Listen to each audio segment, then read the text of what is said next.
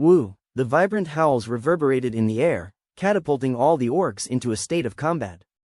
Amiri forcefully subdued the rising fear in his heart and began directing his troops into battle positions. All available items were gathered and stacked around, reinforcing the hastily built defense works. There were about 300,000 orcs, a massive number, yet they could only fortify a portion of the area. Amiri was loudly directing, and his messengers dispersed quickly, relaying his commands. Seeing the bone dragons in the sky drawing nearer, all Amiri could do was give hurried orders. Prepare all Bat Riders for an attack, draw the bone dragons away, and arrange the ranged troops for battle. The Bat Riders were a level 5 flying unit of the orc tribe. With immense wings, they resembled bats, with sharp claws and teeth. An orc cavalryman could ride on its back and attack both air and ground units. Even so, the Bat Riders were only level 5 units, and could not be compared with the legendary units like the Bone Dragons. Amiri simply needed them to distract or draw the Bone Dragons to other directions, so his foot soldiers could focus on the approaching undead army. If the Bone Dragons were to be allowed into battle first, the orc army would have difficulty coping. After all, the orc army primarily consisted of foot soldiers. Thousands of Bat Riders ascended into the sky, assuming a unique formation, and flew straight towards the Bone Dragons. The orcs on their backs began to pull out their spears, ready to attack. They knew their role, to constantly harass and not actually fight the Bone Dragons to the death. But reality was always crueler than expectations. When the thousands of Bat Riders were about to throw their spears and attack the Bone Dragons, whoosh! From the backs of nearly 100 bone dragons, swarms of skeleton giant bats erupted like birds startled from a forest and dispersed. They circled in the sky for a while before making a beeline for the Bat Riders. Seeing the oncoming swarm of skeleton giant bats, the expressions on Bat Riders quickly change. This fight was far from being a match. Scatter, harass the bone dragons when you see an opportunity, ordered the Bat Rider captain loudly. The formation instantly dispersed, each seeking opportunities to distract the bone dragons. Despite their swift responses, several Bat Riders were still engulfed by the skeleton giant bats. As they broke apart once more, their flesh had been stripped, and the bones fell from the sky. For a moment, it appeared as if it was raining bones from the sky, with skeletal remains incessantly plummeting. Even the notoriously fierce and savage orc army felt a chill running down their spines seeing this sight. The chase between the Bat Riders and skeleton giant bats persisted, while 100 bone dragons unobstructed soared over the orc encampment. They were indifferent to the arrows launched upwards. Roar! Opening their massive jaws, they spewed streams of deadly breath down towards the densely packed area beneath them. The dark light beams swept over the orc army. The orcs hit by the beams began to lose their flesh, turning into dried skeletons amidst their scream of agony. The bone dragons flew past overhead, turned around in the distance, and once again flew towards the orc army.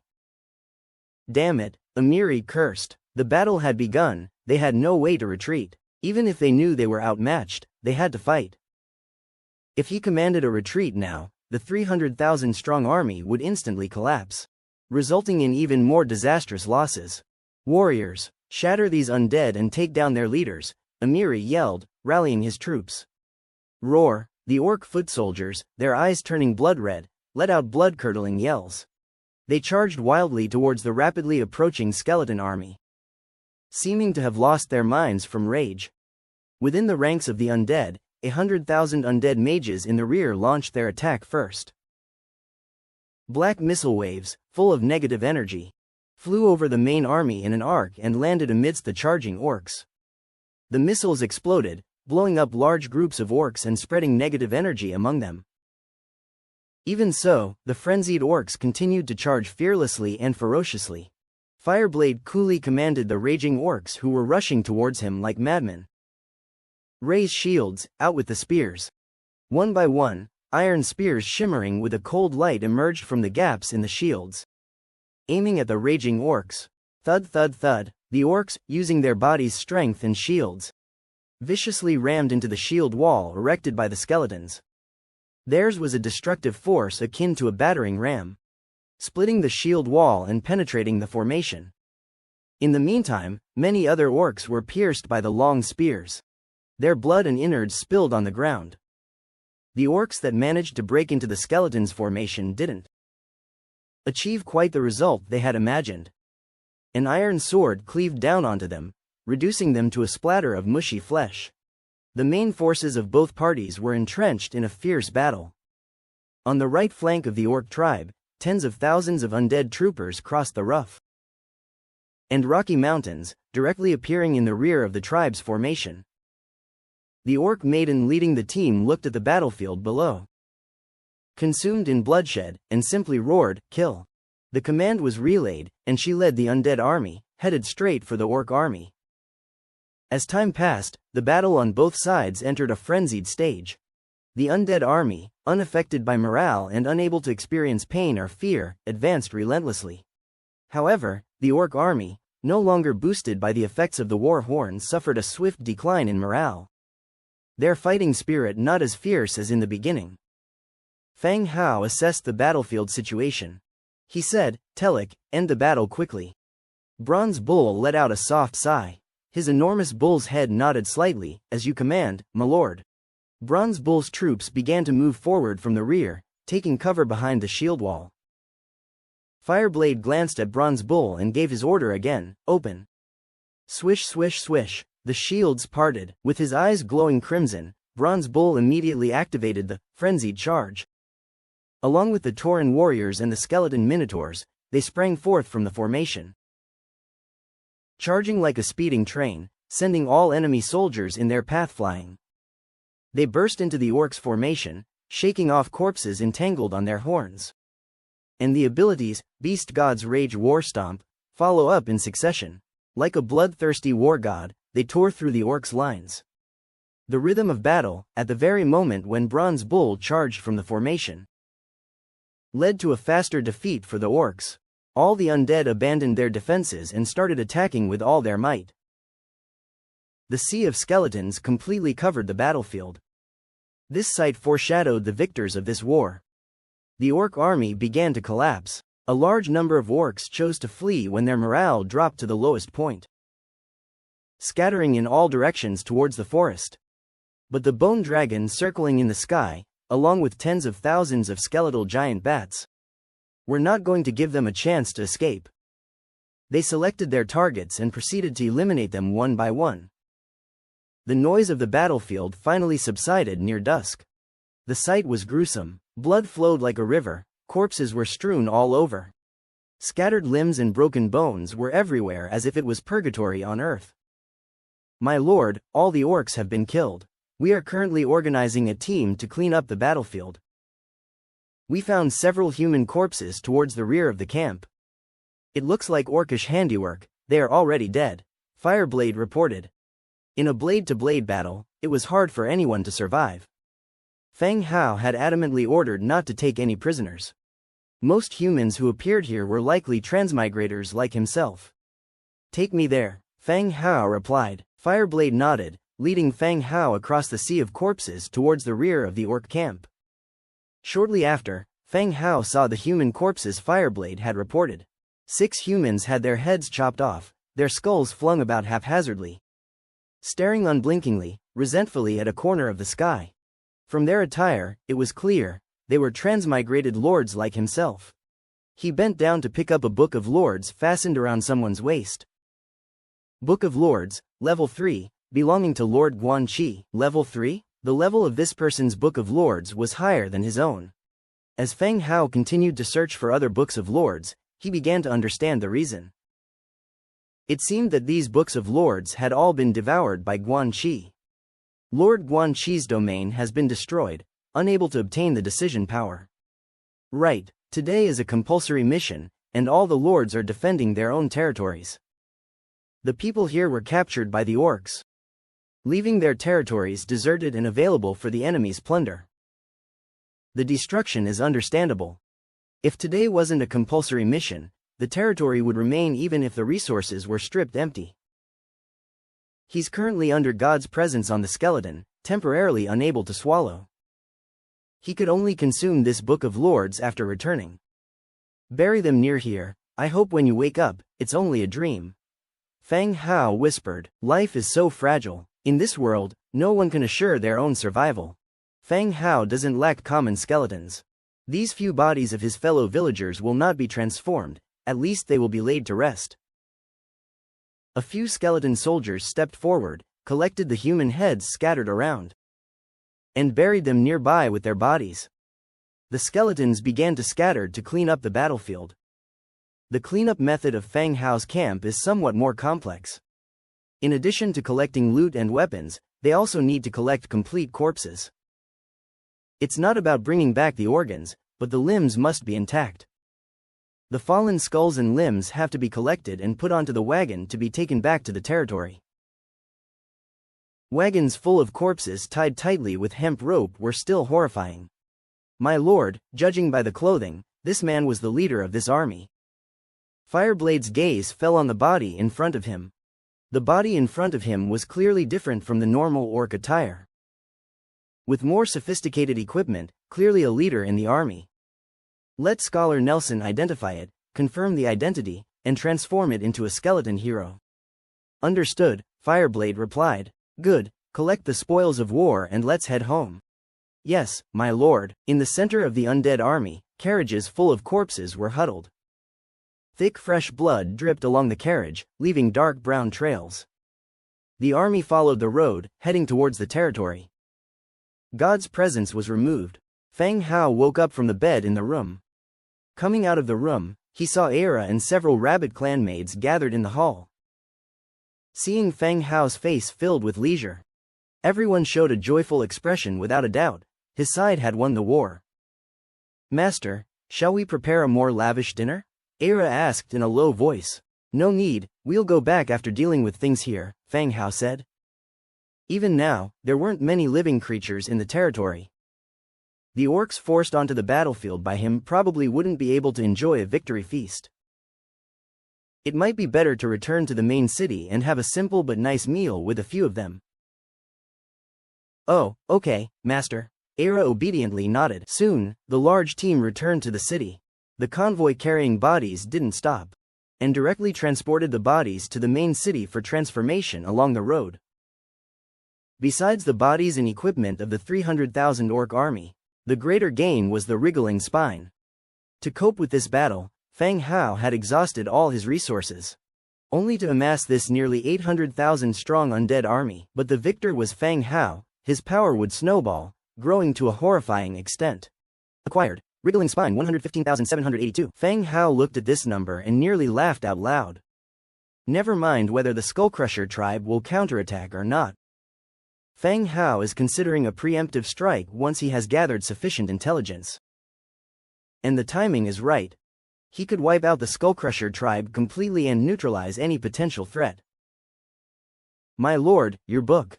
Fireblade hands the acquired Book of Lords to Fang Hao. Fang Hao takes it. As soon as the Book of Lords is in his hand, a notification for possible absorption appears. The Book of Lords, level 3, can be absorbed. Following that, the Book of Lords in his hand turns into a ray of light and merges into Fang Hao's Book of Lords. Absorption successful. Your current Book of Lords is level 4, with 4/6 progress needed to level up. 2 days ago, when Li Teng was killed, the Book of Lords was only level 2. With 1/4 progress needed to level up. After absorption, it immediately reached level 4, with 4/6 progress needed for the next level upgrade. Fang Hao wonders how many humans the orc captured along the way. Definitely, more than the 6 he saw, perhaps more. Upon reaching level 4, marching speed increases by 3%, resource gathering by 4%, daily limit of regional channel messages increases by 30. All attributes increase again after reaching level 4. Even the daily limit of regional channel messages increased by 30. This would make it easy to engage in verbal arguments without fear. His opponents would run out of messages while he can still reply. Such a pity for these people's territories and resources. Otherwise, Fang Hao's domain could have expanded significantly. Blueprints unlocked. Target range construction, leather boot crafting, kitchen knife crafting. There's even a blueprint for constructing a target range. My lord, I heard you are leaving soon? At this point, Bronze Bull comes over.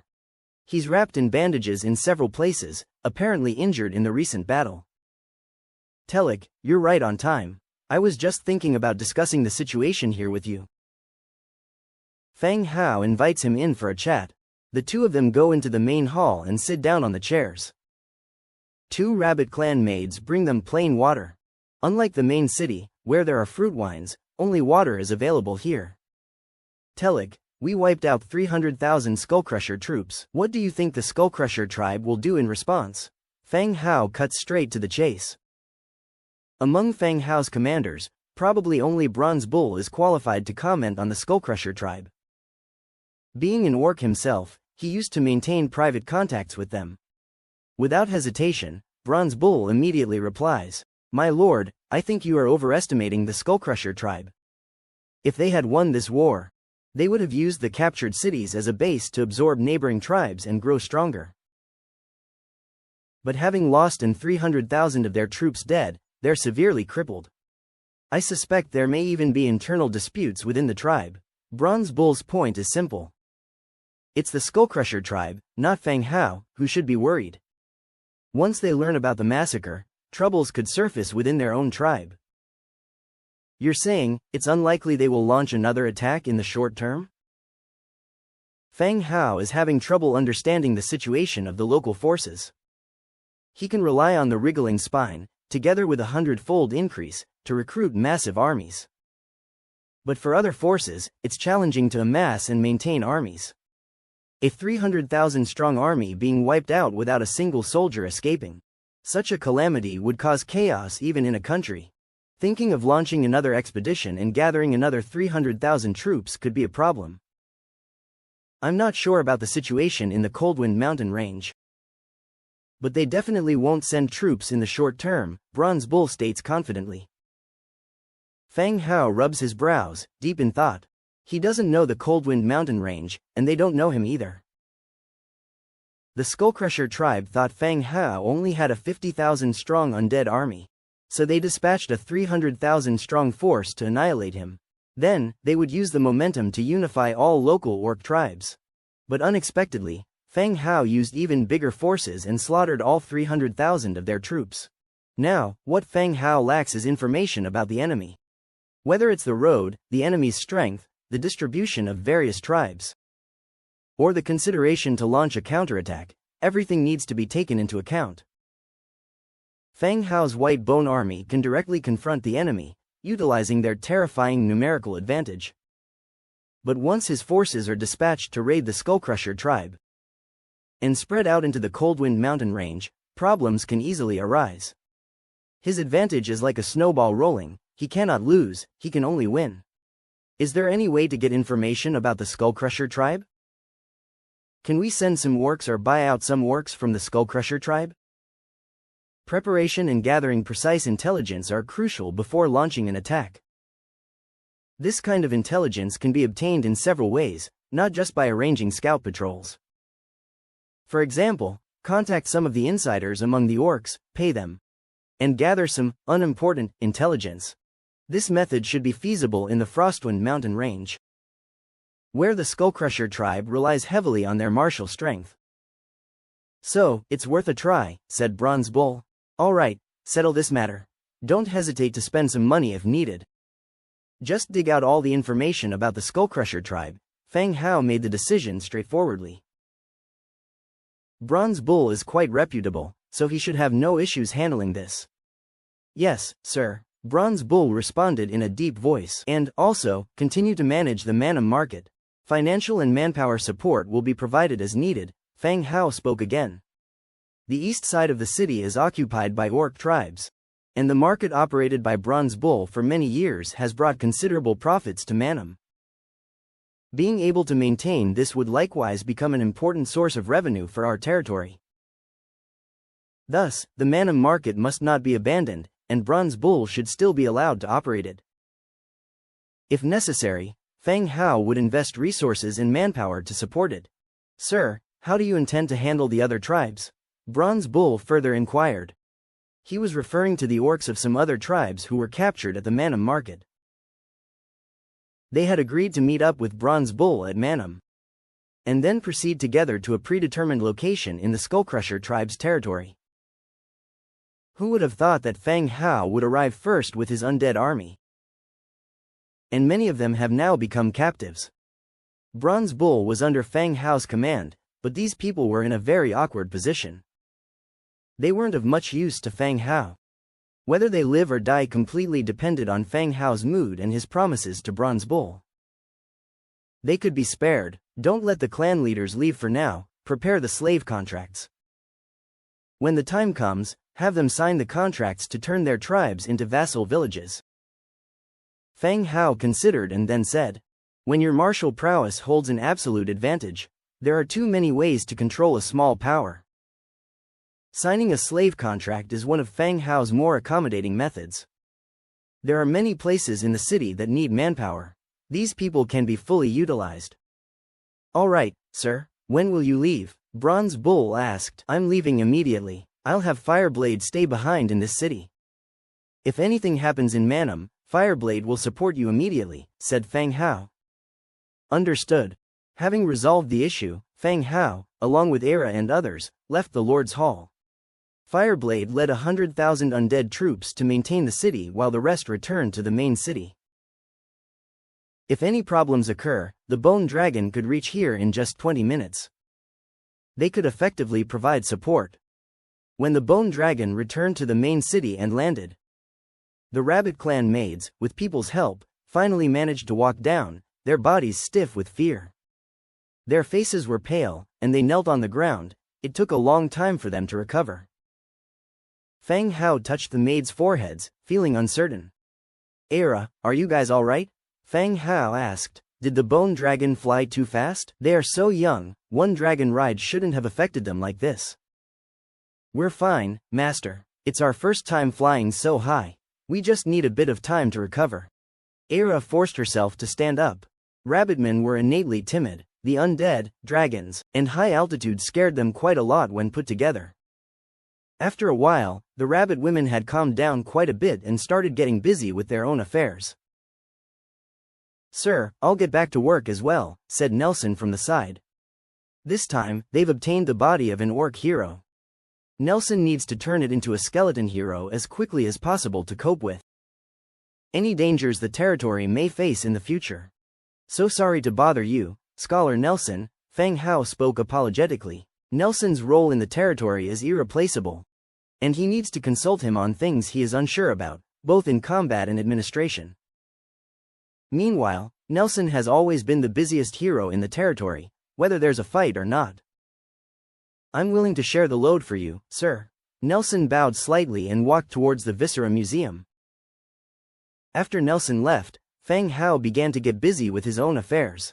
The forced task rewards had yet to be issued, so he could first construct the blueprints received. The main city is currently not open to the outside, so there is no rush to construct an inn. It was necessary to build a shooting range. Level 1 shooting range, wood 500, stone 700, straw 200, leather 120, hemp rope 100. He headed to the undead building area, choosing a spacious location. Little by little, a glow formed the outline of the building. 5 minutes later, a shooting range appeared in front of Fang Hao. Within the spacious stone walls, several straw targets bundled together with straw stood in the distance. Given the availability of materials, Fang Hao immediately upgraded the shooting range to level 3. Due to a shortage of level 4 shadowstones, he could only stop there.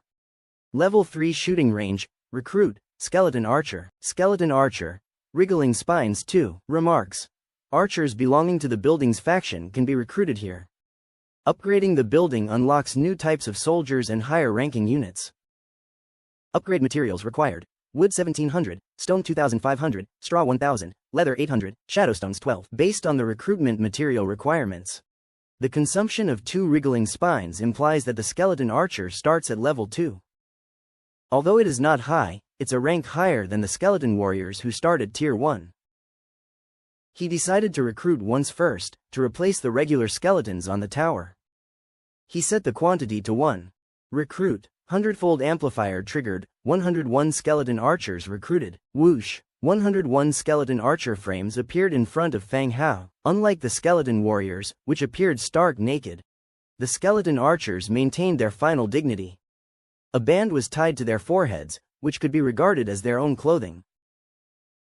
Skeleton archer, faction, undead. Racial traits: undead, hollow skeleton, light weakness. Skills: steady aim, inherent ability, basic archery mastery. Steady aim, active, enter a steady aiming state, increase attack by 20%, and hit rate by 30%. Remarks: awakened from a long sleep, the undead archers, with their former skills and unwavering loyalty to their lord till death, continued to faithfully execute all the orders given by their lord, just like they did when they were alive.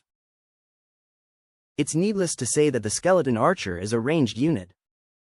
But Feng Hao also noticed that archers differ from other types of units. They have no specific weapon requirements.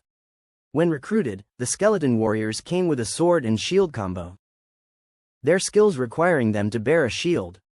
The skeleton spearmen used a spear and shield combo. Their skills required them to bear a war spear. But the skeleton archers didn't have any specific requirements. Ranged weapons also come in many types: bows, crossbows, slingshots, or even muskets, for which Feng Hao had the blueprints but lacked the materials. This also enabled the skeleton archers not to be restricted by weapons. The weapon that could deal higher damage could be prioritized for equipping.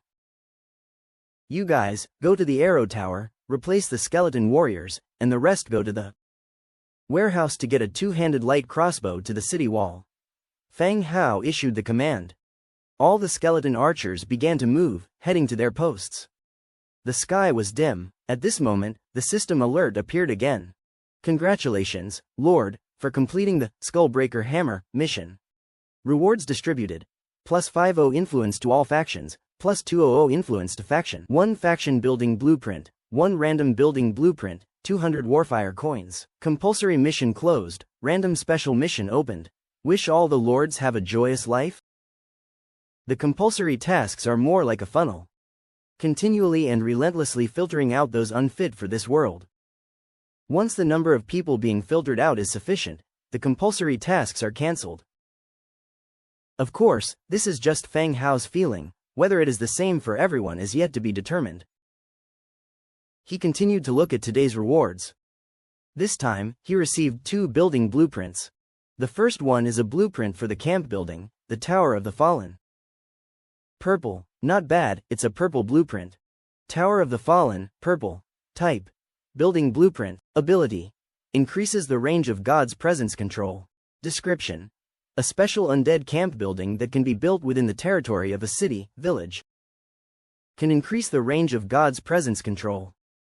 Materials needed for construction: durable wood 3,350, stone bricks 4,500, iron 1,200, death trace 120, shadowstone 30. Is this it? Feng Hao was somewhat dissatisfied with this reward. What's this thing? There's no feeling of surprise at all. He could at least have been given a blueprint for a special troops building for him to recruit some powerful troops. Or a powerful weapon that could wipe out the Skullcrusher tribe in one go. But instead, he got something that increases the range of God's presence. Although it's something he needs, he's still not very satisfied with it. Even though he complained in his heart, he couldn't change the reward. The purpose of the Tower of the Fallen is easy to understand. It is like a signal tower in modern society. Feng Hao's God's presence ability is quite useful. A big part of his survival up to now is thanks to God's presence. He can use it to possess his troops without having to take any risks himself. However, God's presence has a significant restriction.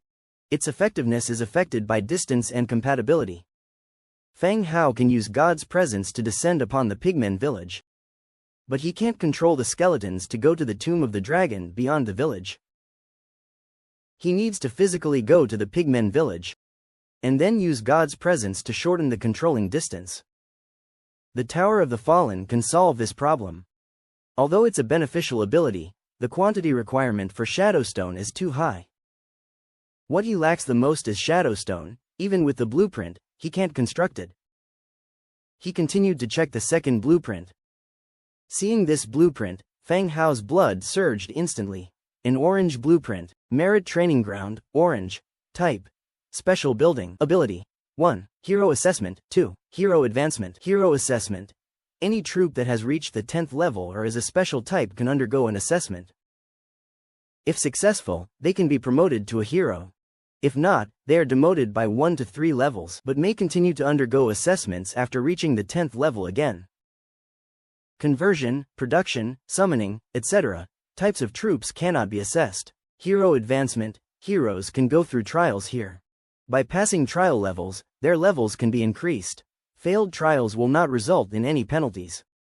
Hero assessment. Hero Heart 1, Warfire Coin 100. Hero advancement. Hero Certificate 1, the corresponding template, Warfire Coin 500. Description. Growth and breakthrough are the unchanging rules of survival in this world.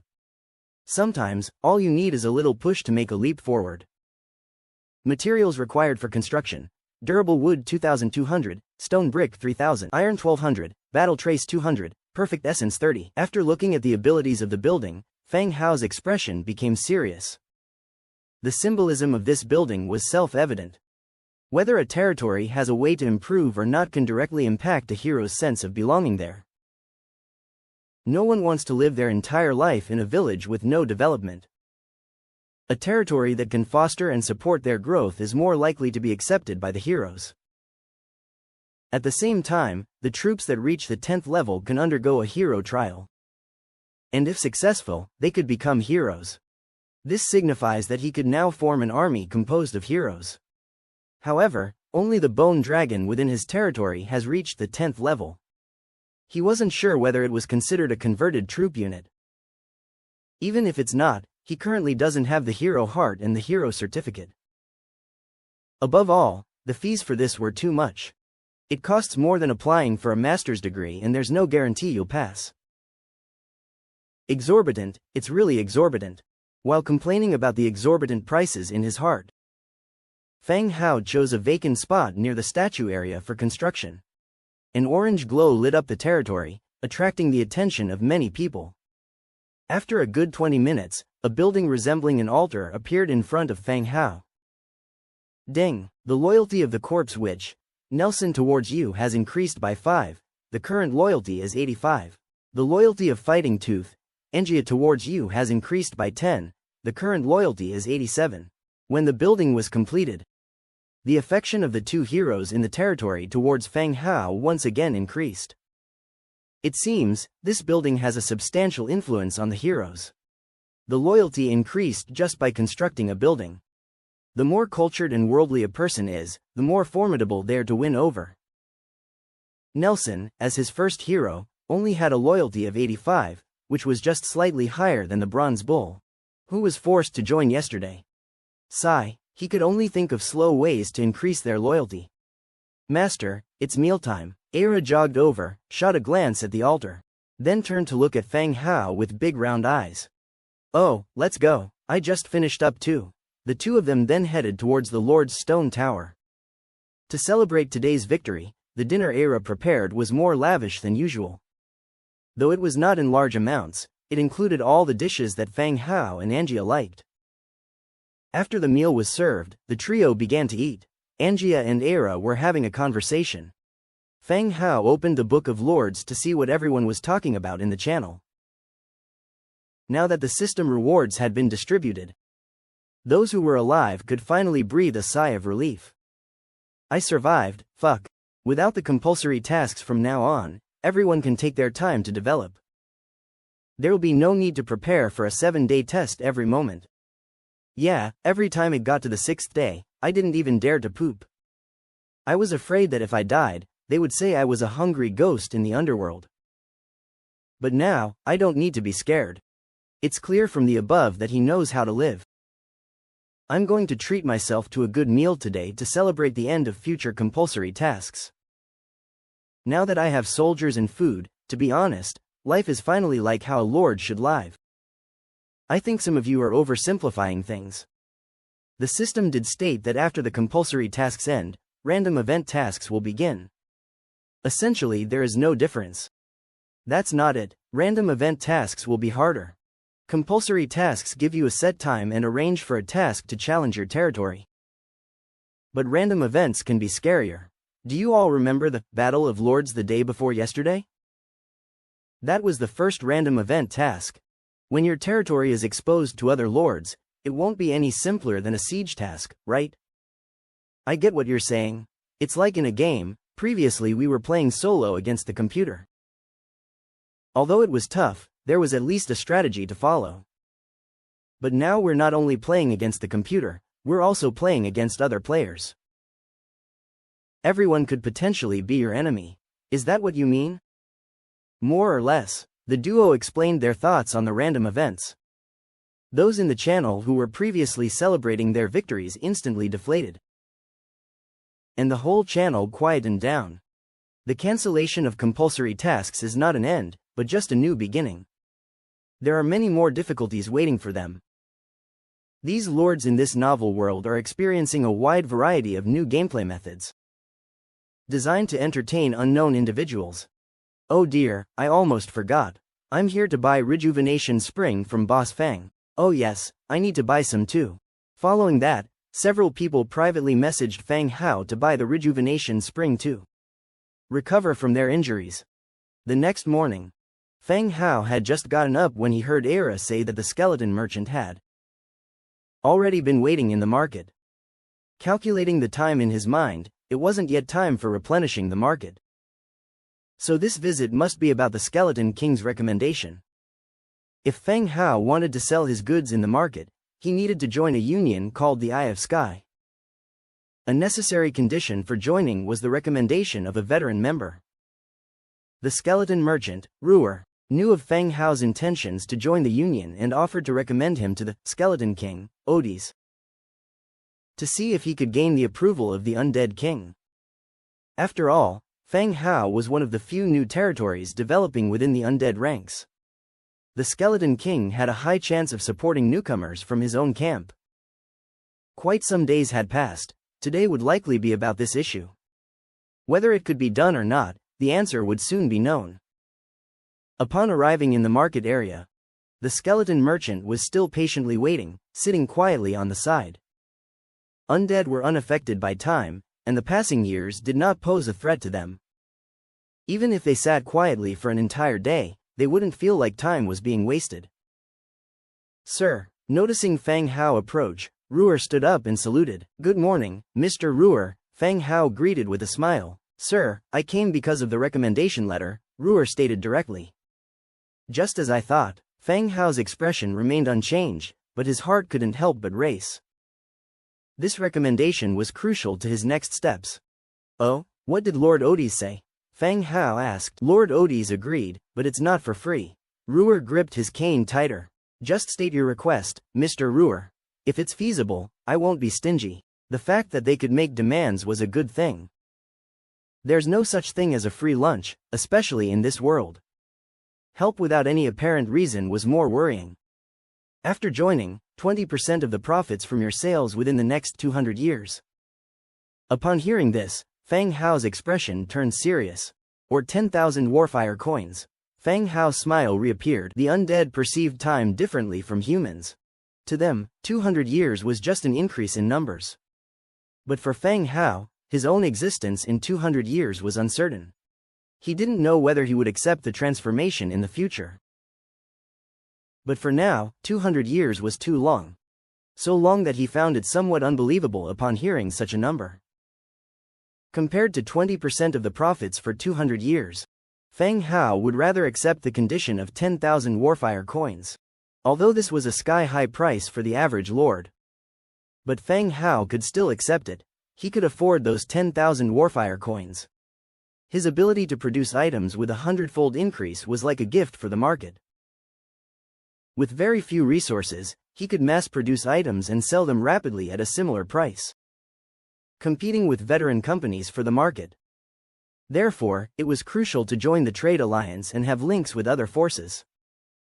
Similarly, Odys' demand for 20% of the profits for 200 years had a direct impact on his plan. It was better to make a one-time payment and buy out straightforwardly. Is there room for negotiation? Fang Hao asked. Lord Odys set these terms personally. The meaning was clear, there was no room for negotiation. If we do agree on this, when can I join the Eye of Sky? We could proceed today. The recommendation letter is merely a formality, not a real letter. I will guide you through some procedures at the time, Ruer expounded. Feng Hao nodded, then called a rabbit maid from afar. Tell Era to bring over 10,000 warfire coins. Yes, master. The rabbit maid ran off. Soon after, Era came over with 2 skeletons. They were holding a money box that was filled with glittering coins. Mr. Ruer, please count it. Seeing the money box filled with warfire coins, the soulfire in Ruer's eyes flickered slightly. Although 10,000 warfire coins wouldn't be much for a veteran force. Feng Hao's market had just been built less than a month ago. Being able to pull out this much money effortlessly was beyond Ruer's expectations. No need, so when are you planning to embark, sir? Joining the United Trade Company involves a process, and the sooner, the better. Ruer continued to say. What is the process, so that I can have an idea? Feng Hao asked further. I brought a teleportation scroll to the Eye of Sky station. It can teleport up to 3 people. You can register after reaching the station. This process is relatively simple, and seldom is anyone rejected, Ruer patiently explained. Feng Hao thought for a while then said, Mr. Ruer, let me prepare. We will set off in 20 minutes. All right. 20 minutes later, after finishing breakfast, Feng Hao, accompanied by Angia, came over.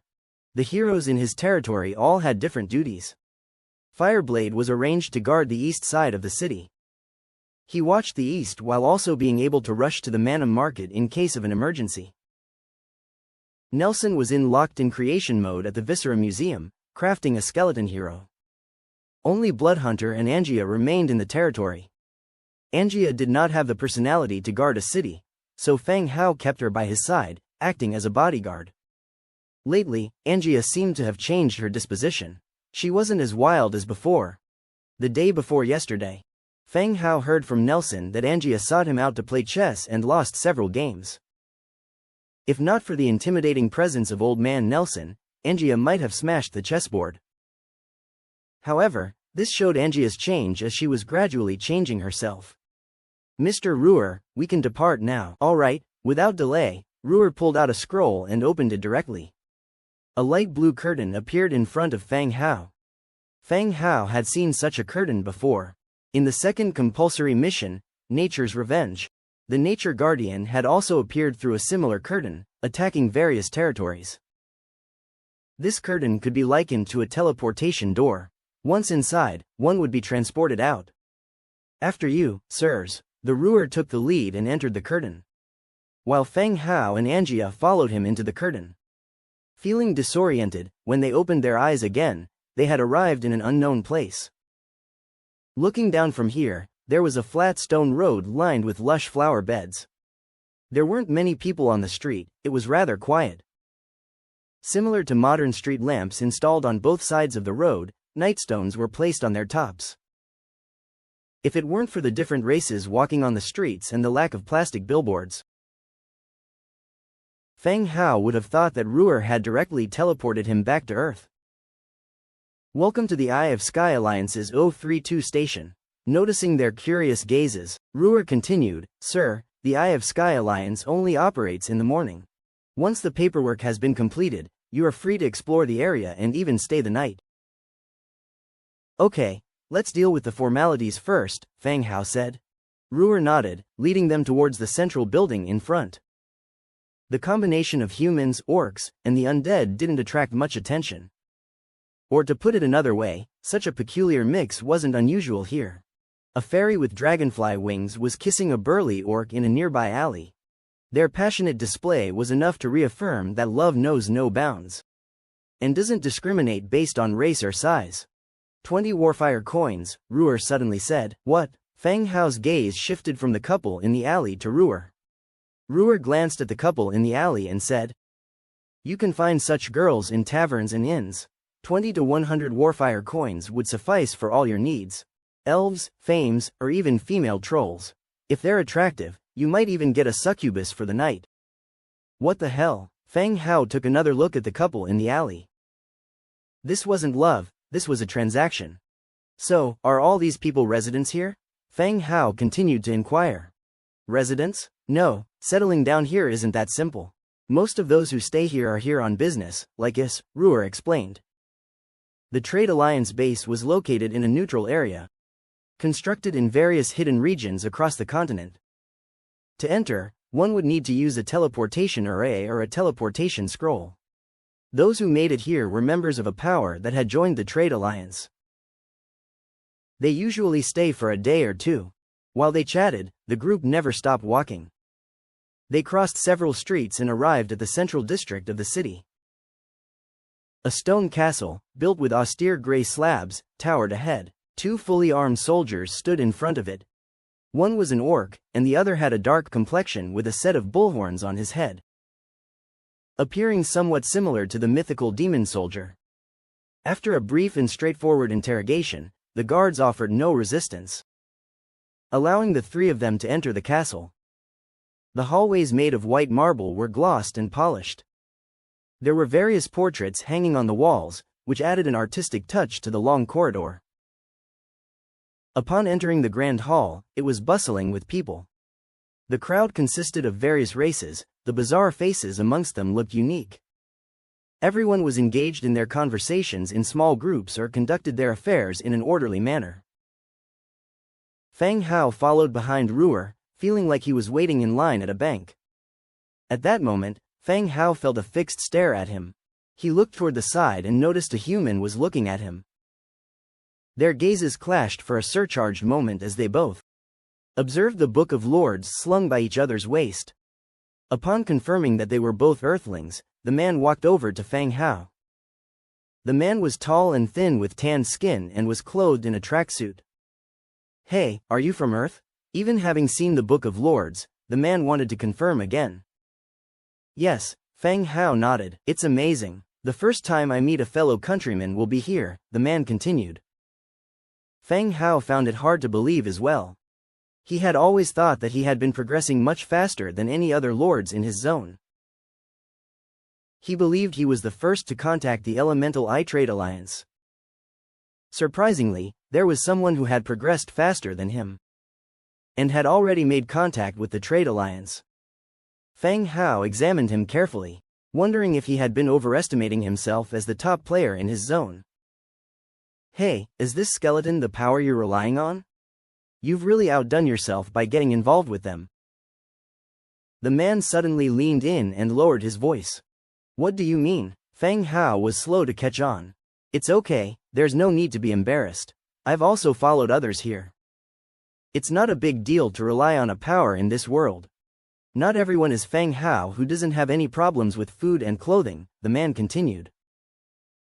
It was then that Fang Hao understood what he was talking about. He believed that Fang Hao had managed to come here by clinging onto the undead. "So you came here with the trolls? Aren't you afraid? They're so savage and eat people, aren't they?" Fang Hao pointed in the direction where the man had come from.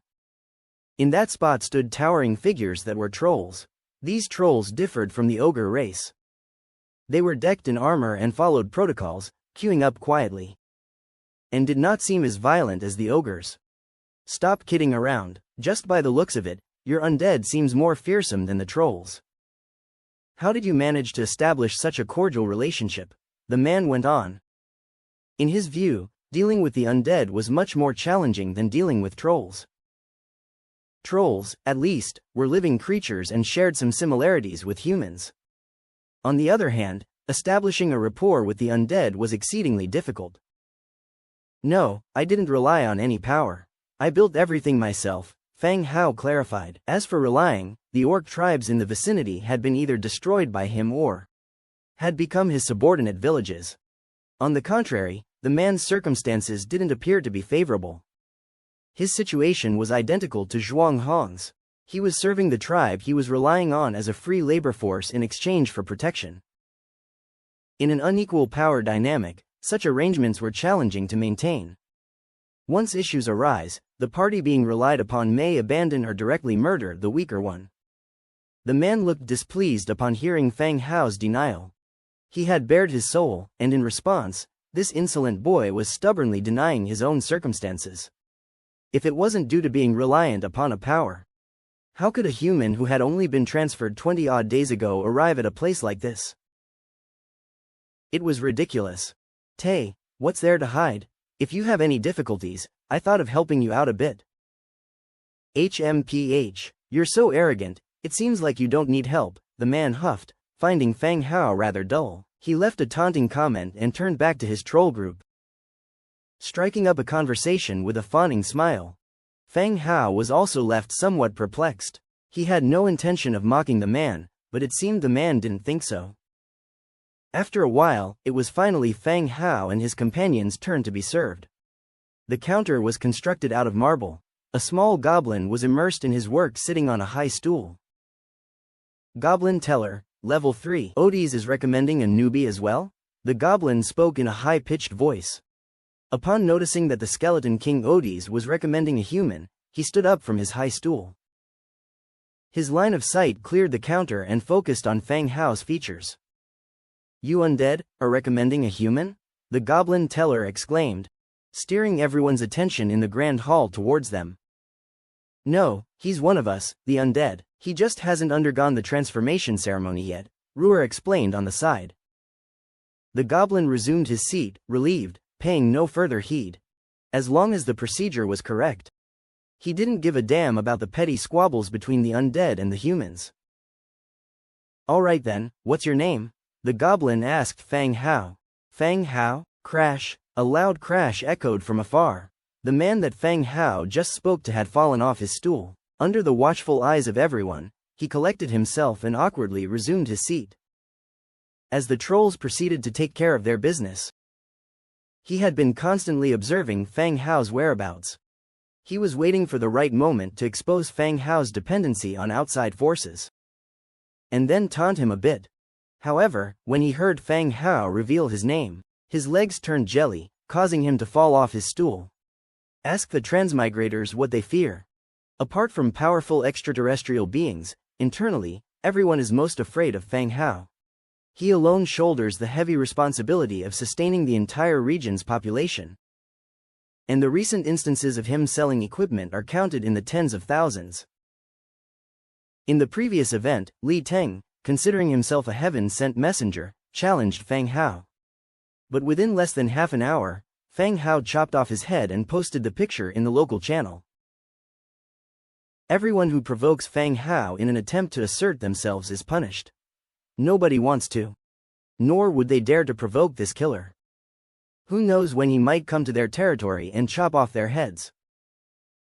Xu Yong feels the same. When he sees Fang Hao, he subconsciously thinks that Fang Hao is just like him. That Fang Hao must have relied on other races to come here, and in their recent conversation, he was disdainful and sarcastic. Thinking about it now, he regretted and wished he could slap his own mouth. Why couldn't he just chat properly instead of talking nonsense? Having barely found protection under the trolls and getting some time of safety, he had now offended Fang Hao, this star of disaster. At the bar, Fang Hao checked his identity as per the goblin's requirements. A letter with the Eye of the Tower seal, and a blueprint were given to Fang Hao. The goblin's sharp voice said again, construct the Eye of Commerce building. Complete 3 internal orders and you will pass the test to become an official member. You will receive instructions on what to do at that time. Fang Hao accepted the items. Oh, alright, thank you. After they moved aside, the people behind them came forward to handle their own business. Is it over already? Fang Hao looked at the 2 items in his hands. It's not complicated, it just needs someone who understands the process. Mr. Ruhr started to speak. Oh, right, Fang Hao said. Leaving the building, they returned to the street. The couple who were kissing in the dark alley were gone, replaced by 2 different species exchanging emotions deep within the small alley. Mr. Ruhr, what is the test that the goblin mentioned? On the way back, Fang Hao asked again. Once Mr. Ruhr is gone, he would have no idea where to ask him about it. It's not difficult to understand, as after building the Trade Alliance's building, there will be a week-long probationary period. During this period, if you can complete 3 orders, it essentially means you have passed the test, Mr. Ruhr explained. What's the use? By being a member, aren't I just selling items outright? Setting up a test doesn't seem to serve much purpose, Fang Hao asked. You can consider it an ability, 3 orders in a week, which is the basic requirement. If you can't even fulfill that, there is no point in joining the trade alliance, Mr. Ruhr explained. The Eye of Commerce is more like a platform, providing a convenient method of transaction for all members who join, displaying the wares to all forces who have built markets before the eyes. And if you wish to join the trade alliance, you should have a stable source of goods. Whether it's selling weapons, equipment, blueprints or tools, you should ensure a steady source. Saving for half a year to sell once, the trade alliance would not allow you to take up space. Apart from the admission test, there is still a monthly quota to reach, and failure to do so will result in membership cancellation. Oh, I see. The group chatted while walking, stopping again in front of a building. It was a 2-story stone tower with a sign bearing the Eye of Commercial Alliance's symbol hanging at the door. This is the Trade Alliance's location. Here, you will understand the importance of Warfire coins, Mr. Ruhr said, leading the way and pushing open the door. The door opened, and a bustling noise filled their ears. It was like stepping into a pub, with people filling the seats, discussing on their own. New face, huh? A voice called out. It was only when a goblin climbed onto a high stool with effort that Fang Hao noticed his figure. Ah, just joined, Fang Hao replied. Mr. Ruhr sat down, seemingly letting Fang Hao familiarize himself with the environment here. Alright, joining the trade alliance would be beneficial to you humans too. The goblin poured himself a glass of orange fruit wine and spoke. Everyone looking at Fang Hao, clean and white, assumed he was from the human faction. May I see the goods? I heard there are quite a few good things here, Fang Hao asked directly. The goblin scoffed and corrected, remember, they are the best stuff. With a tap underneath the bar counter, the cabinet behind him instantly opened, revealing an array of items. The goblin gave a confident look, raised his glass of wine to his lips, about to take a sip while boasting about the merchandise here. However, he noticed some compartments did not open.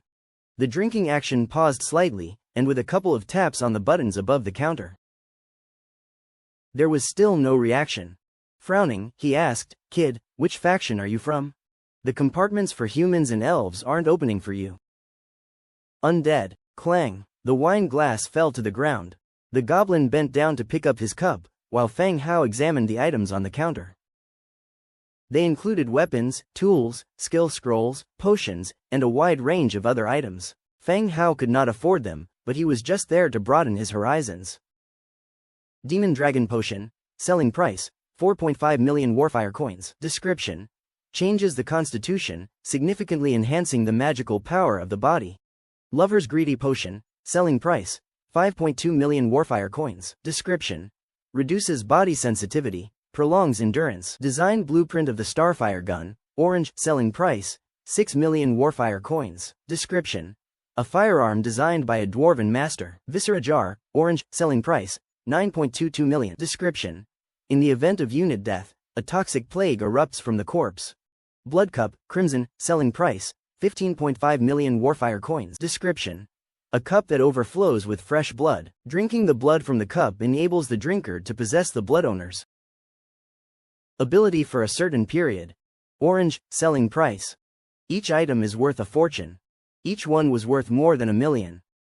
Included were dragon armors and various orange equipment designs that Fang Hao coveted. No wonder, upon his arrival, Ruhr had mentioned the importance of currency. The goblin also picked up his fallen wineglass from the ground, climbed back onto his stool, and smoothed his hair. What do you think? See anything you like? Asked the goblin. I like everything, just that I have no money. Fang Hao patted his pocket. Ha ha ha, the goblin roared in laughter, you will have money in the future. Everyone joins the trade alliance to make money. How do I get those factions to display their merchandise? Fang Hao pointed to the unopened compartments. Influence. Hardly any factions welcome the undead. You need a higher influence to get those compartments to open, the goblin explained leisurely. Goblins don't like the undead, especially the stench of death that emanates from them. If it wasn't Fang Hao who came but Ruhr, this goblin probably wouldn't have explained so much. Alright, what if these are sold out? Fang Hao asked further. These goods are all supplied by top factions within the region, The goods get updated once a month. If you see anything you like, you'd better work hard to make money this month. Because you never know when they'll appear next time. The goblin took out a silk handkerchief, wiped the fallen glass, and refilled it with wine. What if there are bad guys who come to loot directly? Wouldn't that be a windfall? A question suddenly popped up in Fang Hao's mind. Not to mention whether those people can find this place, even if they could. Wouldn't they have already pillaged if they dared? This continent is never short of greedy fools. You're right. After chatting with the goblin for a while, Fang Hao had a drink in hand and returned to Ruer's side. He sat down at the table nearby. It seems that you and the goblin had a pleasant conversation, Ruer remarked. What's wrong? Not everyone can get a drink from a goblin. Oh, maybe we just hit it off, Fang Hao replied casually. Angia, who had been quietly listening, learned that goblin ale was a rare treat and took a sip from her cup. The moment the liquid touched her lips, Angia's face became contorted. She quietly spits it back into the cup and returned it to Fang Hao. How's your understanding now? You know the importance of warfire coins, right? With enough money, you could become the top power in this region overnight. Ruer began to emphasize the importance of warfire coins once again. His words might be an exaggeration, but his message was clear. The importance of warfire coins. With warfire coins, nothing was out of reach. Weapons, equipment, skill potions, even immortality could be obtained here. As long as you have money or power. Of course, most people often had neither. Having money without power just made you a target for others. If you have power, you naturally have ways to earn money. These two things were closely tied together. Yes, money is indeed crucial, Fang Hao agreed. Look at that building. From their table by the window, Ruer pointed at a 4-story stone tower across the street. Ah, that's the auction house. Every year they hold 1 or 2 auctions here, and even Lord Odys attends them. Maybe you'll see him at the next one. Lord Odys attend these auctions? Of course, they only hold 2 a year, even if he doesn't buy anything. It's a good chance to interact with the outside world. That makes sense. This was something they could agree on. Even if they didn't purchase anything, they could see what their rivals were buying. Moreover, such occasions were perfect for networking and discussing potential collaborations. After talking for a while, they left the shop and headed for the teleportation array area.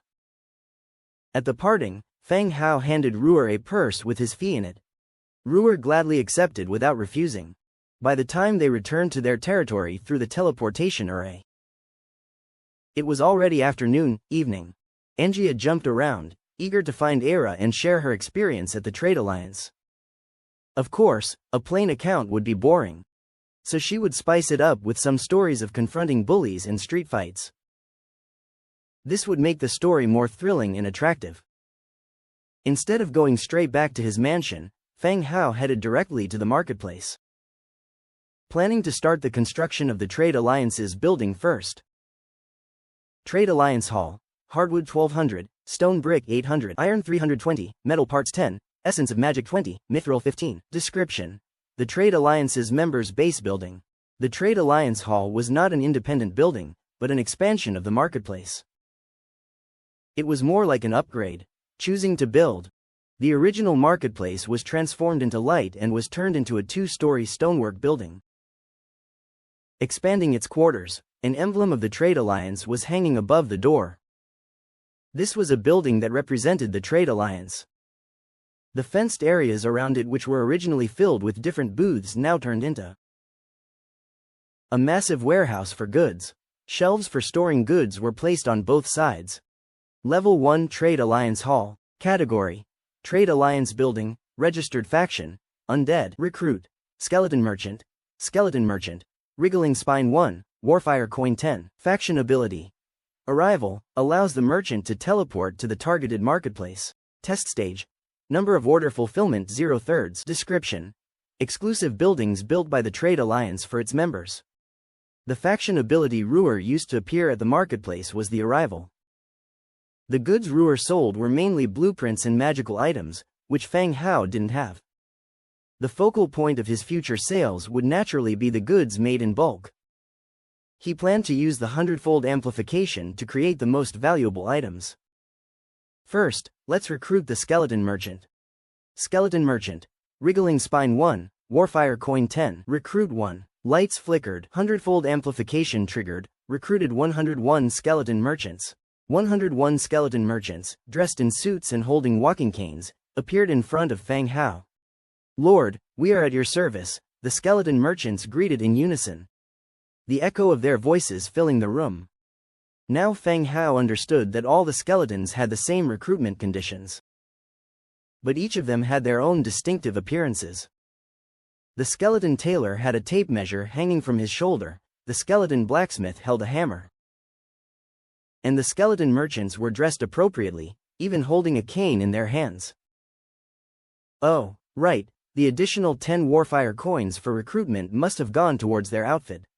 No wonder. Welcome to all of you, Feng Hao said to the leading skeleton merchant. What's your name? Honorable Lord, my name is Dujin. Great name, I like it. From now on, you'll be in charge here. The instructions I hand over will be distributed by you, Feng Hao declared loudly. He couldn't help but laugh, delighted with the name of the first merchant he recruited. This was divine will. Thank you, Lord, I'll do my best to live up to your expectations, Dujin bowed in response. Skeleton Merchant Dujin's loyalty to you increased by 10 points, current loyalty is 80 points. Yes, since we just joined the trade alliance, Dujin, you decide what we should do next. Feng Hao handed over the decision to Dujin. Later on, he wouldn't have the time to always worry about the trade alliance. It would be Dujin's responsibility to handle things from now on. As you wish, Lord. Dujin directly walked into the counter area, pressing a button underneath it. Rattle, a row of merchandising cabinets opened, revealing a dazzling array of items inside. Lord, these are the goods available for sale to our territory's factions. You can purchase according to your needs, Dujin explained. This was the difference between a member of the trade alliance and an ordinary faction. Before, if Feng Hao didn't buy Ruer's goods, they would disappear after a few hours and he would have to wait and see if he could refresh them. Now it's different, all the goods were displayed there. Even if you don't buy them, they won't disappear and will stay on the shelves forever. Therefore, there was no rush to buy all at once. He could wait until he had enough materials and could use them before making the purchase. However, there was another point. If products were sold out or removed, new items would be replaced on the shelf. They weren't permanently preserved either. Good, buy all those items, Feng Hao pointed to a few blueprints. Not only did they have blueprints here, but there were also finished equipment in units of 100, as well as some alchemy potions. However, 100 sets of equipment, for Feng Hao's undead army of tens of thousands, did not play a significant role. If they were lost, it would be difficult to find them. It was still the most cost-effective to buy blueprints. Iron Claw Rat Nest Construction Blueprint, Green, Woodloo, Thatch No, Trace of the Forest 3. Black Iron Kite Shield Manufacturing Blueprint, Blue. Cast Iron Block 40, Iron 5, Metal Parts 2, Thick Leather 5. High-Speed Hardwood Shortbow Manufacturing Blueprint, Blue, Hardwood 5, Metal Parts 3, Thick Leather 2. Black Iron Battle Pickaxe Blueprint, Green, Sturdy Wood 3, Iron Block 5, Metal Parts 3, Leather 5. Apprentice Mage Robe Blueprint, Green, Cotton Fabric 4, Spun Thread 5. 5 items in total, all of which Feng Hao can now craft and use. As for the rest that he couldn't use at the moment, there was no rush to purchase them. Dujin handed the items to Feng Hao, who promptly paid as per the quoted price. Sir, as members of the Trade Alliance, you can fill out orders. If you still can't find the goods you need here, you can fill them in the orders. Other members may consider selling them to you. Dujin explained as he pulled out 2 orders from under the counter and placed them in front of Feng Hao. Looking at the orders before him, a wave of excitement coursed through Feng Hao. What a great system, write down whatever you need, and those who possess it would then sell it to you. Suddenly, a bewilderment crept into Feng Hao's mind. What was it that he lacked? Can I list corpses? Feng Hao asked. If powerful beings from other races die, selling their bodies to him could be a good business. Ahem, I understand what you mean, sir. But the Trade Alliance has explicit rules against the Undead clan purchasing the corpses of other races in any form, Dujin answered. Oh, so it was clearly stipulated. It seemed the Undead clan had tried this before, only to be forbidden by the Trade Alliance later. Is it just these 2 orders? You can only have 2 at the moment, and the Trade Alliance will send new ones every 7 days. In other words, 2 orders updated every 7 days, huh? Then let's fill in an order for Undead clan soldier building blueprints. Oh yeah, exclude the ones we already have in our territory. As Feng Hao spoke, Dujin started writing. Feng Hao's script was Chinese. He could understand the languages of other races. But the natives couldn't read Chinese. Very well, sir, Dujin jotted down the details on the order form. Then placed it inside a mailbox-like container. After closing the top, the order was officially sent to the headquarters of the Trade Alliance. Is there anything else you'd like to discuss? Feng Hao asked again. Sir, there is one last thing. There are a total of 74,511 village-level forces that meet the criteria for traders to arrive. Among these, 13,205 are human clanlords. You also need to recruit some personnel and the goods they carry, Dujin explained. That many? Sir, you don't need to recruit all of them. Each force has different opening hours. You can recruit half of the total number of traders. But a third of the number is necessary if there's a shortage of personnel, Dujin reminded again. Half of 74,000 is around 38,000 people. That's quite a number. With the 100 times amplification effect, that would be 380 people. At 10 warfire coins per person, the total came to 3,800 coins. Feng Hao had already spent 10,000 coins to attain Odie's referral, and now there was this large expense. This was not how he had envisioned his zero capital startup. He was almost out of cash. Hopefully, he wasn't being played by the Trade Alliance. Sir, what are your instructions? Noticing Feng Hao's silence, Dujin asked softly. I will recruit a sufficient number of traders. You will handle the allocation when the time comes. Prioritize the needs of the human clan lords. Among the 13,000 lords who have built markets, undoubtedly, they were transmigrators just like him. Those owning village-level buildings were just village chiefs at most. Only transmigrators like him were designated as lords. Human clan lords could obtain warfire coins through opening treasure chests or through certain opportunities. However, to get traders to settle in the markets they built, they would need the influence of their respective clans. Feng Hao stood out and was first in his region, which allowed him to unlock the Undead clan's traders. The lords probably had a hard time getting traders from their clans to settle in their markets after building them. If he could earn a single warfire coin from each of the 10,000 lords, he could recoup his expenditure. Of course, it was not just about prioritizing them, but also because the weapons, equipment, and various goods he produced were more suitable for humans. Understood, my lord, Dujin nodded. Next, Feng Hao began recruiting traders again. 100 times amplification triggered. You have gained skeleton trader 38,380. The room was filled with skeleton traders, with even more appearing outside the room. Then, Feng Hao crafted a mass of black iron knight swords, black iron open-faced helmets, hardwood shields, light crossbows, and various tools such as bathtubs, marching tents, iron axes, picks, and hand saws in the warehouse next to the Trade Alliance building. The 100 times amplification effect allowed a small amount of materials to mass produce a large number of items. Selling them wasn't an issue either. Sir, rest assured, I'll allocate the goods according to the needs of each territory. You can rest easy, Dujin said. Yes, I trust you all. I'm going to build separate houses for you all behind the building. You can rest during your free time, Feng Hao said with a smile. Thank you, my lord. The thanks were met with an increase in the loyalty of the skeleton traders.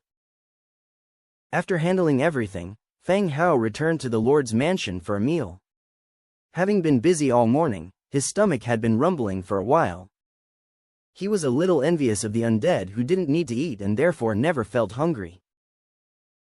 Era prepared a hearty lunch. She brought it out, and the three of them began chatting while enjoying the meal. When Angia began telling Era about her past adventures, Feng Hao lost his rightful place in the conversation. He reached for the Book of Lords, taking a peek at others' chats. In the regional chat. Big news, big news. I built a market a while ago and couldn't find any traders to come, but today, suddenly, a clan settled in. Guess who it was? Who cares who it was? If you're going to say it, then say it. We're not playing guessing games with you. Exactly, your endless chatter? Are you not able to get straight to the point? Aren't you two also wasting your time scolding him? You too, so are you. Stop, I'll show you a screenshot. Screenshot. Fulfilling the clan influence requirement of 50. Do you accept the arrival of a trade caravan from this region's Lord, Feng Hao, into your market? Picture. The first screenshot was of the system notification, while the second was a photo he took using the Book of Lords. In the picture, a skeleton trader holding a cane was peddling his goods. You guys don't know how shocked I was. I can accept Feng Hao progressing quickly, but the undead? Did Feng Hao renounce his humanity even before transmigration? How is that even possible? Could he have the same name as someone native to this land? What nonsense. I have had interactions with natives, their names are similar to Western names. A long string of gibberish. The name with 2 characters, that's Feng Hao. Yes, Feng Hao has been collecting shadow stones, whose description states they are materials for undead-related construction. That settles it, Feng Hao isn't human. Looking at everyone's chat, Feng Hao almost spat out his food. Guessing was one thing, but why did they confidently claim that he wasn't human? Backed by seemingly logical reasoning? To dispel their doubts, Feng Hao turned on the camera function of the Book of Lords. Stretching his left hand across the dining table, he took a photo of both his hand and the food, proving that he was still human and that he needed to eat. After snapping the photo, he sent it to the regional channel. Picture, guys, stop squabbling. I'm still human. I just obtained a special building for the Undead clan. Now, we can just trade items normally and buy things at the market, Feng Hao explained in the channel. Feng Hao, we didn't mean that you weren't human. It was a typo, please don't mind it. Yes, we were just joking. Please don't get angry, boss. Wait, didn't you all notice? In the bottom left corner of Feng Hao's photo, there's a pair of white legs. There's actually a girl in his territory. Really? Let me see. Wow, that's true. Those legs, so white, ding. Just as everyone in the channel area was exclaiming about the presence of a woman in Feng Hao's territory, the Book of Lords issued a notification for a private conversation. Shu Yang? There was no need for Feng Hao to remember who this name was. As soon as he saw the content of the message, he was able to identify the sender's identity. Sorry about this morning, Feng Hao. I didn't know it was you. It was my lack of foresight. Turns out, the person who chatted with him in the Eye of Heaven Trade Alliance this morning was named Shu Yang. It's fine, it was just a casual chat, Feng Hao replied. He hadn't actually taken the incident that seriously. Plus, Shu Yang took the initiative to apologize, so Feng Hao decided to let it go. Ah, thanks, Feng Hao. Shu Yang breathed out a sigh of relief. Even if no one knew where his territory was, offending Feng Hao still made him quite anxious. He had been thinking about it all morning, and as soon as he was done dealing with the trolls, he immediately sent a message to Feng Hao to apologize for what happened today. Luckily, Feng Hao was quite forgiving and didn't seem to hold a grudge over this morning's incident. Seeing that Feng Hao didn't continue the conversation, Shu Yang sent another message. Feng Hao, have you joined the Eye of Heaven Trade Alliance? Yes, I just joined. I'm a junior member, Feng Hao replied. At the moment, the entire channel area was discussing Feng Hao's skeleton merchant. He himself didn't have much to hide. Moreover, his territory was already somewhat self-sufficient, so releasing some information didn't pose much of a problem. Feng Hao, you're amazing. The chief of the trolls is planning to order some troll equipment. If you're interested, I can help you get in touch, Shu Yang shared his idea. Feng Hao was taken aback. New customers were always a good thing. Of course, I do have an idea, but I would have to know what the trolls need. I don't have many blueprints here. I'll ask and see what requirements they have, Shu Yang said. Then, his connection status showed that he was disconnected, likely to go and ask the troll chieftain. Not long after, Shu Yang sent another message. Feng Hao, the troll chieftain, said at least green-level equipment. If you can provide that, they could place an order with your territory, Shu Yang replied. As a junior member, Feng Hao clearly couldn't go to the troll's territory. To order goods from Feng Hao, there was a solution. Orders could be placed directly with him, and a transaction could be made between the parties. Troll heavy armor, green; troll iron helm, green; troll battle boots, green; axe, green. See if they need any of these. Feng Hao sent over a series of equipment images. Great. Feng Hao, wait a moment. Shu Yang relayed these details to the troll chieftain. Soon thereafter, Shu Yang sent back a message, slightly excited. Got it, Feng Hao. You can check the order when you have time. The trolls need the equipment as soon as possible for a clash with the stone elements outside their territory. Alright, I'll handle it right away, Feng Hao replied, feeling a bit excited as well. Okay, boss. After they severed the connection, Feng Hao, who had finished his lunch, made a quick remark to the two women and headed to the market. On the other side, Shu Yang, who had closed the Book of Lords, raised his fists in elation. As a middleman, he facilitated the cooperation between these two parties, showing his worth to the trolls, while also improving his relationship with Feng Hao. Even though it seemed like both parties benefited from the trade, Shu Yang, as the middleman, was also a winner. This sense of joy wasn't any less gratifying than acquiring a precious blueprint. Upon arriving at the Trade Alliance building, Dujin was still standing at the counter. The other skeleton merchants had been dispatched to various territories by Dujin to sell goods. Sir, Dujin greeted as soon as he saw Feng Hao entering. Yes, Dujin, any new orders? Specifically from the trolls. Feng Hao sat down at the counter. Yes. Dujin turned around, opened the mailbox behind him, and took out an order. Specified order. Requirements: Troll heavy armor 1000, Troll iron helm 1000, Troll battle boots 1000, Axes 3000. Trade Alliance gains 510,000 Warfire coins, plus 10 Troll influence. It seemed that the trolls valued the Axes quite a lot. The quantity required for armor was 1000 sets, while for axes, it was a whopping 3000. Dujin, once I accept this order, how do we deliver the goods? There isn't any address provided in the order. If there were an address, he could arrange for someone to ride the bone dragon to deliver the goods. At that point, he could make a drop shipment to complete the trade. This didn't even include an address. How could he ship the goods then? You don't have to worry about that, sir. The order is the target address. When the time comes, I will arrange for a merchant to use Advent to send the goods. Oh, so it meant that the combination of the order and the Advent power of the skeleton merchants functioned as a point-to-point teleportation scroll. It could deliver goods directly to the other party's territory. It was indeed more convenient than delivery. Alright, arrange for someone to accompany me to the warehouse then. Once the equipment is produced, it will be delivered to the trolls, Feng Hao instructed. Yes, sir. Feng Hao left the Trade Alliance stone tower and walked towards the goods warehouse located beside it, a skeleton merchant following him. In front of the goods warehouse, Feng Hao began crafting the items needed by the trolls. Troll heavy armor, iron plate 8, cast iron block 3, thick leather 5. Troll iron helm. Under the influence of a 100-fold enchantment, 10 sets of troll heavy armor, helmet, and battle boots were produced, along with 3030 axes. He summoned a few skeleton soldiers to organize the equipment. He presented the order to the skeleton merchant who had followed him. I'll leave the rest to you. Yes, sir. The skeleton merchant took the order and disappeared in a flash of light, along with the prepared equipment.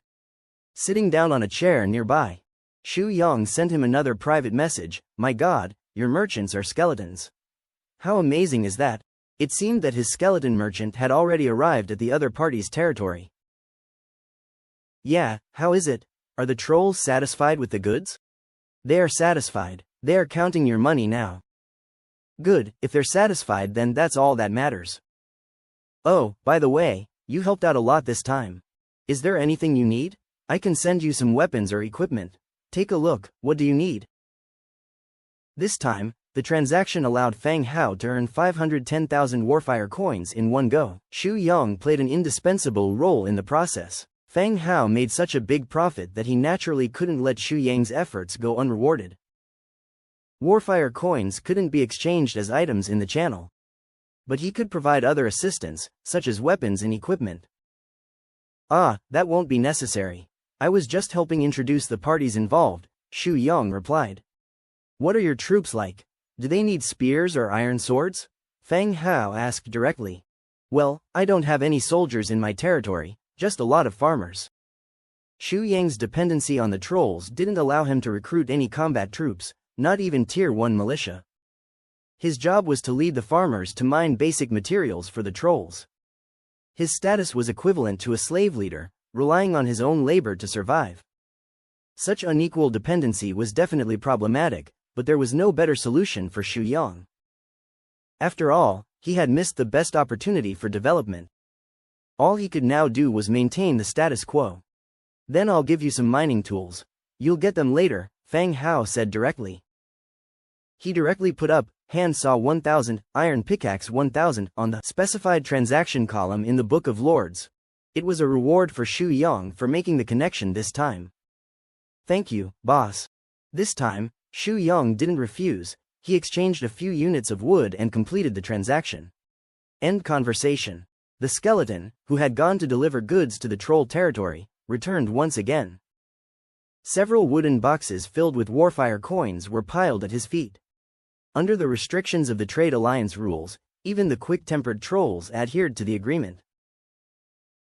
Sir, the total transaction amount this time is 510,000 Warfire coins. The Trade Alliance will deduct 2% tax, leaving 499,800 Warfire coins, said the skeleton merchant. Damn it, this Trade Alliance deducted a whopping 10,000 of my Warfire coins as tax. This is a quicker way to make money than robbery.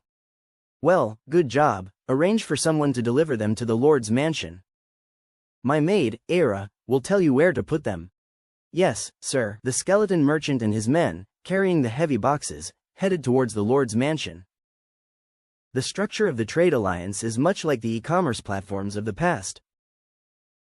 It connects all the original producers and facilitates rapid transactions. In this chaotic world, the genius who came up with the idea of establishing such a platform deserves praise. After dealing with the orders and getting a decent understanding of the Trade Alliance's functions, Fang Hao began looking at the blueprints he had just bought from the Trade Alliance. Iron Claw Rat Nest Construction Blueprint, green. Black Iron Kite Shield Production Blueprint, blue. High-Speed Hardwood Shortbow Production Blueprint, blue. Black Iron Battle Axe Production Blueprint, green. And Apprentice Mage Robe Production Blueprint, green. These blueprints were chosen by Fang Hao from a myriad of items, based on their potential usefulness and his capability to gather the needed materials. As for the other blueprints and items, he can buy them whenever needed. Iron Claw Rat Nest Construction Blueprint, green. Wood 100, hay 1100, trace of the forest 3. Selected the construction in the empty space. A green light appeared, and a building resembling an animal den appeared before his eyes. Ironclaw Rat Nest, type, special building. Available recruitment. Ironclaw Rat, Mist-Cloaked Crystal 1. Description. Ironclaw rats can be recruited from this building.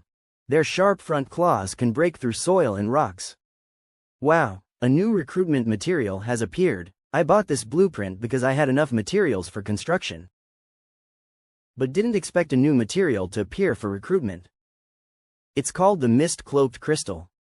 I can't recruit for now, but through the introduction, I can learn about some of the abilities of the Ironclaw rat. It should be similar to a pangolin, capable of using its front claws to break the ground. Digging tunnels or mountains, it should come in handy. After viewing the building blueprints, Fang Hao proceeded to the equipment blueprint column. Black Iron Kite Shield Production Blueprint, blue. Cast Iron Block 40. Iron 5, Metal Parts 2, Thick Leather 5. High-Speed Hardwood Shortbow Production Blueprint, blue. Hardwood 5. Metal Parts 3, Thick Leather 2. Black Iron Battle Axe Production Blueprint, green. Hardwood 3. Cast Iron, Block 5, Metal Parts 3, Leather 5. Apprentice Mage Robe Production Blueprint, green. Cotton Cloth 4, Spun Yarn 5. These are the 4 blueprints that Fang Hao can use and currently needs. The high-speed hardwood shortbow even happens to be a blue-quality blueprint, suitable for equipping the newly recruited skeleton archers. According to the quantity of troops, he began to manufacture each equipment. A dense array of equipment was produced, filling up every inch of the surrounding open space. After production, Bloodhunter was called over to arrange for the soldiers guarding the territories to replace their equipment in batches. All the equipment that was taken off, which had reduced durability, would be repaired by the blacksmith. The skeleton merchant would then take them to the territories for sale. Fortunately, many buildings at the village level had opened markets. Whether it was the gear that was taken off or newly produced items, there was no worry about offloading sales.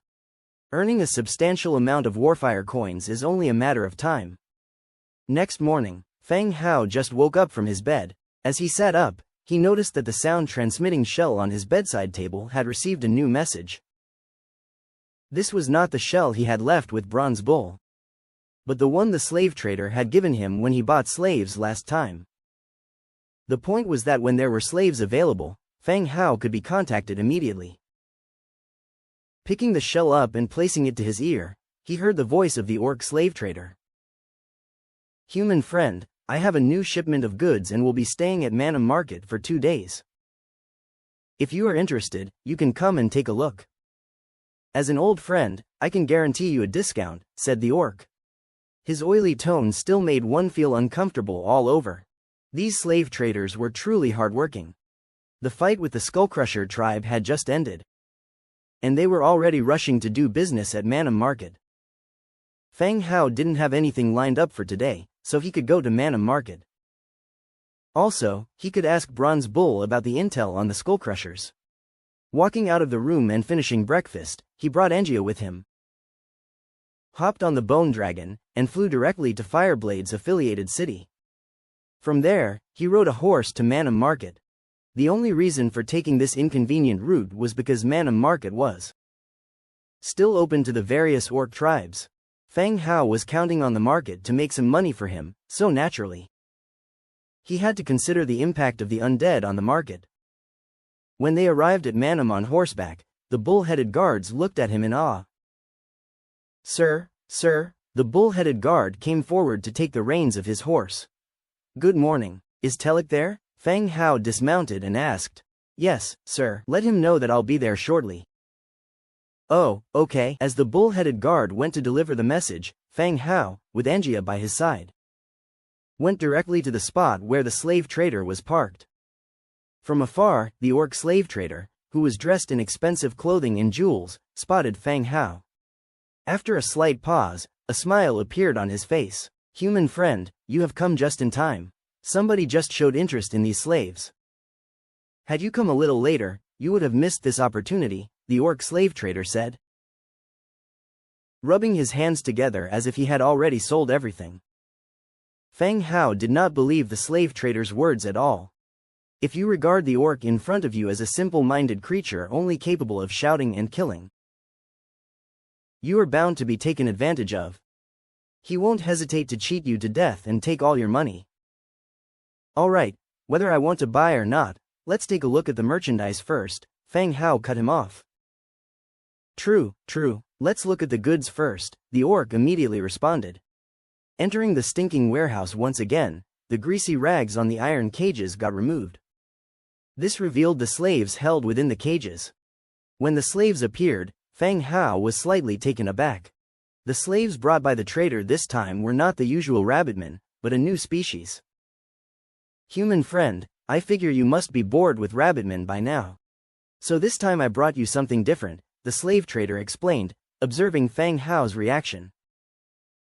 He was worried that this human might not like what he saw.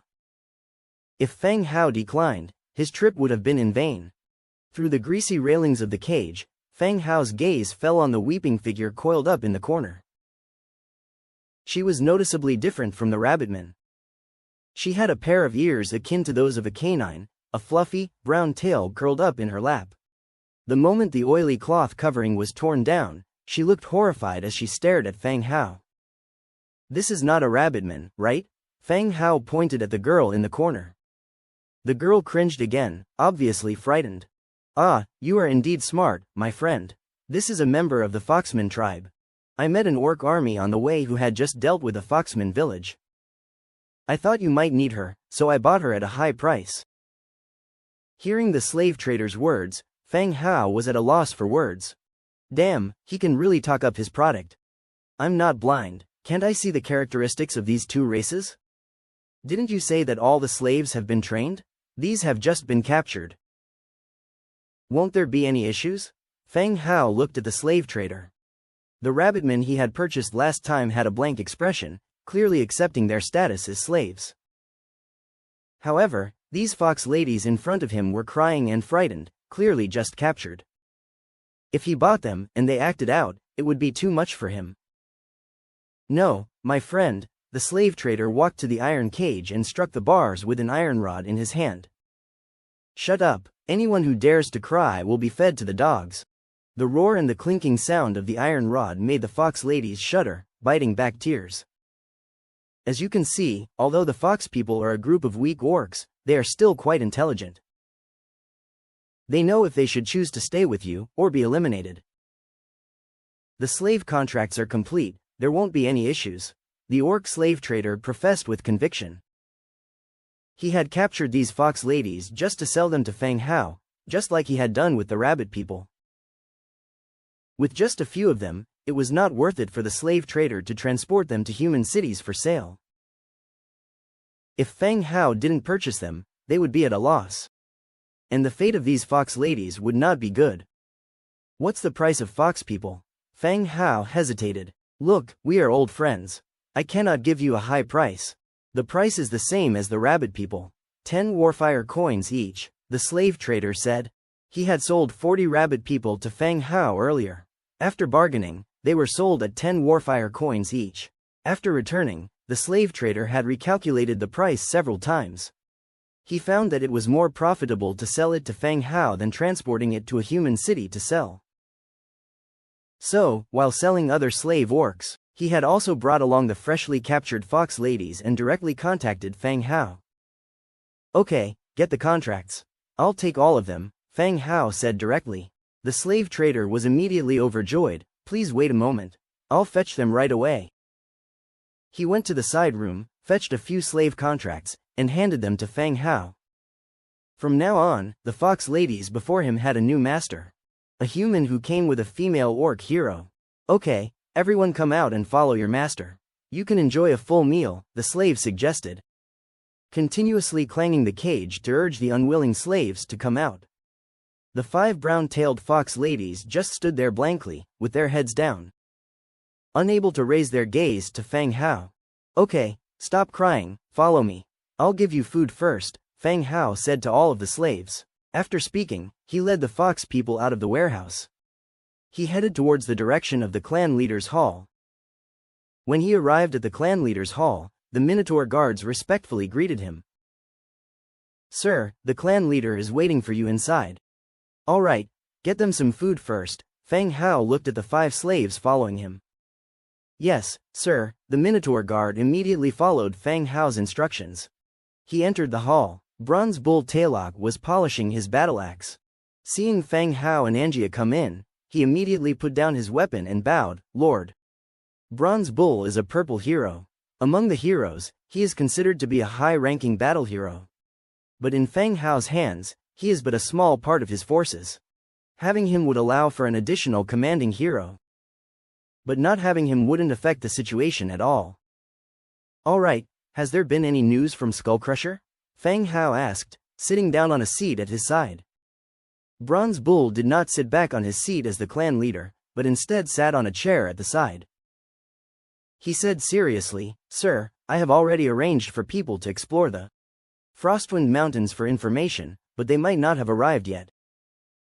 Today was the 2nd day after the battle with the Skullcrusher tribe.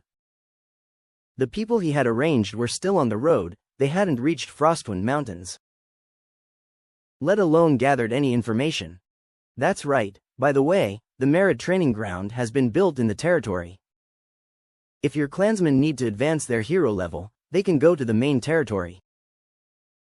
Hearing Fang Hao's words, Bronze Bull's eyes instantly narrowed as he immediately said, "That's great. Establishing the merit training ground can motivate my clansmen to improve and increase the number of heroes in the territory. The presence of a merit training ground can greatly influence a faction. Having a merit training ground will attract 10th Order soldiers from neighboring cities to become heroes.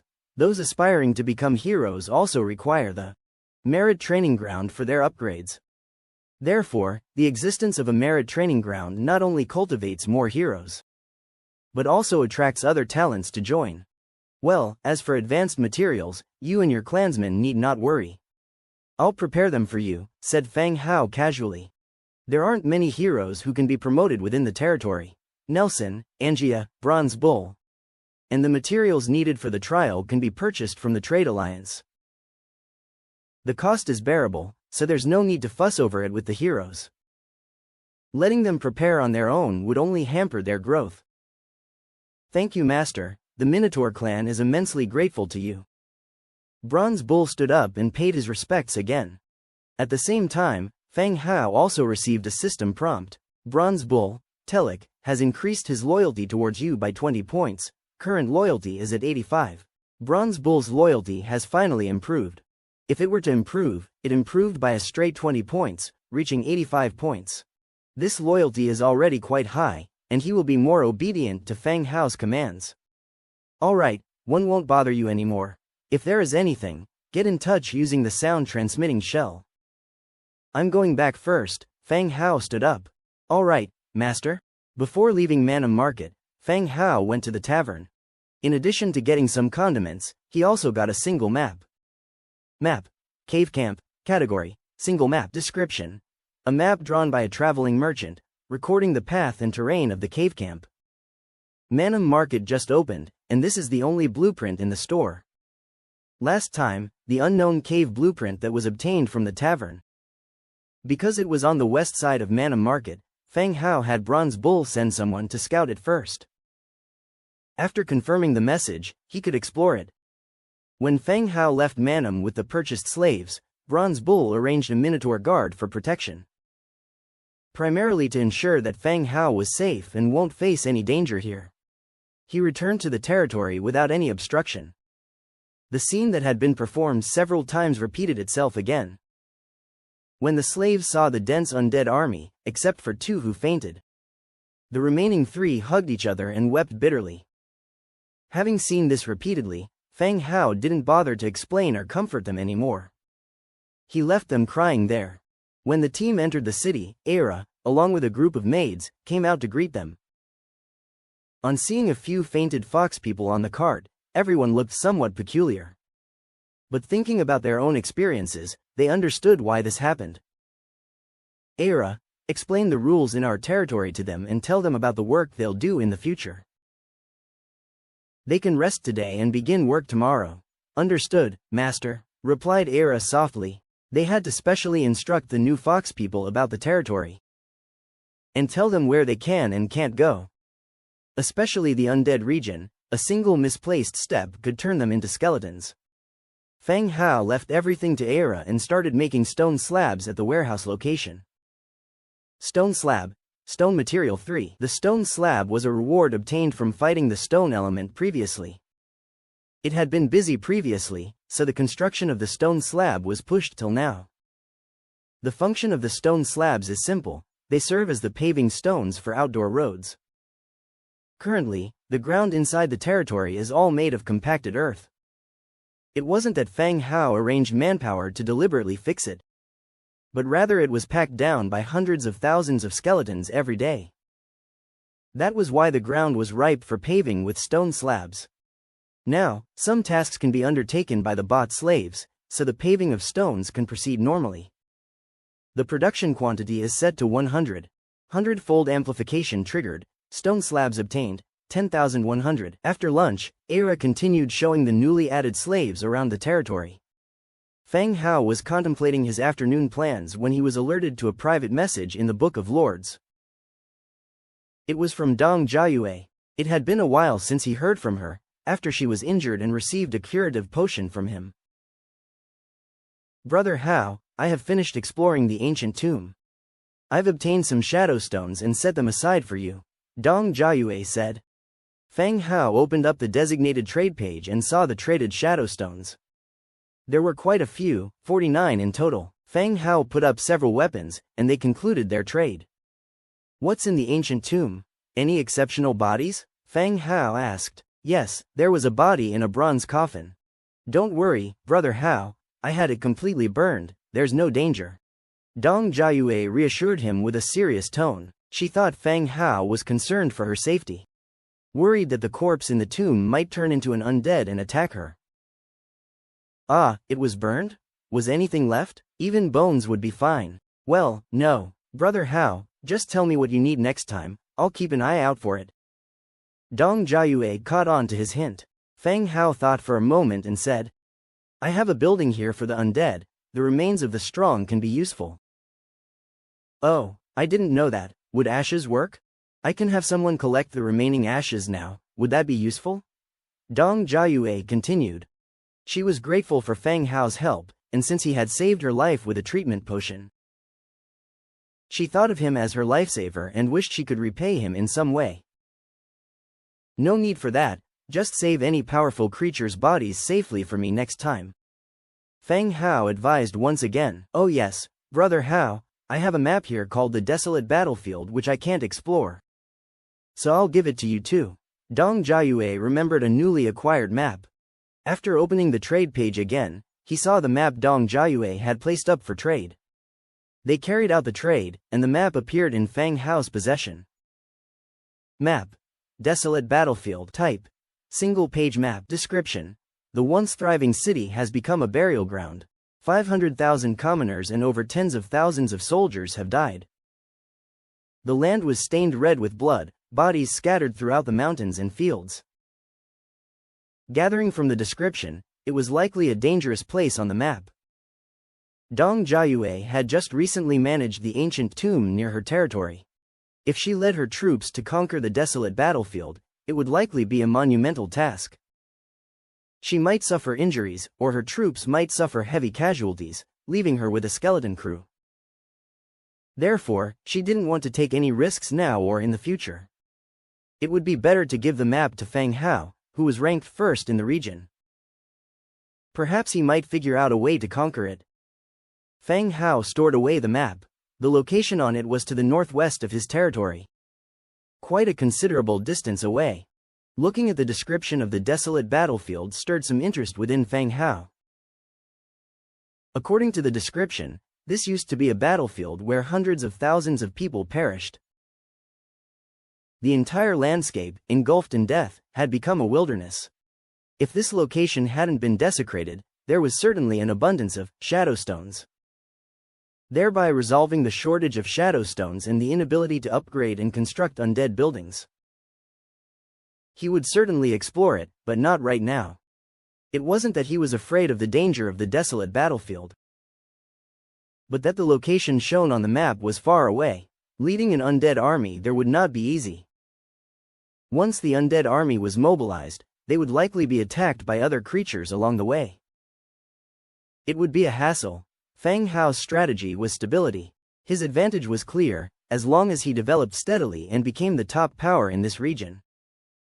Surpassing the other native powers was only a matter of time.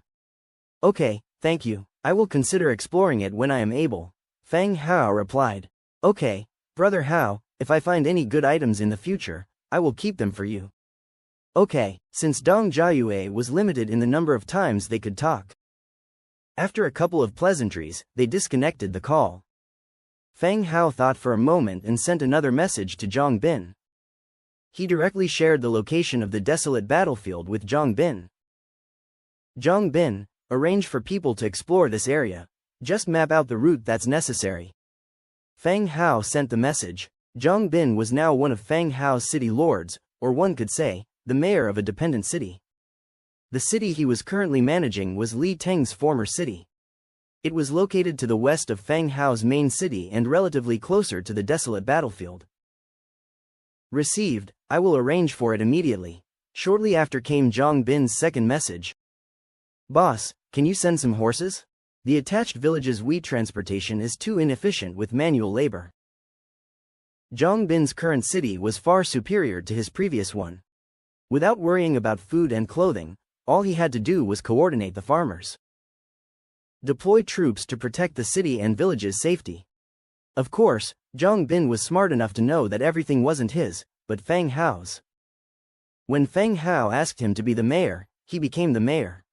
Without Fang Hao, he couldn't even do a farmer's job well. Therefore, he didn't slack off in his duties. He was afraid of making mistakes, which might affect his current position. Okay, I will arrange for someone to deliver them to you later. Also, keep an eye out for silkworms while surveying nearby villages. Fang Hao instructed. At the same time, in the Book of Lords, he unlocked the authority for Zhang Bin to construct a stable. Understood, boss. After finishing the conversation with Zhang Bin, Fang Hao turned to a maid and said, "Call the bloodhunter." "Oh, okay, master." The bunny maid hopped away to summon the bloodhunter. Shortly after, there was a ripple in the air outside the door. The bloodhunter landed in front of the lord's mansion, flapping his huge bat wings. He entered, bowed, and asked, "Master, what are your orders?" "Zhang Bin's territory needs some horses. Transport 10 of them over to him." "Yes, master." There weren't many horses in the territory, the majority were bred in the pigmen village. In the beginning, he would transfer 10 of them, and then bring over more from the pigmen village later. The bloodhunter left the mansion and headed towards the stables. He commanded the skeleton soldiers to secure the horses to his back. Despite the horses in the territory not fearing the undead, this still caused much chaos. Eventually, 10 horses were securely tied to the dragon's back.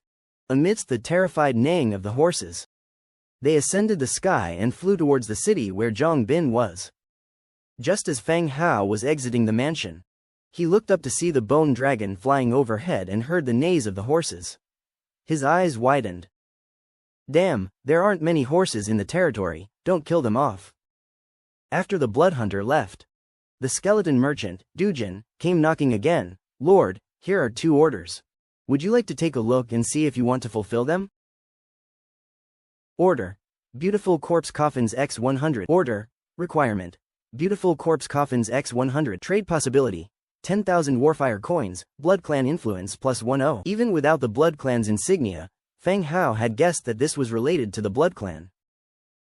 The undead, it seems, demand coffins either in stone or in bronze, covered in complex incantations, designed to better preserve their mortal bodies. The kind of grave that focuses on comfort and luxury is only demanded by the Blood Clan, who have a luxurious need for life. From this, one can perceive the fundamental difference between the undead and the Blood Clan. The Blood Clan has a long life, but still remains engrossed in worldly pleasures. However, the everlasting undead seem to transcend all boundaries. After achieving immortality, they lose all worldly desires. Whether or not to do something completely depends on its value, not on the pleasure it would provide. Fang Hao opened the Book of Lords and started examining the production category. As expected, he found blueprints for the beautiful corpse coffin. He had remembered having it. "Come on, let's go to your place." Having stated this, he headed towards the Trade Alliance building, followed by Dujin. Upon receiving the order, Fang Hao began his crafting process in the warehouse. Beautiful corpse coffin. Hardwood planks 12, leather 6, cotton 5, fine cloth 6. Fine cloth is produced during tailoring, albeit at a low rate. During these times, the work of 101 tailors has accumulated a significant amount of fine cloth in the stockroom, just enough to meet today's production requirement. Production count: 100-fold amplification triggered, received 101 beautiful corpse coffins. One by one, the glossy black coffins appeared in the warehouse, scattered randomly throughout. He handed the order to a skeleton merchant, who vanished along with all 100 coffins, embarking on a journey to the Blood Clan's base. Just as the skeleton merchant, who had been dispatched to the Blood Clan, left, a message from the Book of Lords popped up. It was a private message from Zhang Bin. "Boss, there's no need to rush. Can we not use the bone dragon for carriage next time? The horses are now on the ground, completely spent, vomiting and panting heavily." Image. Accompanying the message were multiple pictures. All 10 horses were seen kneeling on the ground, the area beneath them a total mess. A few farmers were trying to comfort the horses, but judging by the conditions, it would take quite a while before they could get back to work. Feng Hao hadn't expected this kind of reaction from the horses. He was uncertain whether the bone dragon had spooked them, or if they had not taken well to their first flight. Either way, unless time was of the essence, he figured he should not use bone dragons for horse transportation in the future. All right, let the horses rest for the day and assess their conditions before putting them back to work. Left with no other choice, Feng Hao decided to give the horses a day off. Okay. After exchanging a few words, the skeleton merchant who had gone on the delivery expedited his return. Armed with 9,800 Warfire coins and increased reputation with the Blood Clan. Sir, the Blood Clan was very satisfied with the quality of this batch of goods. They will place specific orders directly with us in the future. And we need to ensure the quality of goods, the skeleton merchant informed. That's good, there won't be any issue with the quality. With the system overseeing production, there were simply no issues with quality. There were no defects, no best products, all goods are made to a uniform standard. If they're satisfied now, they will naturally be satisfied in the future. All right, sir. Having completed the order, Feng Hao returned home, pockets heavier by 9,800 Warfire coins. Meanwhile, at the Skullcrusher tribe, seated on his throne reigning over his tribe with a powerful and heavy breath, Skullcrusher Shaw emitted an aura akin to a roaring windbox. Below him, a group of orc leaders waited, their heads lowered, hearts filled with anticipation. You're telling me that all 300,000 troops under Chief Amiri are dead? Not a single one managed to escape? Shaw asked grimly, chilling the atmosphere in the hall further. It had been days since the 300,000 orc army had set out to fight the undead. Without any news of victory, they dispatched scouts to investigate. The news that came back today was that they had found the battlefield. But not a single orc warrior had survived the massive battle. They wondered what kind of force could annihilate their courageous 300,000 orc army, without leaving a single survivor to tell the tale. Great Chief, we found traces of the battle. The ground is soaked with blood, but strangely, we could not find any bodies or even limbs of our fallen orc warriors, reported the scout, swallowing hard. The scene had been difficult to put into words. The earth was awash with blood, flowing through the crevices in the rocks, staining both the ground and rocks a crimson red. They couldn't find any remnants of the orcs' encampment other than the traces of blood. Neither tents nor bodies were left. Only the dark red ground and scraps of flesh mixed into the dirt bore witness to the battlefield that had been. How is the city of Undead? What has happened? Skullcrusher Shaw asked further. To the west of the battlefield, we saw a city controlled by the Undead, housing a large Undead army. It seems like they formed the first defensive line in response to our protocol. The scout swallowed again. Great Chief, we specifically went to visit the Bronze Bull. His market is still operational. It seems that he did not participate in the fight. Boom. Hearing this, Shaw slammed his fist down, breaking the stone table in front of him in half. He roared, Telek, how dare he? Great Chieftain, we should not delay. Let the priest resurrect Amiri to find out exactly what happened, advised an orc. Indeed, this was not a time for anger. With an entire army of 300,000 wiped out, they were not facing an ordinary opponent. They needed to gather information quickly to respond. Shaw sat back down, chest pulsing violently. He ordered, bring the priest here. Yes, Great Chieftain. Soon, an orc priest, dressed in a long robe, arrived. He leaned on a root staff, bowed slightly, a form of salutation. Great Chieftain, you summoned me? Priest, Amiri has fallen in battle. You are needed at the altar to resurrect him. Shaw replied, his tone noticeably softer with the clergyman. Amin is dead? How did he die? The priest asked, taken aback by the news. Amiri, leading an army of 300,000 orcs, could obliterate not just the Wind Mountain ranges, but any area he set his foot on. Yet within days of his departure, news of his fallen status had returned, barely believable. We are curious too. We can only wait for Amiri to resurrect and reveal the truth, said Shaw helplessly. The loss of a 300,000-strong army is a significant blow for the Wind Mountain ranges no matter what. It's hard enough to gather an army of this magnitude, but the defeat would inevitably weaken his standing. Very well, let's proceed to the altar, the priest declared, leading the way. Everyone followed him to the altar, where the orc priest began the ritual. However, as time passed, sweat trickled down the orc priest's forehead, his expression becoming more and more strange. After a long while, the orc priest returned to Shah and reported, "Great chieftain, Amiri is in the same situation as Kent. His soul is bound and unable to be resurrected through the altar." Shah's expression darkened even further.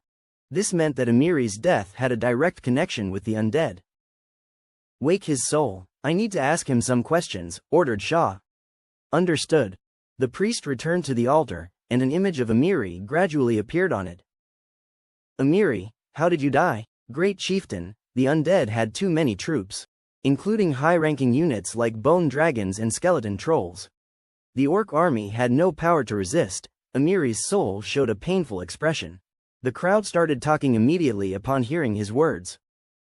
Bone dragons, they had only heard of this type of undead units in legends, and to have them here was shocking.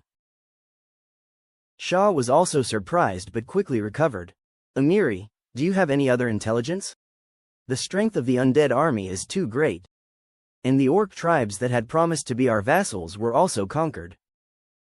If we continue this fight, great chieftain, the odds are against us," he said, his form starting to blur and, eventually faded away. The whole room fell into silence, with everyone's eyes falling on Shah. Once the war begins, it won't end easily. Even if Shah wanted to back down, would the advantageous undead agree? Shah took a deep breath and descended the altar in large strides. "Assign scouts, I need more, detailed information." Within the territory, Feng Hao stood in front of the Lord Stone Tower, preparing to upgrade the building. The materials for upgrading the Lord Hall to level 6 were ample, all that was left was to upgrade it. Upgrade. In an instant, the Lord Stone Tower was enveloped in light, which died down after a moment. Level 6 Lord Stone Tower, belonging to the Lord, Feng Hao. Ability. Production collection plus 3%, troops movement plus 3%, all attributes plus 2%. Existing buildings. Level 5 Underground Cemetery, Level 5 Stable. Note. Core building of the territory. Materials required for upgrade. Hard resilient wood 5,200, stone bricks 7,000, iron 700, metal parts 520. After upgrading the Lord's Hall to level 6, 2 additional bedrooms were added. And the original rooms also expanded in size. From the outside, it now resembled a small castle. Expanding the stone tower was just one part of it. What Feng Hao was even more interested in was the attribute enhancement of the stone tower at Lord level 6. Compared to level 5, all attributes increased by 1%. After upgrading the stone tower, Feng Hao continued to upgrade other buildings such as the warehouse, wall, arrow tower, all buildings that could be upgraded without the use of shadow stones. Raising them all to level 6, he was trying his best to enhance the overall strength of his domain. With all the buildings upgraded, he had dinner, drank a couple of warm fruit wines under the moonlight, returned to his room and had a good night's rest. Early next morning, he woke up to bright sunshine. After his daily morning workout, he began to continue today's work. "Good morning, my lord."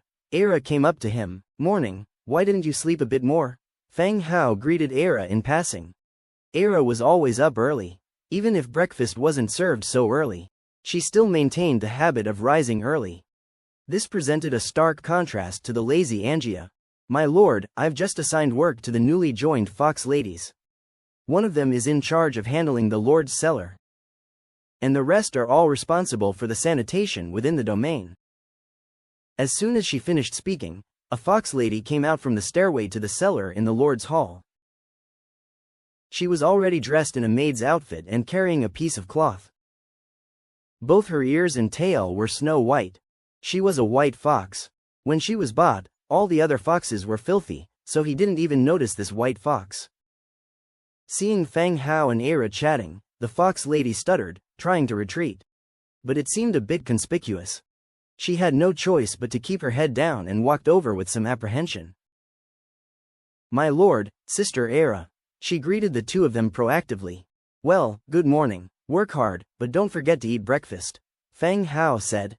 The other maids didn't dine with Feng Hao and the others. They had specific meal times. If they missed it, they would have to wait until noon to have lunch. Oh, thank you, my lord. Then I'll go ahead with my work. Then she walked away with her tail swinging, head down. Watching the retreating fox lady, Feng Hao helplessly looked towards Era. Did he really scare others that much? My lord, we have a new order. Dujin just came over. Joining the trade alliance was indeed good. There were new orders every day, automatically making money. Well, let's see what new order we have this time, Feng Hao said. Dujin passed over the order. Order. Demand. Silver-lined silk alchemy robes 10 pieces. Gain. Warfire coins 10,000. Enlightening potion 1. Alchemy guild influence +1. Oh, goodness. Aside from the warfire coins, they also paid with an enlightening potion. Although he couldn't see the properties of enlightening potion, based on the order alone. He could guess a bit based on its name alone. After all, the reason he could learn magic now was that he drank a potion called Enlightening Magic Power Potion. The problem was, he didn't have the blueprint for the silver-lined silk alchemy robe. Dujin, we don't have the blueprint for this order. Does the Trade Alliance shop sell it? Feng Hao asked. My lord, I specifically checked before coming over and none were on sale. If needed, we could issue an order and we might acquire the blueprint by chance. Dujin proposed. It's okay, you can go back first. Let me know if there are new orders. Yes, my lord. Dujin left. After a busy morning, Era had also prepared breakfast. After breakfast, a group of pigmen arrived at the Dominion with various tools. My lord, the pigmen saluted. The team was not led by Bolton, but another middle-aged pigman.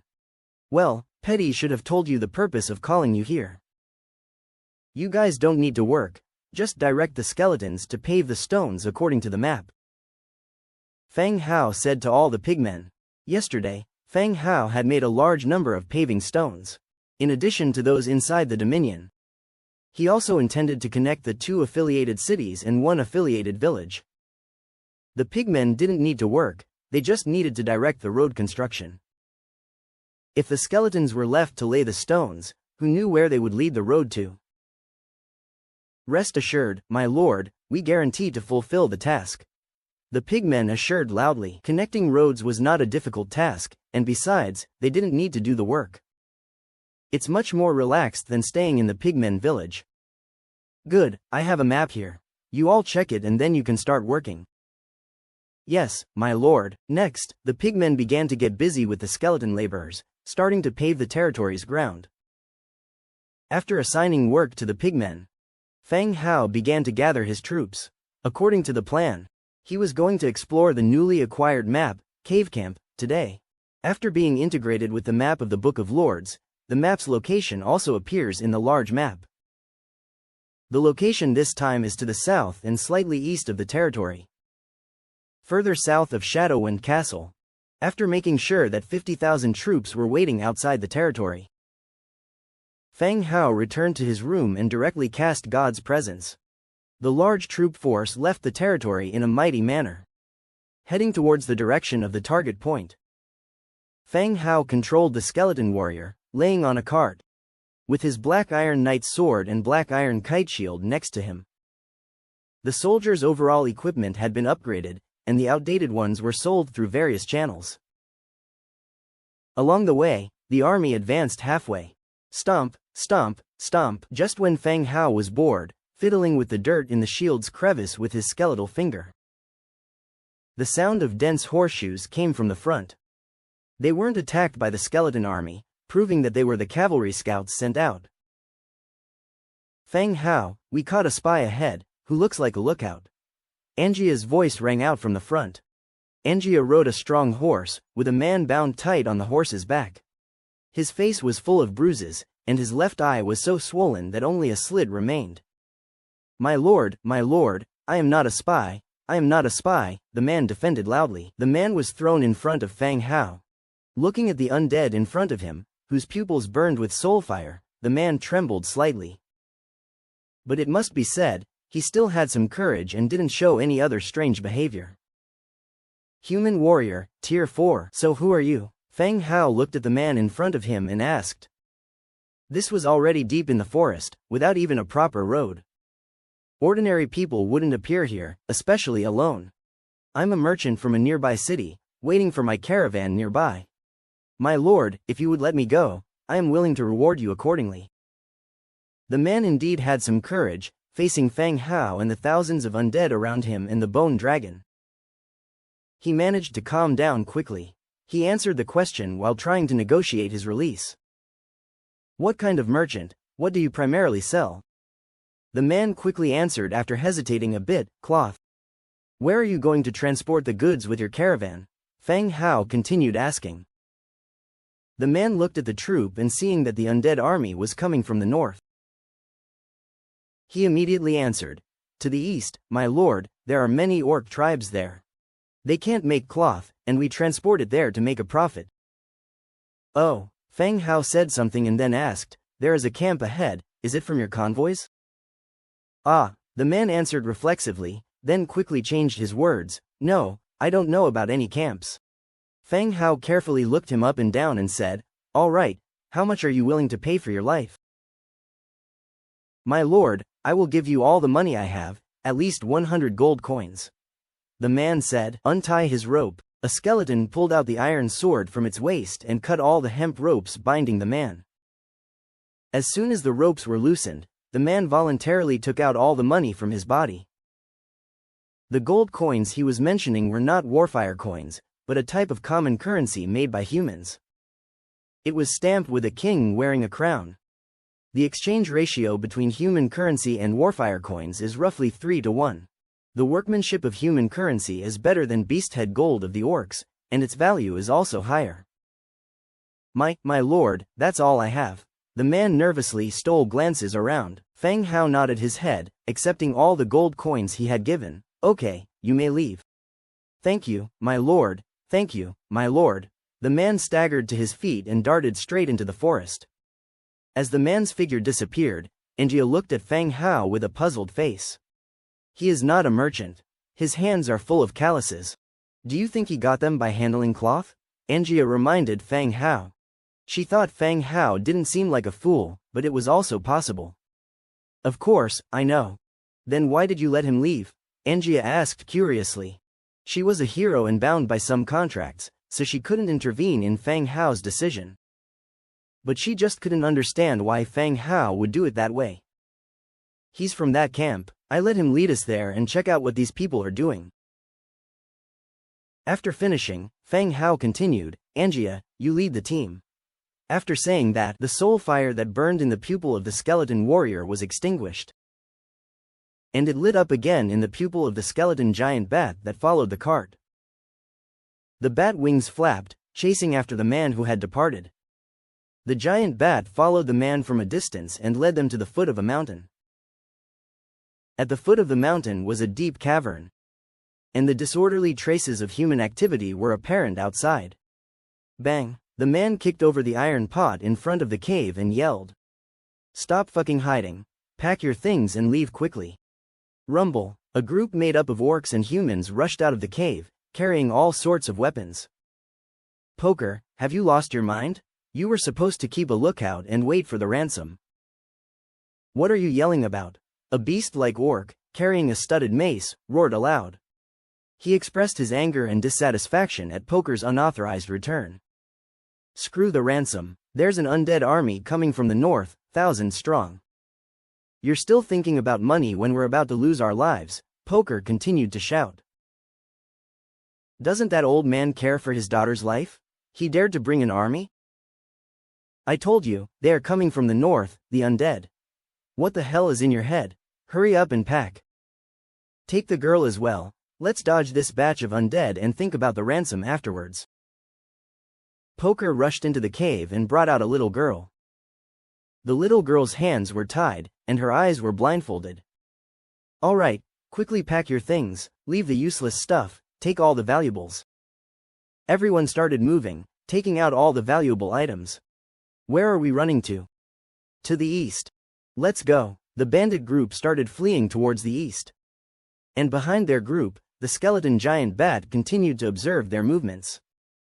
After a few minutes, listening to the footsteps, Poker looked terrified at the silver-haired woman blocking their path. And the undead cavalrymen behind them. How could this be? How did they know our escape route and alter it? Thud thud thud, dense footsteps caused a minor trembling of the ground. The White Bone army approached in an orderly manner, encircling this small group of just over 40 men. "Oh, how could you?" Poker's face turned pale. He then quickly realized. "You deliberately let me go, to track me? Well done, Poker. As promised, the ransom will be paid to you as compensation." A voice resonated from within the undead army. It was the skull with blue flames in its eye sockets.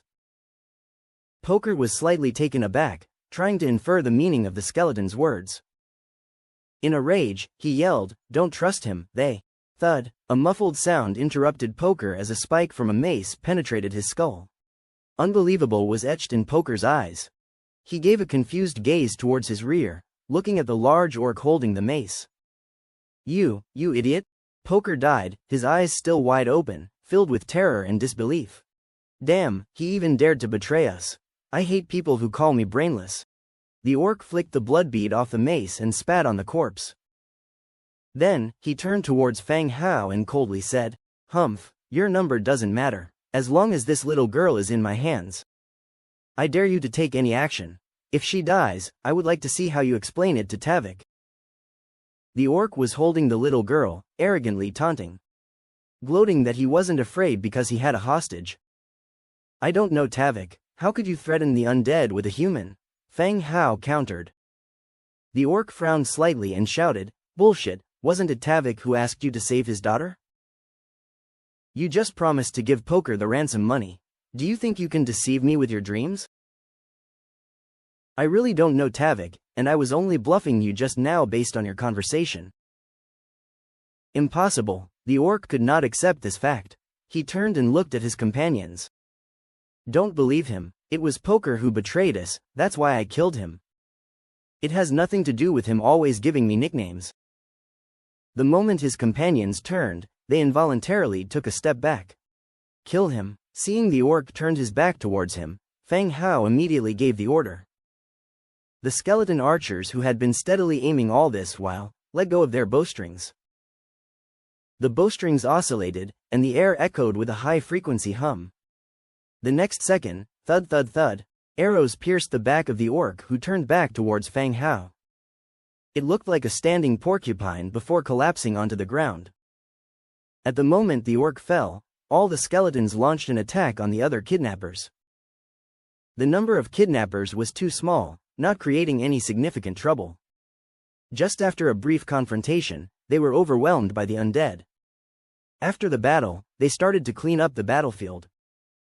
Fang Hao then approached the little girl hostage. Her hands were tied, and her eyes were covered. "We're not the kidnappers, and we won't hurt you. I'm going to remove the rag from your mouth to ask you a few things." Fang Hao tried to make his tone as calm as possible, but the rasp of the undead still sounded unsettling. The little girl nodded, behaving very obediently. Fang Hao removed the cloth from her mouth, and the girl didn't scream or shout. "Where is your home? Is Tavik your father?" Fang Hao asked. "I live in Prul City. My father is Tavik, he's a cloth merchant. He'll pay you a handsome reward if you're willing to take me home," the little girl said in a steady manner. Wow, this child is extraordinary, not only calm but also very astute. At the same time, Fang Hao realized why Poker had claimed to be a cloth merchant. It turned out the girl who'd been kidnapped was the daughter of a cloth merchant. So that's what they thought of when lying. "I live in a city to the north. Do you know how to get to your city?" Fang Hao continued asking. He usually relied on the map when he was traveling. If he didn't have her exact location on a map, even if he wanted to help, Fang Hao wouldn't find the place. "Yes, my father took me to many places, I have a good sense of direction. Just let me survey the surroundings, and I can find the way," the little girl said. "All right, then you follow me back first, prepare a bit, and then I'll take you home." "Okay," the little girl obediently agreed. Falling from the kidnapper's hands into someone else's, the little girl had no other choice. Fortunately, the person who was talking to her was willing to communicate and appeared quite friendly. The girl's hands were untied, but her eyes were still covered. And she was told not to remove the blindfold, or Fang Hao wouldn't take her home. The girl agreed and sat quietly, waiting. After the battlefield was cleared, everyone started taking the girl back home. At noon, Prul City welcomed 2 new guests. The sun was blazing, the air somewhat warped from the heat. And pedestrians squinted because of the glaring sunlight. A man and a woman riding horses entered the city. The man was a young human, sitting tall on his horse, hands tightly clasping the reins. Chest thumping like a victorious knight. But what really drew attention was his attire. He wore a mage's robe with a bright silver metal armor outside, a knight's iron sword at his left side, a ruby-encrusted magic wand on his right, and a dazzling golden dagger on his belly. What was this? A knight? A mage? A mage knight? Well, it doesn't seem like anyone heard of that profession before. Looking at the woman behind him, she was from the Beast Clan, in leather armor, and had a pair of tiger's claws hanging at her waist. While Prul City does not discriminate against the Beast Clan, it is still a human city. And seeing members of the Beast Clan, aside from merchants, was rare. There was a human little girl sitting in front of the woman. She kept pointing here and there, like a guide, introducing the city to the Beast Clan girl. Hey, isn't that Tavek's little girl? I heard she was kidnapped. And he was raising ransom money recently, right? Yes, my wife's younger brother's cousin works for Tavik. He told me that Tavek's little girl was kidnapped. Tavik must have secretly hired mercenaries to get her rescued. That can't be right. My wife's cousin said that these days Tavik was about to sell off his property to raise the ransom. He never mentioned hiring mercenaries. Are you daft? They'd definitely keep it a secret. If your cousin knew, the kidnappers would too.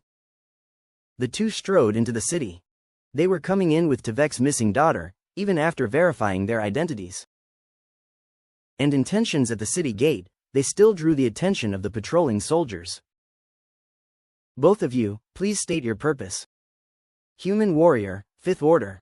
The patrol guards were all in uniformed equipment, standard leather armor adorned their bodies, and longswords hung at their waists.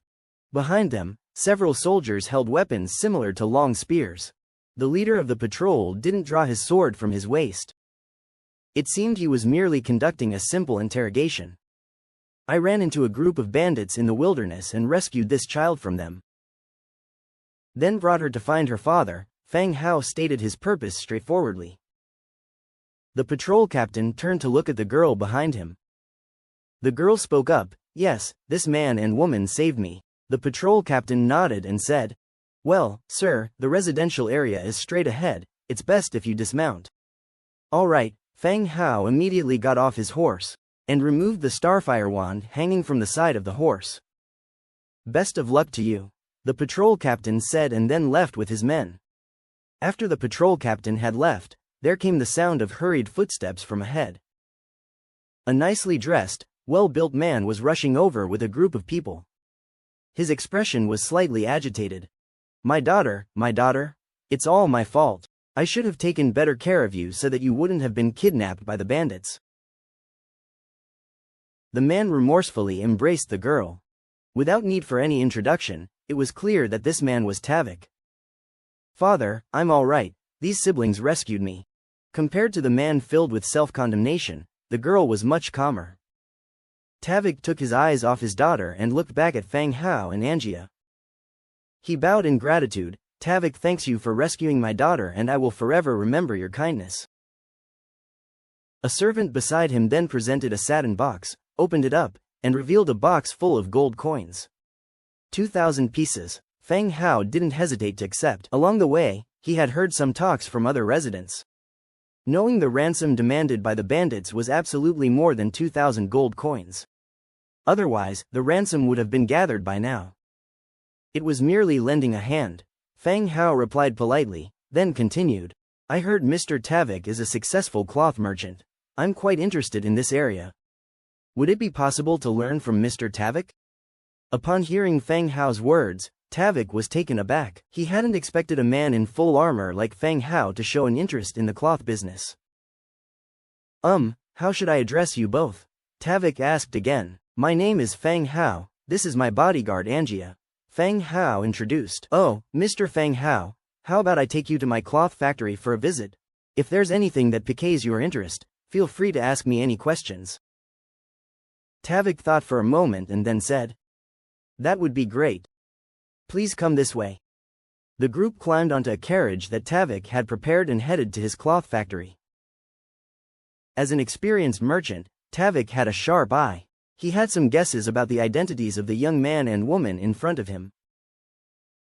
Although Feng Hao was dressed as a warrior, the combination of a mage's robe and iron armor seemed a bit odd. With his smooth skin, he doesn't look like a seasoned fighter. With an attractive female bodyguard following him, he could easily be mistaken for a rich young man fantasizing about knightly adventures. Taking into account the fact that he had brought a well-equipped army to rescue his own daughter. This further implied that Feng Hao's family must possess a significant military force. Otherwise, they would not entrust such a delicate young master with command of an army. As a merchant, establishing a relationship with a person like Feng Hao is certainly not a bad idea. The factory was situated in a corner of the city. Inside the vast premises, workers could be seen performing a variety of tasks like spinning and weaving clothes. From raw materials to spinning, processing, the whole process may not be difficult. But it does require a rather complex set of procedures. Nowadays, the best-selling fabric among the nobles is silk. From silkworm farming, harvesting, it all requires expert personnel even for rearing. Even environmental factors may lead to the demise of the silkworms, leading to total investment losses. Tavik introduced while leading the pair around the factory. Being in the business, Tavik had a way with words, and wanting to build a rapport with Feng Hao. He was especially detailed in his explanation. They toured the factory for a long time and gained a lot of insights. Just as they were leaving the factory, some silk was brought over by the workers.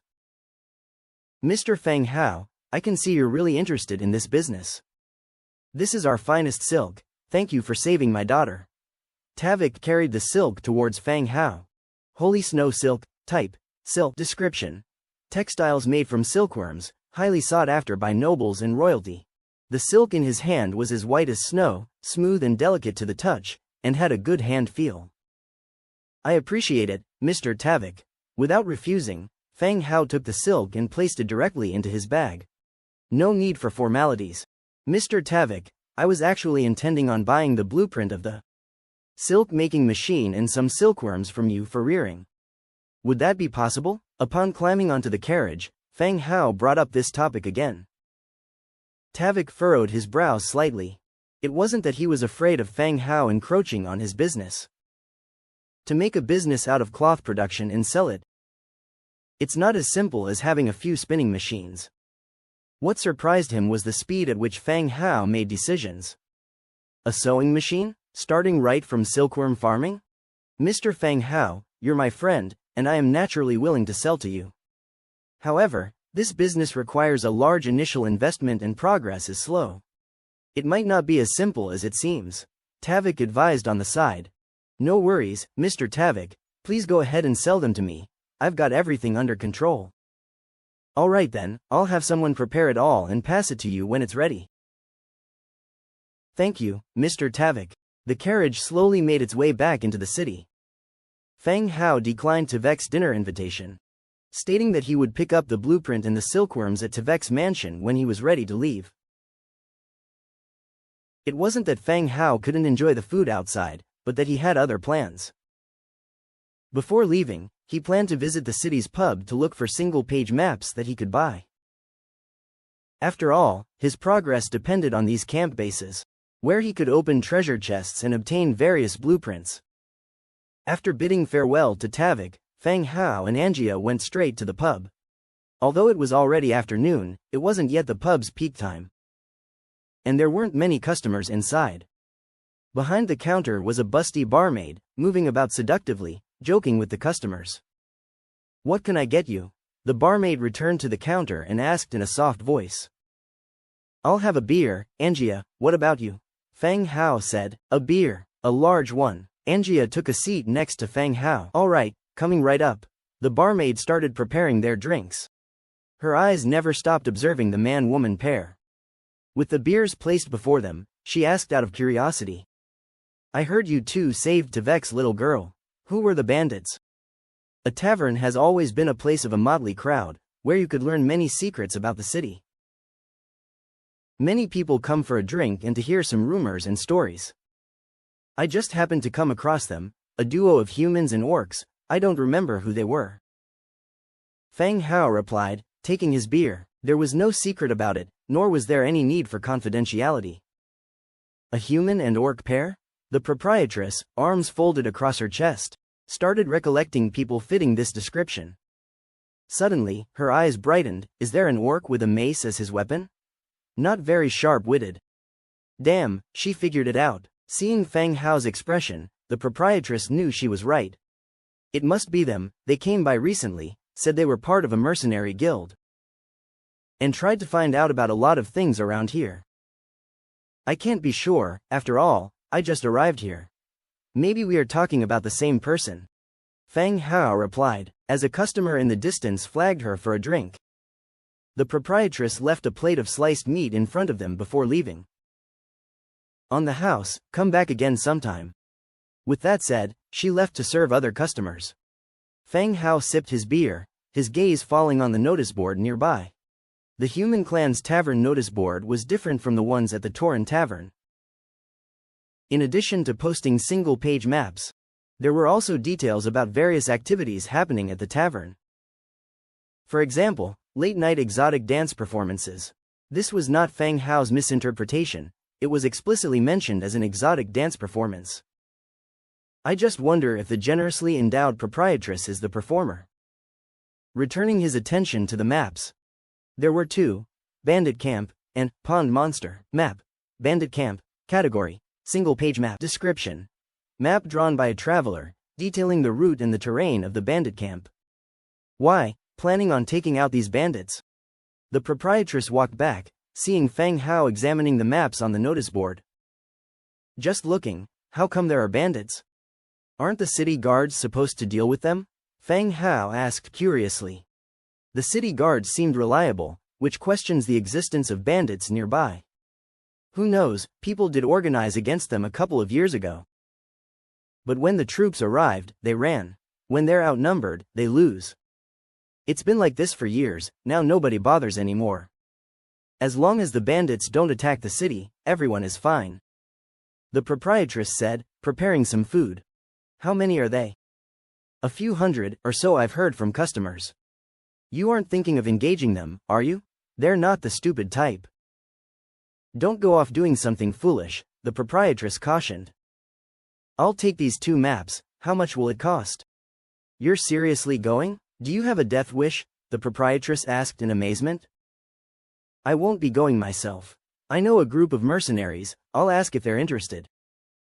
Fang Hao found an excuse for himself. Seeing that Fang Hao didn't seem impulsive, the proprietress didn't say any more and replied. A map costs 5 gold coins. Oh right, the bounty on the bandits was announced by the city lord. If successful, you can take the bandit leader's head to the city lord's mansion and exchange it for gold. Well, that's not bad. Fang Hao pulled out 10 Human Clan gold coins, handed them to the proprietor, and then casually picked up the 2 maps. The tavern began to fill up with more and more patrons, while the proprietress went to tend to her customers. Fang Hao thought about finishing off his last beer and leaving. He'd then go and collect the blueprints that Tavik had prepared for him, and head back to his territory. Just as he was about to get up, a middle-aged man in a gray robe appeared on a wooden platform to one side of the tavern. He took a large swig of his beer, smacked his lips, and announced loudly. Tonight's story: the bloodthirsty Countess, Hilda Ford. The appearance of the middle-aged man silenced the noisy tavern in an instant. Everyone quietly sipped their drinks, waiting for the man's upcoming story. The man didn't keep his audience waiting and began his preamble. Hilda was the daughter of a member of the kingdom's council. Born into privilege, by the age of 21, Hilda had become more beautiful and smart. She helped her father solve problems and assisted the city's poor in childbirth. In her eyes, there were no differences between nobles and commoners. She loved children, and every time she saw a child's smiling face, Hilda smiled too, dreaming that one day, she too would have a lovely baby with her fiancé. However, this kind-hearted countess had a peculiar hobby: collecting various weapons, including 12 finely crafted swords. Feng Hao's eyebrows slightly furrowed upon hearing this. 12 finely crafted swords? This reminded him of Little Yu's task, to gather 12 swords of absolution. It can't be such a coincidence, can it? The story continued. Suddenly, the beautiful and kind Hilda was bewitched by a demon. She lay in a blood-covered bed, surrounded by the corpses of 12 children, killed by 12 swords. Soon, Hilda's actions were exposed, and her brutal killings incensed the entire city.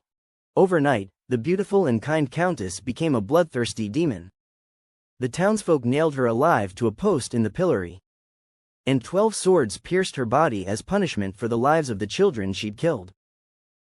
Clap, clap, the middle-aged man gently clapped, pulling the crowd out of the story. Well, that's the story of the bloodthirsty countess. Wow. As the story ended, the tavern once again began buzzing. People sighed at the twist in the tale. Of course, it's a story, no one would actually believe it's true.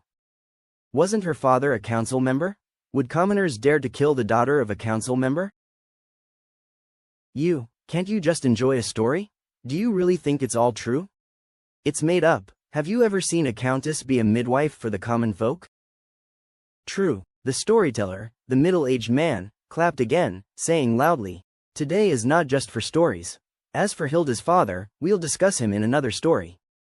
Some say Hilda was caught up in a conspiracy against her father. Because of what Hilda did, her father lost his position as a council member and was ultimately killed on his way out of the city. The patrons continued to question loudly, pointing out loopholes in the story. To prove it was just a story. All right, I have proof. The middle-aged man clapped lightly, and a servant came forward with a gorgeously crafted dagger. The man held the dagger gently in his hands as if it was a priceless treasure. He said, "This is one of the 12 lethal weapons that Hilda had collected. And it was this weapon that eventually killed its mistress. Now, if anyone wants to buy it as a collector's item, for 1,000 gold coins, you can own a weapon once possessed by the countess." Spit. When he finished speaking, many people spat out their beers, drenching their companions with a spray of beer froth. Just when we thought you were here for the story, turns out you're a peddler. You think we're fools? You make up a story, then try to sell us a broken dagger for 1,000 gold coins? Only fools would fall for that. The reproof had hardly resonated when the voice of a bidder rang out, "I'll take it." Everyone froze, turning to look at the male and female pair who'd placed the bid. Damn it, Feng Hao cursed himself for making the bid at the wrong time. Facing the gathering gazes, he maintained a calm demeanor. He spoke softly, "The story was well told, and the short sword has quite a flashy design. It could make for a good addition to my collection. In other words, I'm not short on cash and I'll buy it merely because I like how it looks."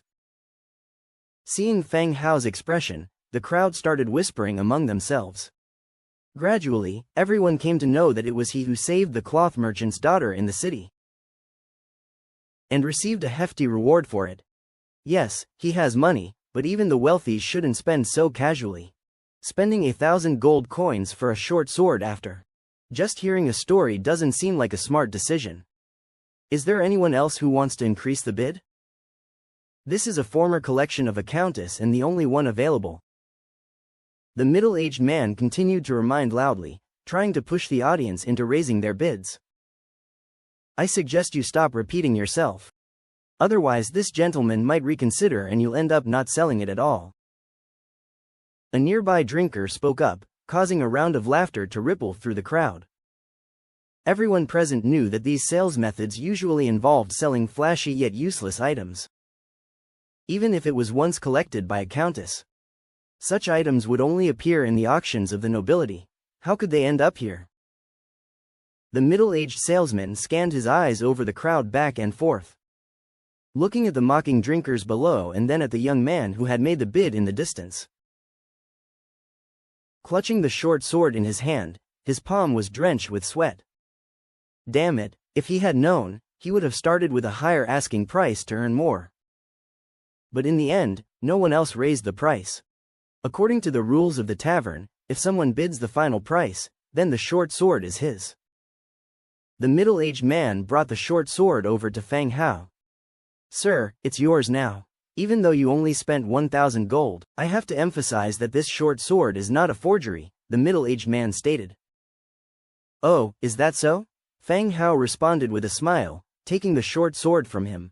The design of the short sword was remarkably ornate. Made entirely from an unknown metal, the sword shone bright white. The finely crafted patterns decorated on it made this short sword appear less like a weapon and more like a piece of art. Pardon short sword, purple, type.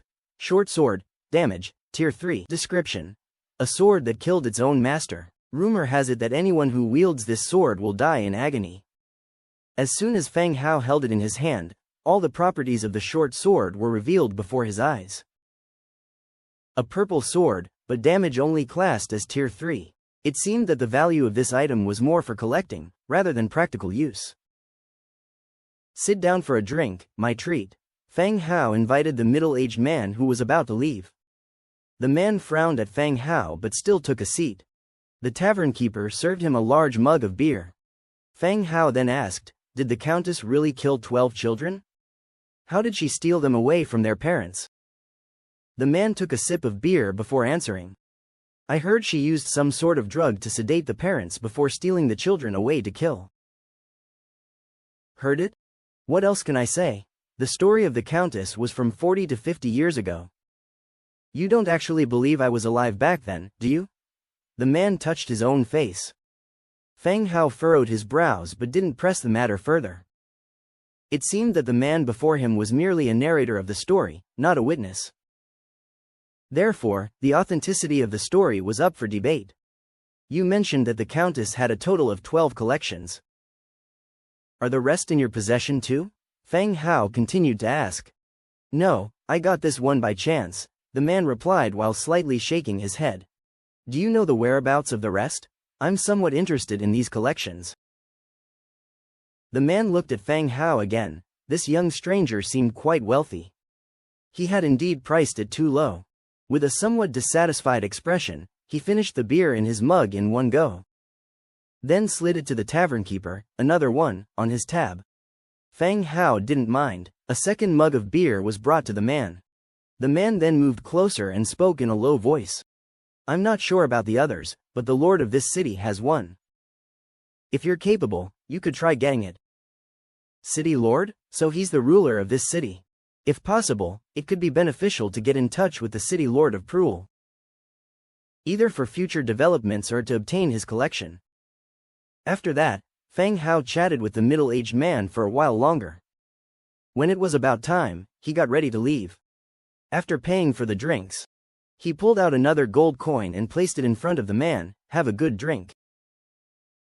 The middle-aged man didn't get up. He merely waved his hand slightly. "Goodbye." "Goodbye." After leaving the tavern and receiving the items he wanted from Tavik, he immediately left Prul City. He needed to return to his territory before dark. This trip to the human city was fruitful. A blueprint for a silk spinning machine, 2 maps of wilderness strongholds, a short sword of absolution, 500 breeding silkworms and 500 units of silkworm cocoons, 2 bottles of high-quality wine, and a goose feather pen with a golden tip. Feng Hao paid for the spinning machine blueprint, the silkworms, and the silkworm cocoons.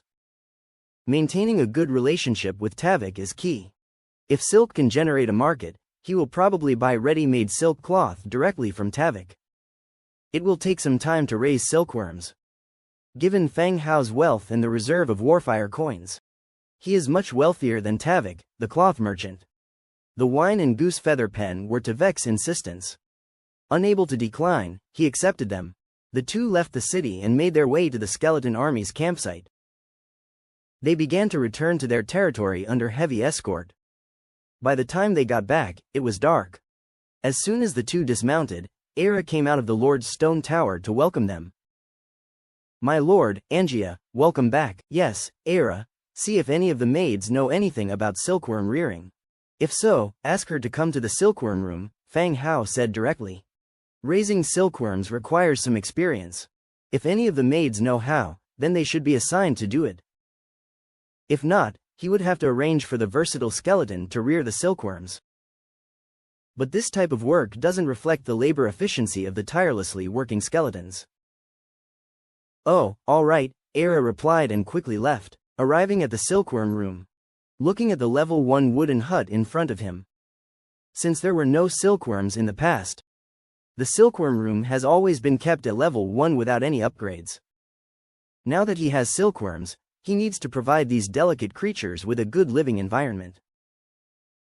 He upgraded the silkworm room straight to level 6 and placed the 500 silkworms inside.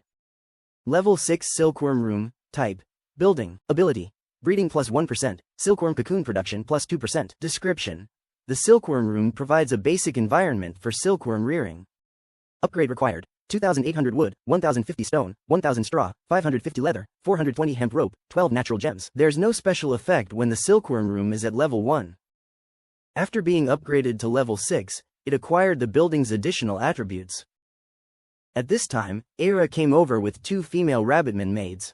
"My lord, these 2 know how to rear silkworms," Era explained. The 2 maids, dressed in maid outfits, hurriedly bowed. "My lord." "All right, you're familiar with silkworm rearing?" "Yes, my lord. Our rabbitman village sold silkworm cocoons to the humans before, so we know how," one of the maids answered. Not all the rabbitmen in the village come from the same place, but their fate is almost the same. Their villages could not protect themselves adequately and were eventually wiped out. "Good, then you 2 will be in charge of the silkworm room. When there are more silkworms, I will build new silkworm rooms and appoint apprentices for you to teach them how to breed silkworms." Fang Hao ordered. "As you wish, my lord," the 2 readily agreed. The rabbitmen's bodies were not as sturdy as other orcs, but they were adept at thinking and learning. Naturally, they knew that possessing unique abilities in the territory was more valuable than cleaning every day. Even if one day the Lord doesn't need so many servants, he would not abandon them. So, when they were assigned the task of managing the silkworm room, they were delighted. After leaving the silkworm room, Fang Hao went to the tailor shop again. The skeleton tailors were busily working as usual. Recently, Soy, the captain of the skeleton tailors, successfully finalized another set of clothes in Fang Hao's mind, a sailor suit. All the skeleton tailors were working hard on it. "Good evening, my lord." Seeing Fang Hao approaching, Soy quickly stood up to greet him. "Good evening, Soy." "My lord, the sailor outfits are being rushed through production. They can be distributed soon." Soy thought Fang Hao was coming to inquire about the outfits. "Ah, no rush on that. I wanted to discuss something about silk," Fang Hao said as he took a seat close by. "Oh, have you got some silkworm cocoons, my lord?" Soy asked. "Yes, the silkworm house has started raising silkworms. The warehouse also has some silkworm cocoons. I am now planning to make a silk loom. When it's ready, you can arrange for it to be used." After he had spoken, Fang Hao immediately opened the Book of Lords, found the blueprint for the silk loom, and started crafting. 100-fold amplifying trigger, 101 silk looms obtained. Loom after loom appeared before him, each being stacked on an empty plot of land. "Very well, my lord, I will arrange it." The amount of cocoon and silk brought back from Tavik was not significant. There was no rush, either. This visit was to inform Soy about the development of silk production, so that he could be clued up and prepared. With a steady supply from the silkworm house, there wouldn't be any unnecessary panic. After bidding Soy farewell, Fang Hao arrived at another dwelling. He gently knocked at the door, calling out, "Little Yu, are you there?" This was the house that Fang Hao had built for Little Yu. During the day, Little Yu would generally stay in the room, and would only go out for walks at night. Or she would go find Soy to talk about topics in clothing design. Now, as darkness began to set in, it should have been time for Little Yu to become active. And sure enough, after Fang Hao finished calling her, Little Yu peeked out through the wall. Seeing Fang Hao, her entire figure floated out of the wall. "Lord," Little Yu lifted her skirt and bowed slightly. Little Yu, I went to another city today and got a decent dagger. Do you want to take a look?" he said, pulling a misdeed dagger from his backpack. The moment the dagger appeared, Little Yu furrowed her brows. As if some enchanting magic power was emanating from the dagger, attracting her gaze. She became slightly captivated in the moment. Little Yu? Feng Hao softly called out. The next second, a beam of light dispersed from Little Yu's body, and her level began to rapidly increase. Little Yu the Wandering Spirit, rank 5. Little Yu's current power directly jumped from rank 3 to rank 5. This was the first time Feng Hao had come across leveling up by purely laying eyes on an artifact. If it hadn't been for a passing skeleton showing no reaction whatsoever, he might have thought he had acquired a divine artifact. An artifact that could upgrade a unit by just glancing at it. Lord, what's its name? Little Yu's gaze returned to normal as she asked. Misdeed dagger, is there a problem? Feng Hao asked. It seemed that Little Yu still hadn't recovered her memory. Or else she wouldn't have asked him the name of the dagger.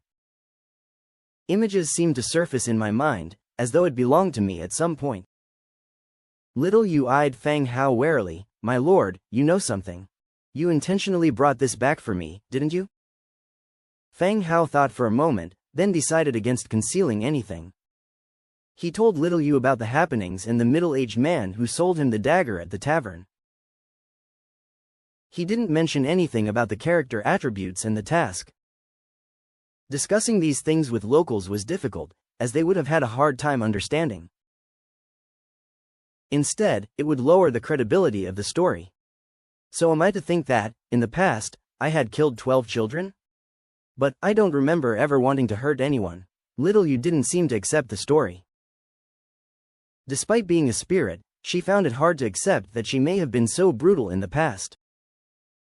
No matter what the reasons.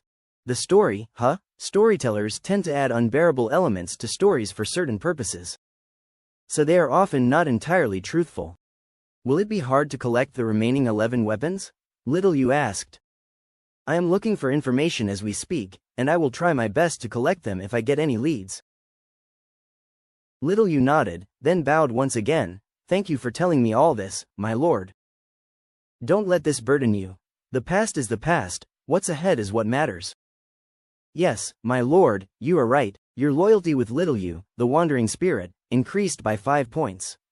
Current loyalty, 95 points. Little Yu's loyalty increased quickly. This time, Feng Hao brought her the dagger.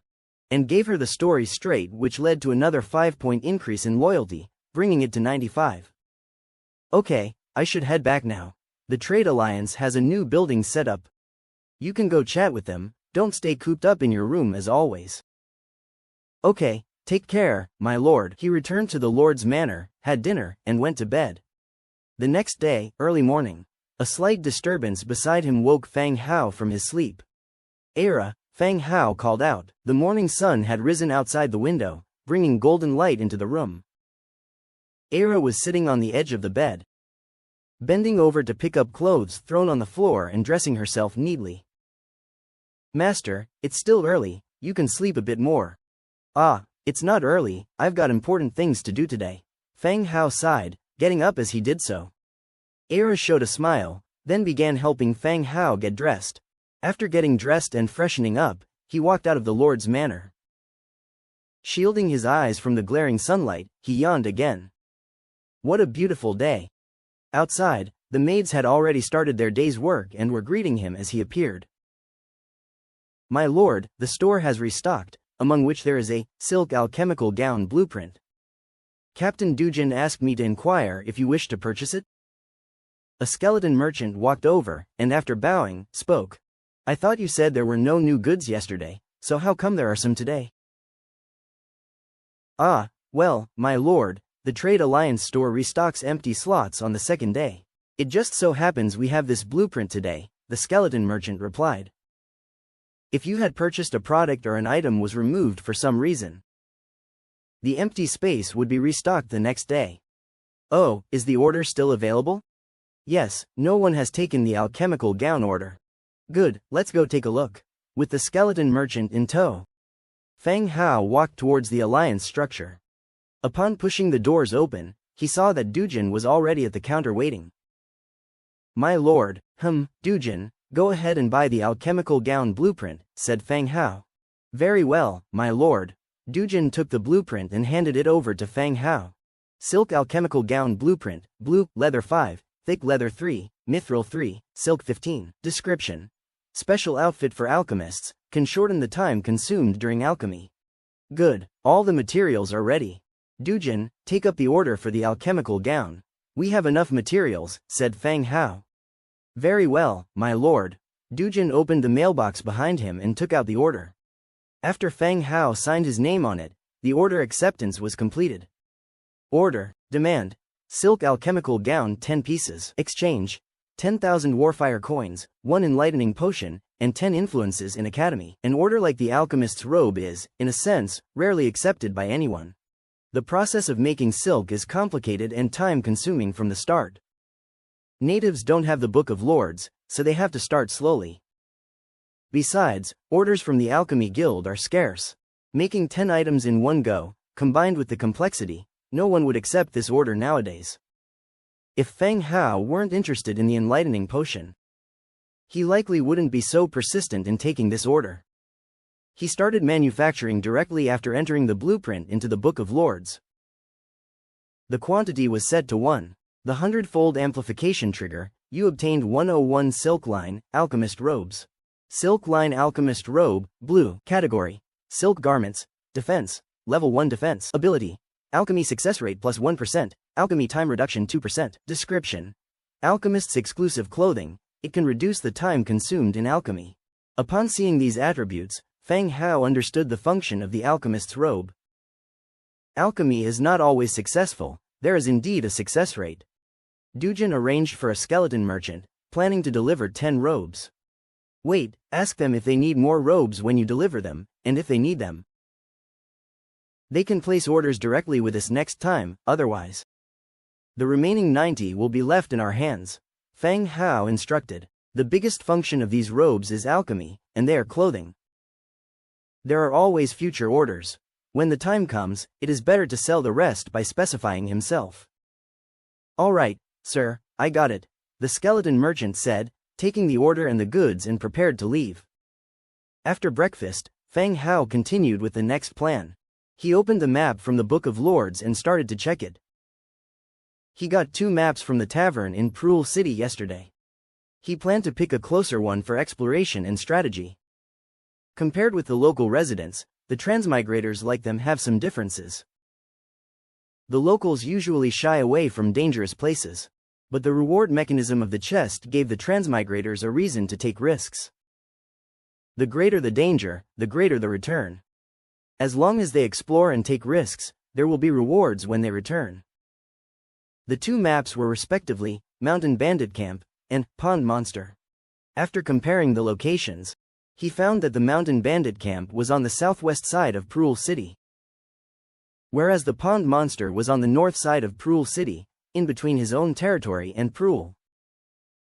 So it was easier to explore. Angia, Fang Hao called. What is it? Get ready, we have a new map, let's go explore together. Where are we going? Is it the 2 maps we got yesterday? Angia asked curiously. Yes, it's called the Pond Monster. The enemy might be in the pond, take more archers and spear soldiers. Fang Hao suggested according to his assumption. He didn't have any underwater combat troops. Although skeletons don't need to breathe, it wasn't clear if they could fight underwater. If the pond was deep and the enemy was lurking in the water without coming out, they would be difficult to deal with. So, it's best to prepare as much as possible. Okay, Angia agreed and then went out to arrange for the accompanying troops. 10 minutes later. 5 bone dragons, 1,000 skeleton trolls, and 50,000 skeleton soldiers assembled outside the territory. After Fang Hao returned to his room and applied God's presence, the large team set off, heading towards the pond. As they approached the south, the forest became more extensive. Fang Hao's previous explorations were mostly inclined around the north and east of the territory, where there were several orc tribes. Villages often disappeared during battles. Fang Hao was lying in the car, leading the army to advance rapidly. Many human villages were seen along the way. After discovering such a large undead army, they hurriedly returned to their villages. closed the village gates, and watched the movement of the undead from a distance. Of course, Feng Hao didn't care about these ordinary villages. Without changing the route, he tried not to disturb the lives of the natives. 2 hours later, the team finally approached the location of the pond. "Stop advancing," Feng Hao said, standing on a cart. The team stopped, and Angia rode over. "What's wrong?" "We're almost there. I'll use the giant bat to scout the situation." "Forget it, let me go. What if it's not strong? I'll get rid of it by myself." "It'll save us the trouble," Angia said. Feng Hao shook his head. "Let's be safe. Wait for my news. You'll be the main force in the battle later, so no need to rush." Angia pouted, but still agreed. "Okay." Feng Hao cancelled God's presence and took over one of the accompanying skeleton giant bats. Once the soul flame was ignited in the pupil of the skeleton giant bat, several skeleton giant bats flew towards the pond with him. In the dense forest, he saw a large pond. A stream poured water into the pond from a river, and there was another river that led the water to the west. Feng Hao guided several giant bats to hover over the pond, looking for the monster mentioned on the map. The air was sticky and humid, and the green leaves on the tree branches were covered in dripping water droplets. The environment was quite suitable for plant growth. Many mottled gray boulders, covered with moss and various colorful fungi, were also scattered around the pond. Whoosh! Just when Feng Hao didn't find anything, he suddenly felt something attacking. He hurried to check, but found no creature attacking him. An illusion? Feng Hao was a bit confused. Whoosh, whoosh, whoosh. Then, he felt the change in the airflow again. He controlled the giant bat to look back, and was abruptly shocked. What's happening? Apart from himself, there were 5 giant bats. Where did they go? Did they fly away? Were they attacked? Even if they were instantly killed, there should be some bones dropping around, right? How come there were no traces at all? Whoosh! The next second, he finally understood what happened to those bats. He saw a gray stone below open its huge mouth, a long, crimson tongue, like a sharp arrow, wrapped around the skeleton bat he was controlling and dragged it into its mouth. Feng Hao woke up in bed. Everything happened too quickly. As he sat up in bed, his heart was still pounding. After taking a sip of water, he lay back down and woke up amid the stationed skeleton army. When the soul fire was ignited, Angia came over. How was it? Any danger inside? It's dangerous. There's a stone that eats people, Feng Hao said. Everything happened too fast, and he didn't even see the name of the monster. What is it? A stone element? No, it's a stone that opens a big mouth and extends its tongue so long. Eating all the giant bats I brought, Feng Hao said, trying hard to describe. He even made a slide to make Angia understand what he had just seen. A giant lizard? A giant lizard hunts food that way. After communicating with Angia, Feng Hao ordered the army to continue advancing, although they had not learned specific information about the enemy. They knew their target was the creatures camouflaged as boulders. No matter how strong these creatures were, under the onslaught of tens of thousands of undead, even a pool of water would be drained dry. Feng Hao, accompanied by Angia, mounted the bone dragon. They once again soared above the pool of water. Those boulders. From the back of the dragon, Feng Hao pointed towards the strange stones below, which were covered in fungi. The strange stones varied in size, the largest being 5 to 6 meters long, and the smallest only the size of an ordinary stone. I don't see anything unusual. Angia, looking down at the strange stones, couldn't detect anything abnormal. However, just as her words fell, whoosh, a crimson tongue shot up from below, enveloping the ribcage of the bone dragon, attempting to pull it into its mouth. Damn, trying to eat the bone dragon, aren't you afraid you'll burst? Feng Hao cursed inwardly. 3 or 4 more tongues sprang out, attacking the airborne bone dragon. The bone dragon, gigantic in size, was not a mere match for the skeleton giant bats. Facing the entangling tongues, it merely wobbled a bit and then quickly dragged the strange stones along the ground below. The massive jaws parted wide, revealing the name of the creature to Feng Hao. Speckled giant toad, tier 7. So, it was a toad. No wonder the tongue was so long. Seeing that the giant toads below were not letting go, Feng Hao instructed. Dragon breath. The bone dragon dived, swooping down and unleashing a deadly breath into the mouth of the toad, attempting to pull it in. A black energy beam directly poured into the giant toad's mouth. The giant toad's body rapidly inflated and exploded with a bang, scattering bones and flesh all around. No good. This way, all their bones would be blown away. Don't exhale into their mouths, breathe over all the strange stones around the pond, Fang Hao ordered. Several bone dragons began circling in the sky, their deadly breaths starting to clear the giant toads disguised as stones. Facing Tier 10 bone dragons, the giant toads' tongue attacks were utterly ineffective. The giant toads, dragged around the ground by the bone dragons, presented a terribly disheveled sight. The speckled toads, with their gray skin, weren't actual stones but simply camouflaged as such. Engulfed by the fatal breath, their flesh melted and fell off. And even the surrounding vegetation quickly wilted. Once the bone dragons had almost finished cleaning up, the skeleton infantry began their task. Clearing the remaining giant toads around the pond. Fang Hao, do you think we can eat the mushrooms on the backs of these giant toads? They don't seem poisonous, Angia said, stepping on a dead giant toad and studying its mushrooms. Fang Hao jumped down from the bone dragon, glancing at her. Have I mistreated you, or have I starved you? Do you really need to research whether the mushrooms are poisonous or not? There was no shortage of food in their territory, in fact, one could say it was surplus. There were hardly any living people in Fang Hao's main city now, so food was the least of their worries. But what if we've discovered a new ingredient? Forget it, leave such a formidable task to Aira, Fang Hao said. That works too, shall we gather some for Aira to take back? No, leave the living people of the territory alone. Okay, then I'll return to the fight. The battle was still ongoing. One after another, speckled giant toads leapt out of the pool, battling with the undead army surrounding them. There were simply too many undead. Even though the speckled giant toads could drag ordinary undead skeletons into their mouths. But their overwhelming numbers, dense without a single gap, could choke all of them to death. Furthermore, the undead warriors were not just waiting to die. They were carrying out their orders to kill, fearlessly. The giant toad's most significant advantage was stealth.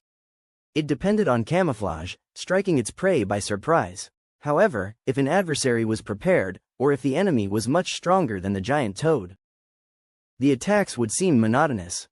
The giant toad had shifted from fighting on the pond's edge to shrinking back into the water.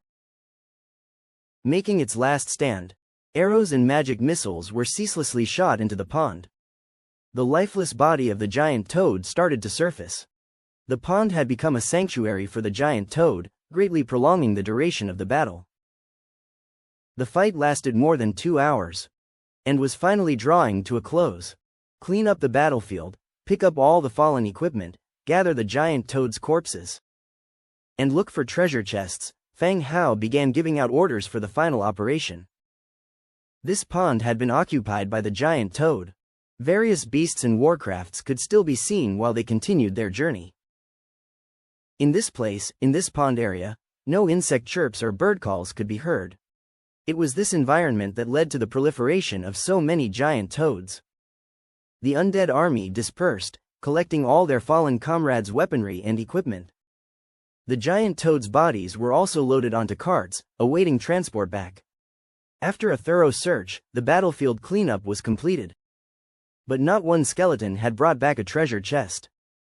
What's going on? This isn't right. The entire battlefield had been covered, so many skeletons were searching. The chances of any area being overlooked were slim. In the end, Fang Hao's gaze fell onto the location of the central pond. If anything was missed by the skeleton soldiers, it would surely be at the bottom of this pond. Go. Some of you go down and see if there are any valuables, Fang Hao instructed a nearby skeleton. Following commands, the skeleton plunged directly into the water. In no time, some severed seagrass floated to the surface, then a gold treasure chest bobbed up. It was indeed underwater. Once the chest was reeled in, Fang Hao immediately chose to open it. You obtained blueprint of giant toad leather knee trousers, green. Blueprint of giant toad leather work boots, green. Blueprint of giant toad leather belt, green. Blueprint of giant toad leather gloves, green, spring water markings X5, natural essence X3, mist cloaked crystal X5. Well, that's something, a giant toad armor set. An armor set usually comes with set attribute bonuses. But the late appearance of this one left Fang Hao somewhat unsatisfied. Close combat foot soldiers had already replaced their leather armor with metallic ones, greatly enhancing their survivability on the battlefield. Mages had their mage robes, only the skeleton archers didn't have specific attribute-enhancing armor. He now only hoped that if there were set attributes, they would cater to archer classes. If not considered as a set and not having unique attributes, then this set of gear is of no use to Fang Hao. Giant toad leather knee trousers, leather X5, thick leather X3, thread X2, metal parts 10-3. Giant toad leather work boots, leather X3, thick leather X4, thread X3. Cast iron pieces X2, metal parts X2. Giant toad leather belt, thick leather X3, thread X2, metal parts 10-2. Giant toad leather gloves, thick leather X2, thread X4, metal parts XL. He reviewed the detailed properties of the gloves. Giant toad leather gloves. Category: gloves, defense, level 2 defense. Set effect: increases movement speed by 1%, increases gathering, production speed by 2%. This effect can stack with other equipment bonuses. Description: a pair of suitable gloves can make work more efficient. Seeing the attributes of the set, Fang Hao realized he had misunderstood the toad set. It was not ordinary armor, but a shield for the laboring people, a creator of wealth. Whether it was a 1% improvement in movement speed, or a 2% increase in production and gathering, both greatly improved work efficiency. This set of armor, one could say, was quite decent. Once back, replacing the armor of the laborer skeletons and the farmers in Zhongbin's territory could increase some work efficiency. After looking at the toad set, he continued to examine the materials behind. The traces of spring water and the essence of nature did not need to be examined. Both were materials he had before. The key was the mist-cloaked crystal. This material had appeared in the blueprints of the Iron Claw rat's nest he had purchased before, and belonged to the recruitment materials. However, to which faction it specifically belonged, he guessed it might be that of the Elf clan. After all, this name sounded closer to nature. Mist-cloaked crystal. Category: crystal. Description: a special material owned by the fairy faction, used for recruiting soldiers and constructing buildings. Fairy? It was not the Elf clan, but the fairy faction. That being said, the name, mist-cloaked, seemed quite fitting for fairies. In Fang Hao's mind, an image inexplicably surfaced, in a dim street corner. A petite figure, with two transparent wings like a dragonfly, passionately kissing an orc. Fang Hao hastily shook his head, shaking the unpalatable image from his mind. After packing up all the spoils of war, Fang Hao waved his hand and gave the order to return. Emerging from the dense forest, the sun was already slanting towards the horizon. It should be around 3 or 4 in the afternoon, and the large troop began to return. Along the way, those villagers who had just come out to work ran back to their village. The village gate was closed and they watched the passing undead army from a distance. Unsure what these undead were doing, they had just passed by in the morning. Why were they returning in the afternoon? Could there be an undead stronghold nearby? Everyone grew anxious. The team approached the territory. Fang Hao then dismissed his god's present state and walked out of the lord's mansion. Era and a few rabbit maids were out drying washed curtains. They all broke into smiles seeing Fang Hao come out. "Master, you're awake, did we have a good bounty today?" Era asked softly. Every time Fang Hao led the soldiers out, they would always haul back a big pile of loot. This time was okay, but the harvest wasn't too big. Fang Hao shook his head. Was there a harvest? Yes, but not a big one. Some blueprints for making leather armor are no longer the main equipment of the troops in his territory. His present haul, for someone who had seen a lot, wasn't very exciting. Now the territory is very safe, there's no rush. Era smiled consolingly. Era's right. Fang Hao also broke into a smile. Before long, the fully loaded team entered the city gate, and Fang Hao went to meet them. "Here you go." Angia tossed him various blueprints, along with some rare materials. He caught them and entered all the blueprints into the Book of Lords. Speckled toad at level 7124. In quantity, do you wish to slaughter? The sudden prompt made Fang Hao pause. I'm going. This toad can actually be slaughtered. Yes, slaughter completed. Obtained meat 148,800, leather 34,500, beast bone 14200, speckled mushroom 75, gnome mushroom 22, ghost mushroom 5. Several trucks full of corpses were all processed. Their flesh and bones were separated and automatically stored in the warehouse. Once all the slaughter was complete, Fang Hao instantaneously felt some regret. There was no shortage of food in the territory. Would it be better if he had all these transformed into skeleton toads instead? It was too late to regret now. Seeing the prompt, he subconsciously chose to confirm. But it didn't matter. There were plenty of toad corpses left that were hit by the bone dragon's breath of death. The flesh of these had already fallen off and naturally were not included in the default slaughter range. Besides, this slaughter produced many types of fungi. It couldn't be that they could actually be eaten, right? He was having trouble accepting the idea of eating toad meat. And he had very little faith in these mushrooms being edible. Speckled mushroom, category, fungi, description. Commonly grown in marsh regions or special environments. Contains toxins, mainly used for alchemy materials. I knew it, this thing definitely can't be eaten. Who would eat a mushroom that grows on the back of a toad? Alright, throw the carcasses and bones of these gigantic toads into the transformation pool. Fang Hao directed to his skeleton workers. The skeletons, who had been pushing a cart, left. And Fang Hao decided to craft the gigantic toad armor set first. He opened the Book of Lords, initiating a private chat with Zhang Bin. He asked, "How many farmers do you have in your city and the affiliated villages?" Zhang Bin replied quickly, likely because he was also leafing through the Book of Lords. "Boss, I counted when I arrived. There are 75 people in the city, and a total of 842 people in the 2 affiliated villages. Do you want me to count the soldiers too?" Zhang Bin replied. Fang Hao was about to ask why there were so few people, but immediately understood. The population in a village-level domain isn't that large to begin with. The Pigmen village only had 200 to 300 people. So having 842 people in 2 human villages was already quite a lot. Alright, I'll make some clothes for them. You can distribute them later. Oh, okay, Zhang Bin responded. Fang Hao ended the chat and opened the crafting tab in the Book of Lords. He adjusted the crafting amount for the gigantic toad set to 70. He selected craft. 100-fold amplification triggered. Obtained gigantic toad knee pants 7070. 100-fold amplification triggered. Obtained. Light filled the cave as the gigantic toad sets rained down. There were currently 5,000 skeleton laborers in his domain. The remaining 2,000, excluding those assigned to Zhang Bin, were in the Pigmen village and Bullman village. Both villages had labor units, so distributing them would be considered an allocation of domain benefits. Call for the blood hunter. Fang Hao called to a vixen maid. After the maid dressed up, her fluffy tail was revealed, making anyone who saw it want to stroke it. "Ah, master," the vixen yelped in surprise, dropping her head timidly when she heard Fang Hao call her. They'd just arrived in the domain and everything was unfamiliar and scary to them. "Run an errand for me, call for the blood hunter, tell him I'm looking for him," Fang Hao said with a smile. "Master, I don't know who blood hunter sir is," the vixen whispered with her head bowed low. "He's the one with pointed teeth and huge bat wings on his back." "Oh, I see," she replied. The blood hunter's appearance was very distinctive, in the entire domain.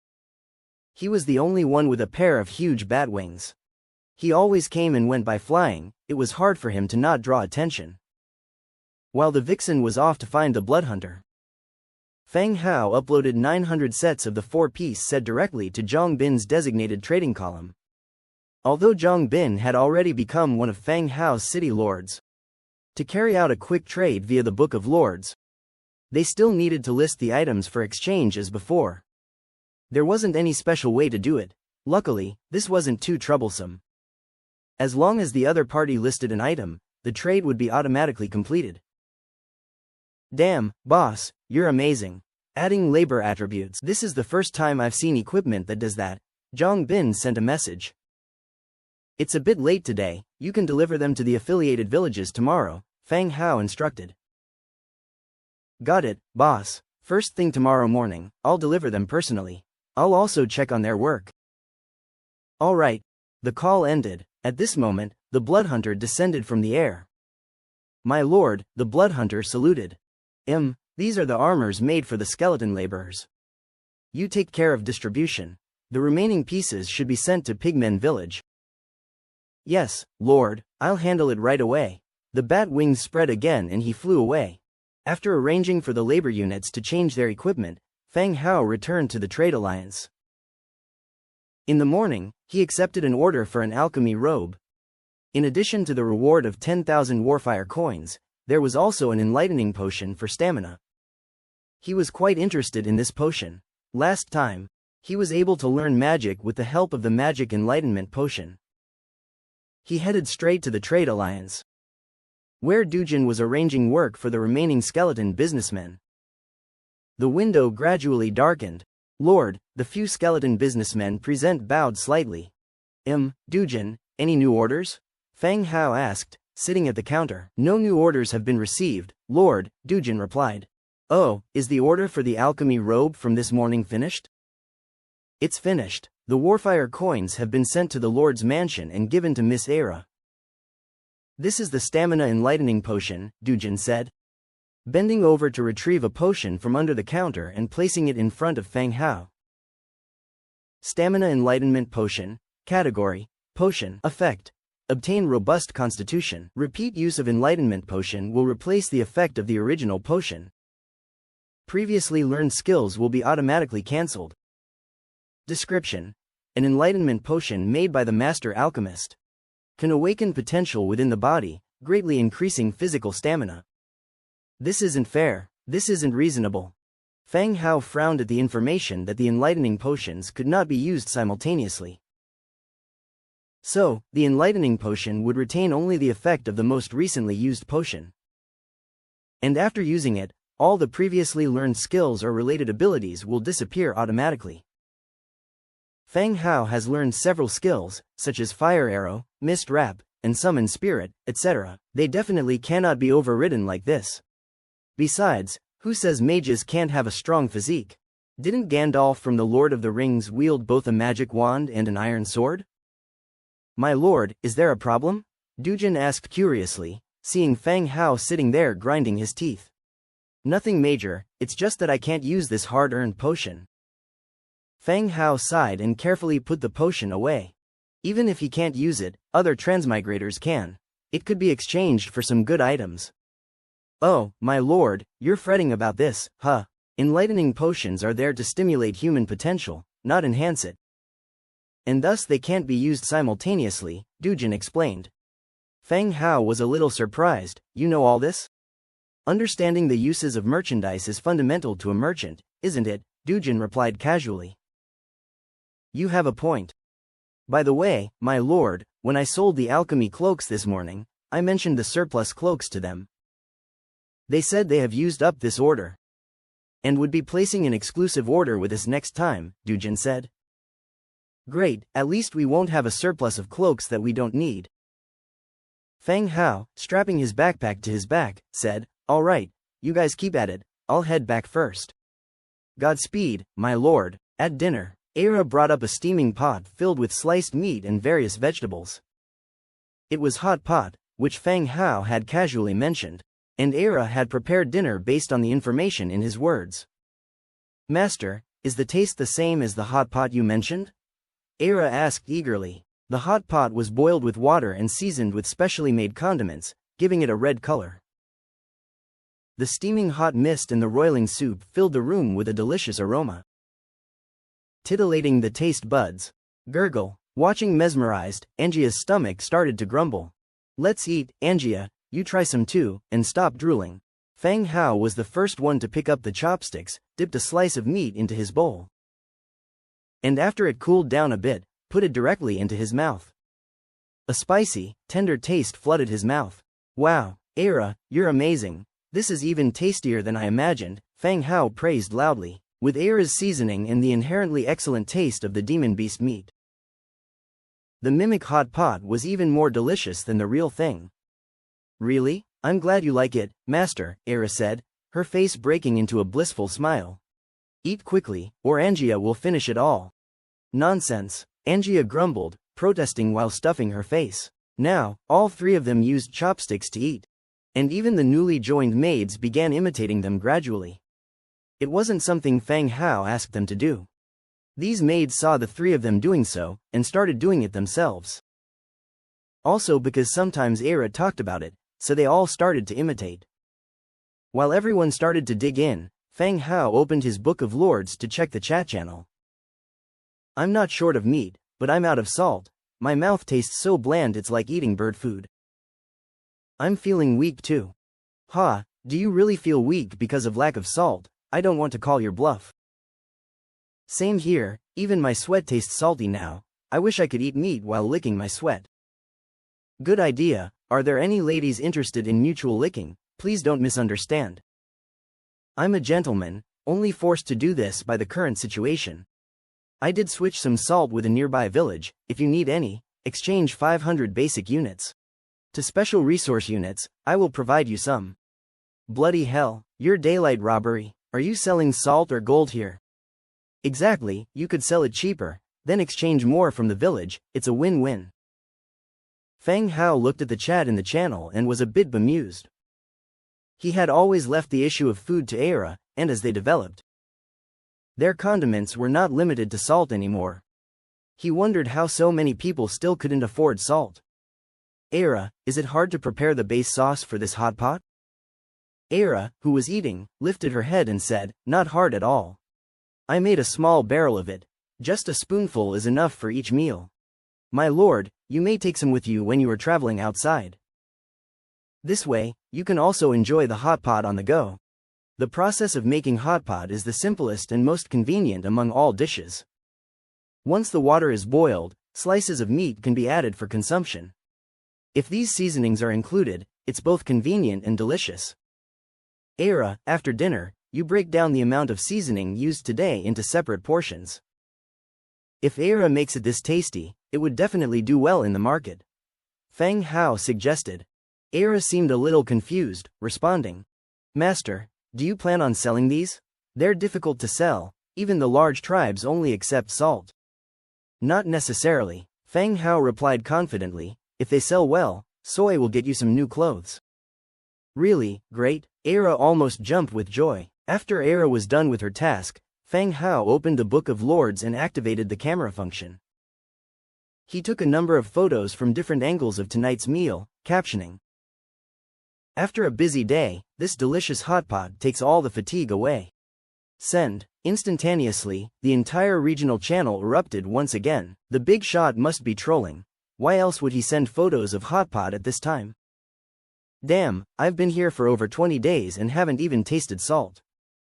Yet, Feng Hao is enjoying a hot pot. Envy, jealousy, and hatred. This is even more envious than seeing Feng Hao's healthy legs in his pictures. This is not logical. Are the big shot and us even in the same world? Why is there such a huge gap? I want to eat hot pot too. Feng Hao, are you selling the base ingredients? I want to eat hot pot. I don't require the base ingredients, just leave me some soup after you're done with the hot pot. I want some too. Reading the atmosphere in the channel. Feng Hao continued in the chat, stock of this condiment is limited. I'll sell them in the channel and the market. If you have special items to trade, feel free to message me privately. Era divided the hot pot base into more than 40 portions. For the people in the channel, it wasn't much. Despite that, unable to do anything else, he could only offer that much for sale. Big shot, how do we trade? I'm running low on salt. I've been feeling dizzy every day. Feng Hao thought for a bit, then replied, I'll put up 10 portions. 5 units of rare resources each. Wow, that's only 5 portions for the entire channel. Big shot, this is hunger marketing. That's too little. Feng Hao honestly replied, I don't have many either, these condiments are not essential. If you're not in a hurry you can wait, the price will go down once I have more stock. The chatter in the channel quieted down immediately. The condiments were different from the rejuvenation spring. Its price was still 10 units of rare resources. Those who were buying the rejuvenation spring were either injured or dying. and didn't care about spending some resources. However, the condiments were different. Skipping a meal wouldn't kill anyone. 5 units of rare resources instantly deterred 90% of the people. Forget it, I'll wait until the price drops. Me too, I'll venture out with my soldiers tomorrow to see if there are any villages where I can exchange for salt. I've been tiptoeing around for half a month, can't I eat something decent? I don't care, I want to eat hot pot today no matter the cost. I also want one, it's just 5 units, it would be a treat for my soldiers. One after another, individuals who had resources at their disposal started placing their orders. There were too few portions available, they sold out as soon as they were listed. Those who missed out started complaining in the channel. Ding! At this moment, a private message sounded in the Book of Lords. It was a lord named Tian Jiong. Fang Hao remembered him. Once, he had sold him a blueprint. After producing it, the man exchanged materials for another one. He was pretty shrewd. 4-legged terrestrial lizard flute, big shot, no dilly-dallying. Trade for 5 units of rejuvenation spring, 1 portion of hot pot base. Tian Jiong said. 4-legged terrestrial lizard flute, category, shepherd's flute. Description: the first time blown, a 4-legged terrestrial lizard is summoned. After a successful summons, each subsequent blow summons the 4-legged terrestrial lizard to its side. For the initial summon, ensure it is at an accessible location. What on earth is this? A mount? What's the deal? Does it summon a type of soldier or a mount? Fang Hao asked in response. Tian Jiong replied, it's a mount, but it also has strong attacking abilities. Its strength is around level 5. I didn't dare use it. My men got injured, and I had to sell it out of necessity. Tian Jiong is always bold and cautious. Recently, close to his territory, he discovered a group of lizardmen wearing strange clothes. This group looked like a caravan, yet also resembled a group of pilgrims. In any case, he discovered these lizardmen, and they found his territory as well. Tian Jiong did not want to provoke this group. However, after villagers who had been working outside for 2 consecutive days went missing, he began to suspect the lizardmen. After arranging several soldiers to investigate, they confirmed the lizardmen's campsite as well as the obviously tortured bodies of villagers. Tian Jiong felt that something was not right. What were these lizardmen up to? If they were just camping and resting, he would consider compromising despite his fury over the death of 2 villagers, prioritizing the safety of his entire territory. But if the lizardmen were waiting for reinforcements, that would be trouble. Tian Jiong thought again and again, planning a big move. Either wiping out these lizardmen or risking everything in a gamble. If he lost, he would abandon the city with his men. So, after he had decided, he began to formulate a detailed plan. The numbers on both sides were roughly equal, but the ranking of the lizardmen's soldiers exceeded his own. Head-to-head combat wouldn't win him victory. To triumph, he would have to resort to some special tricks. He led his soldiers to set up a large number of traps on hidden paths. Then, after feigning defeat in an attack, he lured the lizardmen, who were as crazed as if they'd been injected with chicken blood, to the trap to start the fight. After a gruesome battle, Tian Jiong won, but the casualties were heavy. Half of his troops had died. The remaining men, including himself, had come back to the territory injured. Out of desperation, he picked valuable items from the spoils of war to exchange. Of course, the hot pot seasoning was added after opening the Book of Lords and seeing people chatting. Boss, I've seen the giant lizard before. It's huge and can serve as a mount as well as a transport for goods. It also has fighting capabilities, Tian Jiong continued to explain. Compared to Fang Hao, Tian Jiong was more eager to finalize this trade. After all, the injuries can't wait. Who knows if these lizardmen have reinforcements, or a few escapees might launch a surprise attack. Fang Hao pondered, I already have a mount, your shepherd's flute won't be of much help to me. He had horses and a bone dragon in his territory. For short distances to the orc or human city, he would ride a horse. If the journey was long, he would ride the bone dragon. He didn't find your giant lizard particularly interesting. Hearing Fang Hao's words, Tian Jiong's heart tightened. He had made a few deals with Fang Hao before. They were not familiar, but he had some understanding of Fang Hao's personality. If he said he didn't need this thing, it wasn't him bargaining, he really didn't need it. He had something better on hand. Don't, boss. I still have injured people waiting for treatment in the territory. How about 3 units of rejuvenation spring? I also got a saddle for the giant lizard, I'll give them to you together. Tian Jiyong was genuinely anxious. Fang Hao confirmed the quantity of the rejuvenation spring, which was enough. So, he agreed directly, replying, "All right, put it on the shelf." "All right, thanks, boss." Soon, Tian Jiyong put his items in the designated area. One was a 4-legged giant lizard flute, and the other was a giant lizard saddle blueprint. Fang Hao, as agreed, traded using 3 units of rejuvenation spring and a piece of hotpot base. The 3 units of rejuvenation spring could be used for healing, and the hotpot base could enable Tian Jiyong and his subordinates to have a simple celebration and a good meal. After completing the trade, a shepherd's flute and a blueprint for a giant lizard saddle were added to Fang Hao's inventory. Tian Jiyong added again, "Thank you, boss. If you need anything in the future, just let me know." After that, they both ended the chat immediately. Given their current situation and the distance between them, such a statement was more of a courtesy. After filing away the saddle blueprint, Fang Hao walked out of the Lord's mansion with the shepherd's flute. It was mentioned on the flute that the summoning has to be done at a reachable point for the 4-legged giant lizard. He was not sure if the city could be considered a reachable point. So, he planned to go outside the city and blow the shepherd's flute there.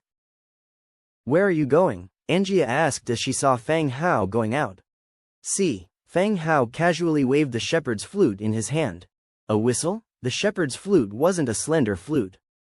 It was more like a finely crafted wooden whistle and only slightly bigger than an orc's wolf-tooth necklace. It could be hung around the neck, worn on the waist. Or if you had pockets sewn into the sides of your clothes, it could be tucked in there. "It's a shepherd's flute. It summons a mount," Fang Hao said. "Oh, a horse flute. I know about these, you can use them to call a horse over." Angia replied with sudden realization. Horses' flutes were more commonly used by humans. Orcs also used them but not as often. However, you could occasionally see them in Orc City. "Sort of, but it's a giant lizard, very fierce. Want to come see?" Fang Hao teased with a child-tempting expression. Angia frowned at him and instinctively replied, "You're not scared, are you?" "If you're not coming, never mind." After saying that, Fang Hao walked off briskly. Angia giggled, put her arm around his shoulder like an elder brother, and followed him out.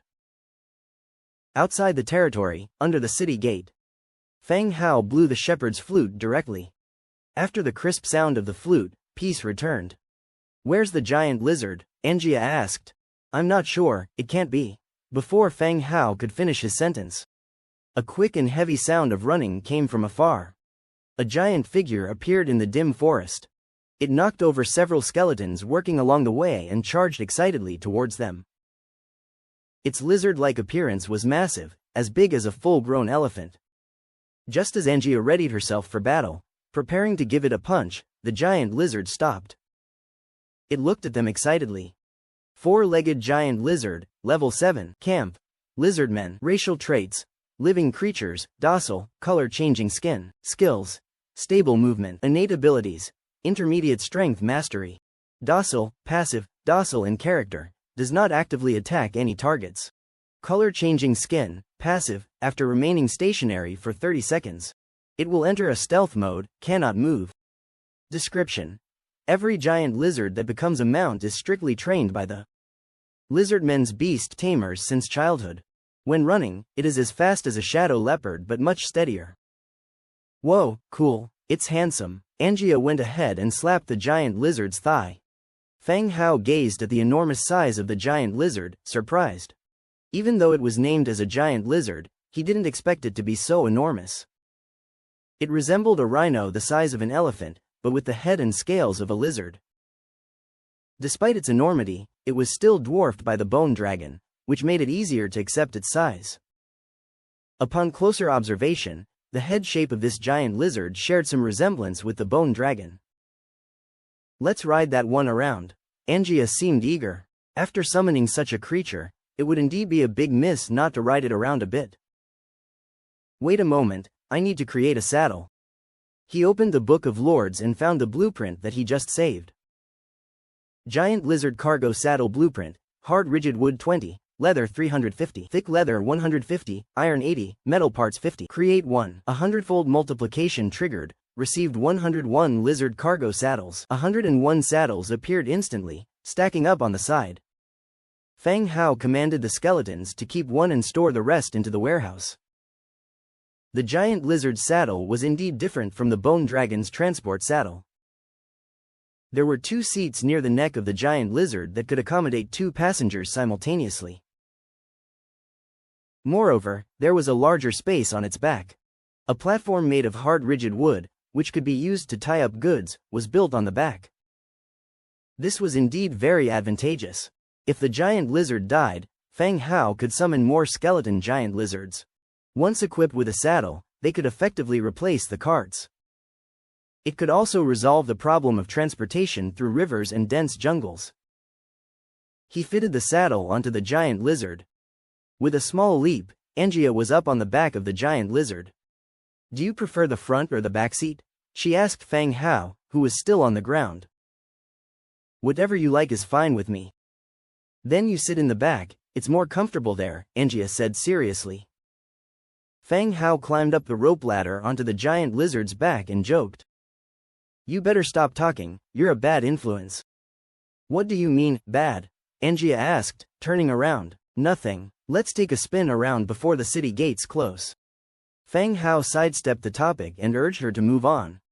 Okay, with a flick of the reins, the giant lizard took off, running at a fantastic speed around the territory like a bolt of lightning. Fang Hao sat behind while Angia let out wind-facing shouts of joy. The giant lizard was indeed a good mount. It ran faster than a galloping horse and was much smoother in movement. Even with the wind howling in their ears, the ride was not as bumpy as riding a horse. This was indeed an excellent mode of transportation for delivering goods. The more he thought about this, the more Fang Hao wanted to turn the giant lizard into a skeleton so he could summon more of them in the future. However, this was just wishful thinking. He wouldn't really slaughter the giant lizard and throw it into the conversion pool. After taking a lap around the territory, the giant lizard stopped in front of the city gates. Ah, it's not bad, it runs pretty smoothly, Angia stammered, obviously winded from the excitement. Fang Hao rolled his eyes at her impatiently. The 2 of them led the giant lizard into the city and asked the skeletons to build a separate shed for it. A normal stable would not be large enough to accommodate this creature. After settling in the newly summoned giant lizard, Fang Hao returned to the skeleton conversion field area. The conversion of the speckled toad was already done. Skeleton giant toad, tier 5, faction, undead, racial traits, undead, hollow skeleton, vulnerable to light, amphibious, skills, powerful leap, innate abilities, intermediate water mastery, amphibious, passive, can move freely on land and underwater, powerful leap, active, leap high into the air to attack the enemy. Each meter increase in jumping height adds 5% damage. Note: the skeleton species converted from corpses still retain their traits and attack methods from when they were alive. Looking at the attributes of the skeleton giant toad, Fang Hao felt somewhat disappointed. He had not imagined the toad to have an ability to simply jump and smash enemies. But rather he hoped that the skeleton giant toad could build a highly efficient air defense system. Just like when the bats were led over the pond and wiped out in the blink of an eye. Now, with only one powerful leap skill, his idea of building an aerial defense system was thoroughly shattered. Alright, you all go and wait outside the city, Fang Hao ordered. A few dozen skeleton giant toads jumped out of the city gates. After dealing with everything, Fang Hao finally returned to his room. The next day, early in the morning, Fang Hao woke up from his dreams. He then began to exercise around his territory because he had spent most of his time lying on his bed. Lying down while sleeping, lying down while fighting with God's presence. If this continued, his body would deteriorate. If God's presence didn't require spiritual power, he would rather drink the enlightening potion to augment his physique. After breakfast, he confirmed with Dujin that there were no new orders. Then Feng Hao began to prepare his plans for the day. He still had a blueprint that he had bought from the pub in Prul City. Bandit Camp. It was located to the southwest of Prul City. He learned from the pub's owner that this band was quite infamous. The nearby cities and villages had found no effective way to deal with them. These bandits would abandon their hideout and escape whenever they got word of Prul City's organized attempts to exterminate them. They would return after the attempt was over and look for new sites to rebuild their lairs. As they didn't have any fields to cultivate, their livelihood depended on looting. After breakfast, Feng Hao returned to his room, unleashed God's presence, and then led his troops out of the territory towards the bandit camp. For this bandit extermination mission, he only took 100 bone dragons filled with 5-tiered skeleton trolls, as he had to pass Prul City. The bone dragon was the fastest among Feng Hao's troops. It could fly high above the ground without attracting as much attention as a land army. Even if they had to bypass Prul City, it wouldn't consume too much time. 100 bone dragons soared into the sky and started moving swiftly towards the bandit camp. 2 hours later, the bone dragons finally reached the vicinity of the bandit camp. From afar, they saw a camp built with trees. Although it seemed small from high above, that was merely an optical illusion due to the distance. In reality, this bandit's nest of such a size was quite significant.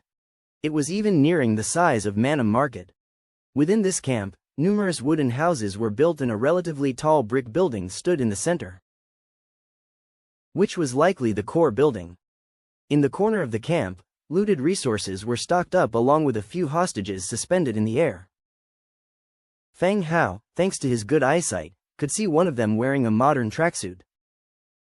Damn, another unlucky soul, Feng Hao muttered. He then slapped the back of the bone dragon and ordered, "Get closer and prepare the dragon breath."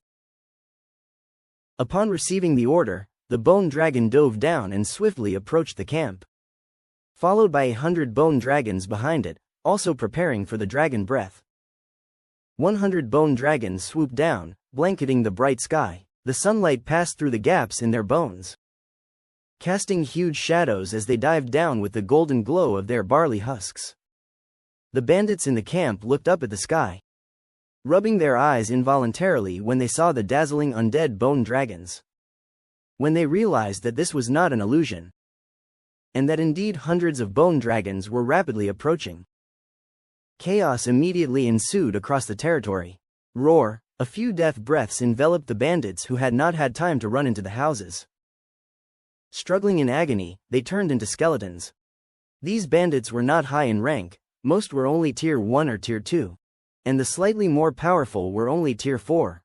Those with high ranks were recruited by various cities, and would not gather together to become bandits in the mountains.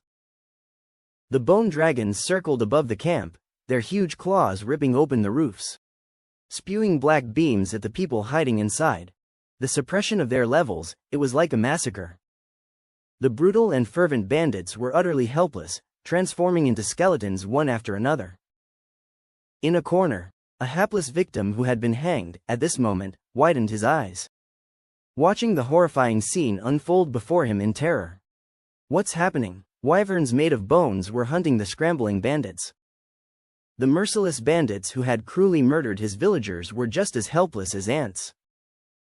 If it weren't for the worn-out foot cloth stuffed in his mouth, he would have derided those bandits enthusiastically. You're the ones who loved to bully people, right? Now someone's bullying you, right? Nothing but a bunch of shameless thieves. Within the camp, the breaths of the bone dragons wiped out a large number of bandits.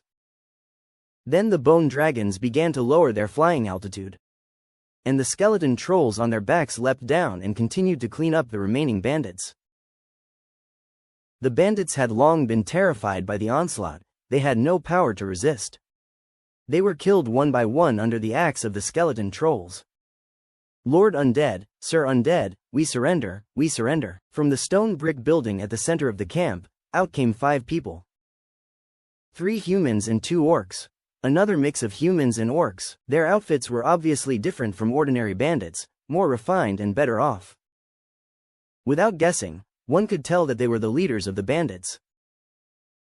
Fang Hao jumped down from the dragon's back, his gaze falling on the 5 people. Human Bandit Warrior, Tier 4. Orc Bandit Warrior, Tier 5. Human Bandit Leader, Tier 7. Sir Undead, we surrender, there must be some misunderstanding here. Please stop the attack. The 5 of them knelt directly on the ground, speaking loudly.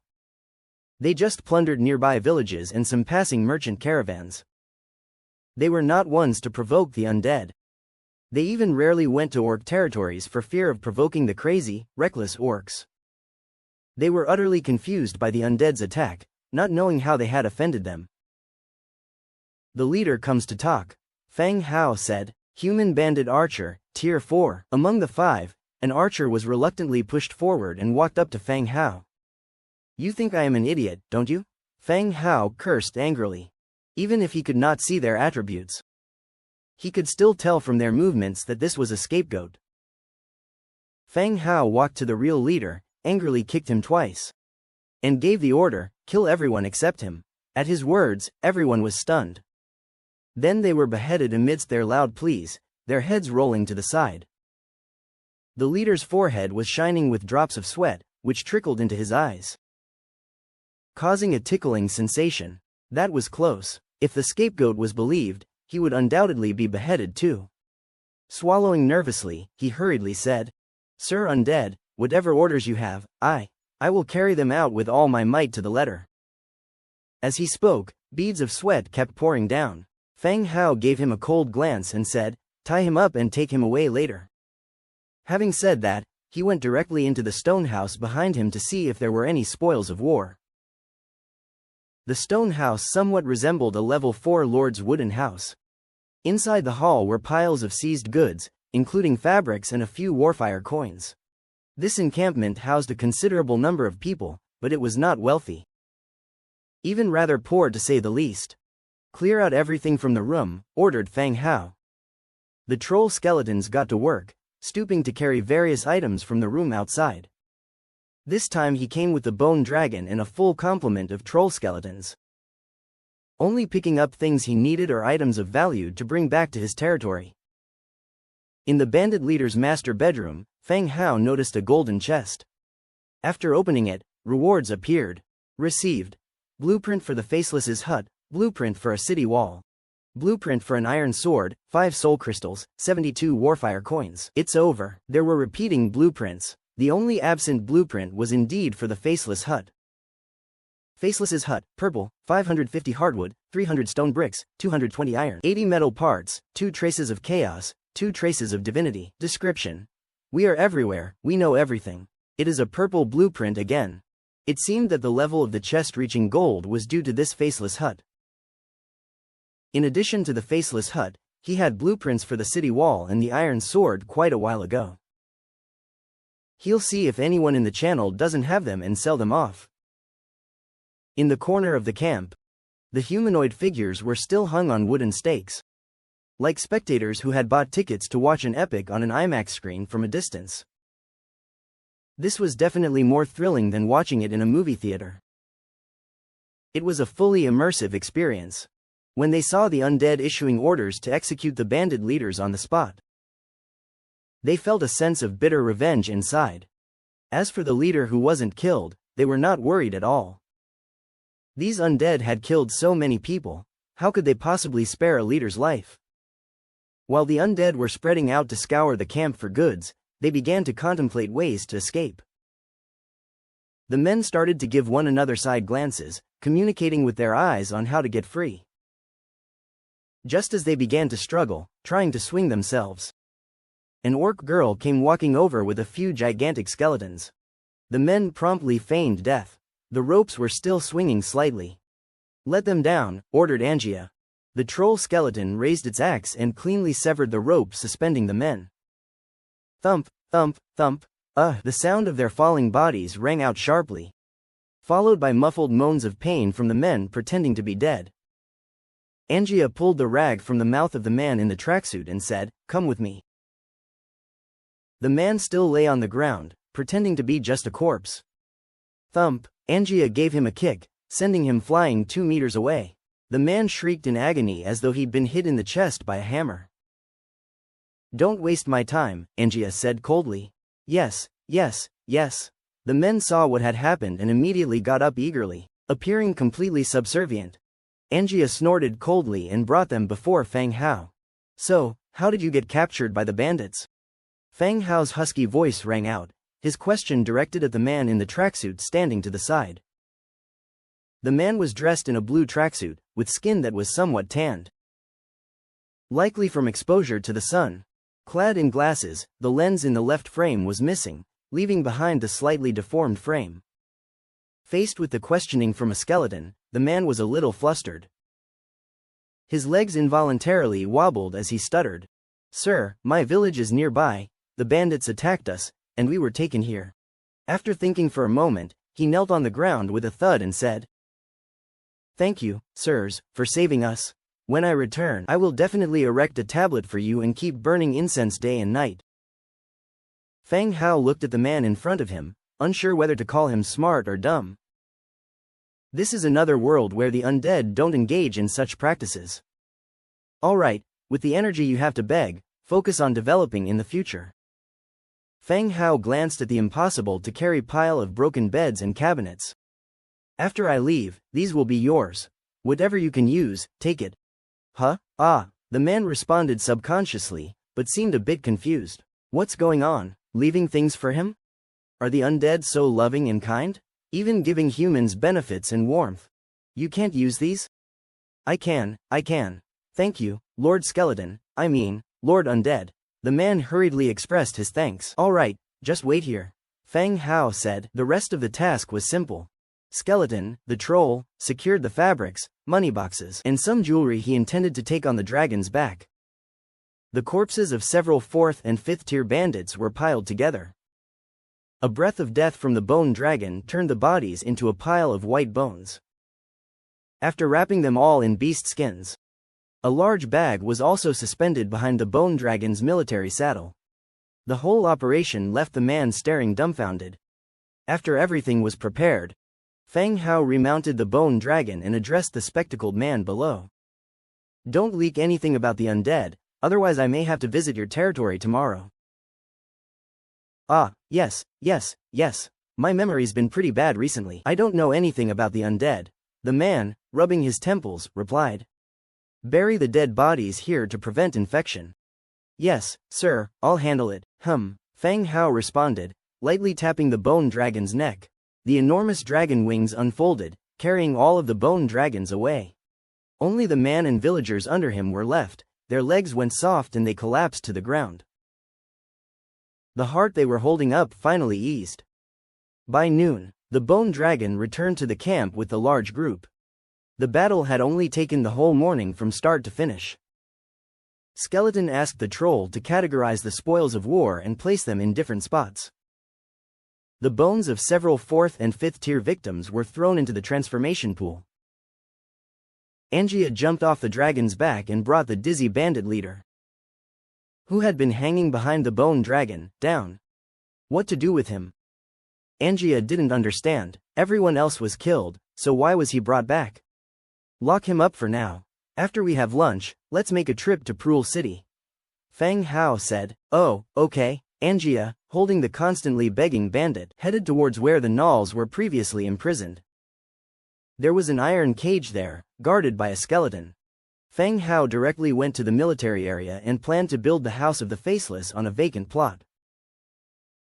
The name itself sounded quite mysterious. Faceless, does that mean they have no face? He opened the Book of Lords and directly chose the House of the Faceless. A purple light flashed and 10 minutes later, the building was complete. It really was a small stone house, and the door had an insignia that looked like 2 crossed hooks. The building came with its own symbol, which did have some resemblance to the Trade Alliance. House of the Faceless. Category: Special Building. Ability: Information Order 2. Description: We are everywhere, we know everything. Oops, another miscalculation. Fang Hao thought that the troop recruiting from the House of the Faceless was called Faceless. But now it seems more like an intelligence agency. Entering the room, it was not very large, with a counter and behind it, a young blonde woman stood. "Greetings, my lord," the woman gave a slight bow. "So, you're the staff of this place then?" Fang Hao asked. "Yes, my lord, I serve as a guide, answering some of your questions, and after this, no one else will appear here." The woman responded with a smile, albeit a somewhat stiff one. "All right, then tell me what this place can do." The woman opened the mail chute behind the counter and took out 2 orders. "My lord, it's not as difficult as you might think. In the future, if you need any information, you just need to fill out the order with the required information and put it in the mailbox." This operation was similar to how the skeleton merchant took product orders. Fang Hao understood as soon as he listened. "Free of charge? My lord, you're really humorous. Of course, there will be a certain fee. After the order is sent, it will be evaluated for price within 10 minutes. Once you pay, the agreement is complete." The woman maintained her smile throughout. Fang Hao thought for a moment, then continued asking, "What is the success rate and veracity of the information? How do you evaluate them?" Information is not a tangible thing. The authenticity and reliability of information are very hard to grasp. If a fake piece of intelligence is sent over, it could potentially endanger lives. My lord, rest assured, the faceless one has always had a very high credibility. And, are there times when you can't find out? Yes, often. The higher the demand for information, the more difficult it is. If we can't complete it, we will directly inform you of the failure. We won't fabricate information. Is the money refunded in those cases? We refund up to 20%. Damn, what a rip-off. Through their conversation, Fang Hao understood the use of the faceless one's cottage. It's simply an intelligence agency, similar to the Intelligence Bureau. They charge fees based on the information you want to inquire about. They then arrange personnel to investigate the information. Being able to develop to its current scale, the credibility of the information should not be low. My lord, do you have any other questions? The woman asked again. One final question, how often can orders be placed? The new orders will be mailed in 5 days, and of course, the number of orders will remain at 2. They are not cumulative. Okay, I understand, thank you for your explanation. My pleasure, sir. The woman took out a teleportation scroll and slowly disappeared from the screen after bowing. Fang Hao sat in his chair and didn't immediately leave. He had wanted to write about the Frostwind Mountains Skullcrusher tribe in the information form, but eventually gave up. Ever since he wiped out the 300,000-strong Skullcrusher army in one fell swoop, the threat from Skullcrusher had decreased significantly. Bronze Bull has arranged for some spies to enter the Frostwind Mountains for information gathering, rather than sending in the information immediately. It would be better to wait for the information to return so he can fill the form accordingly. This was far better than writing about something unknown. After thinking about it, he left the information hut and it was time for lunch. After lunch, Fang Hao, with Angia, carried the tortured bandit leader on his back, heading to Prul City. Looking at the map and seeing they were about to enter the sight range of Prul City, Fang Hao ordered the quadruped giant lizard to stop. Fang Hao took out a pocket made of leather from his backpack and said, "Kill him and chop off his head." Angia felt stunned when she took the knight's sword, while the bandit leader cried and begged for mercy.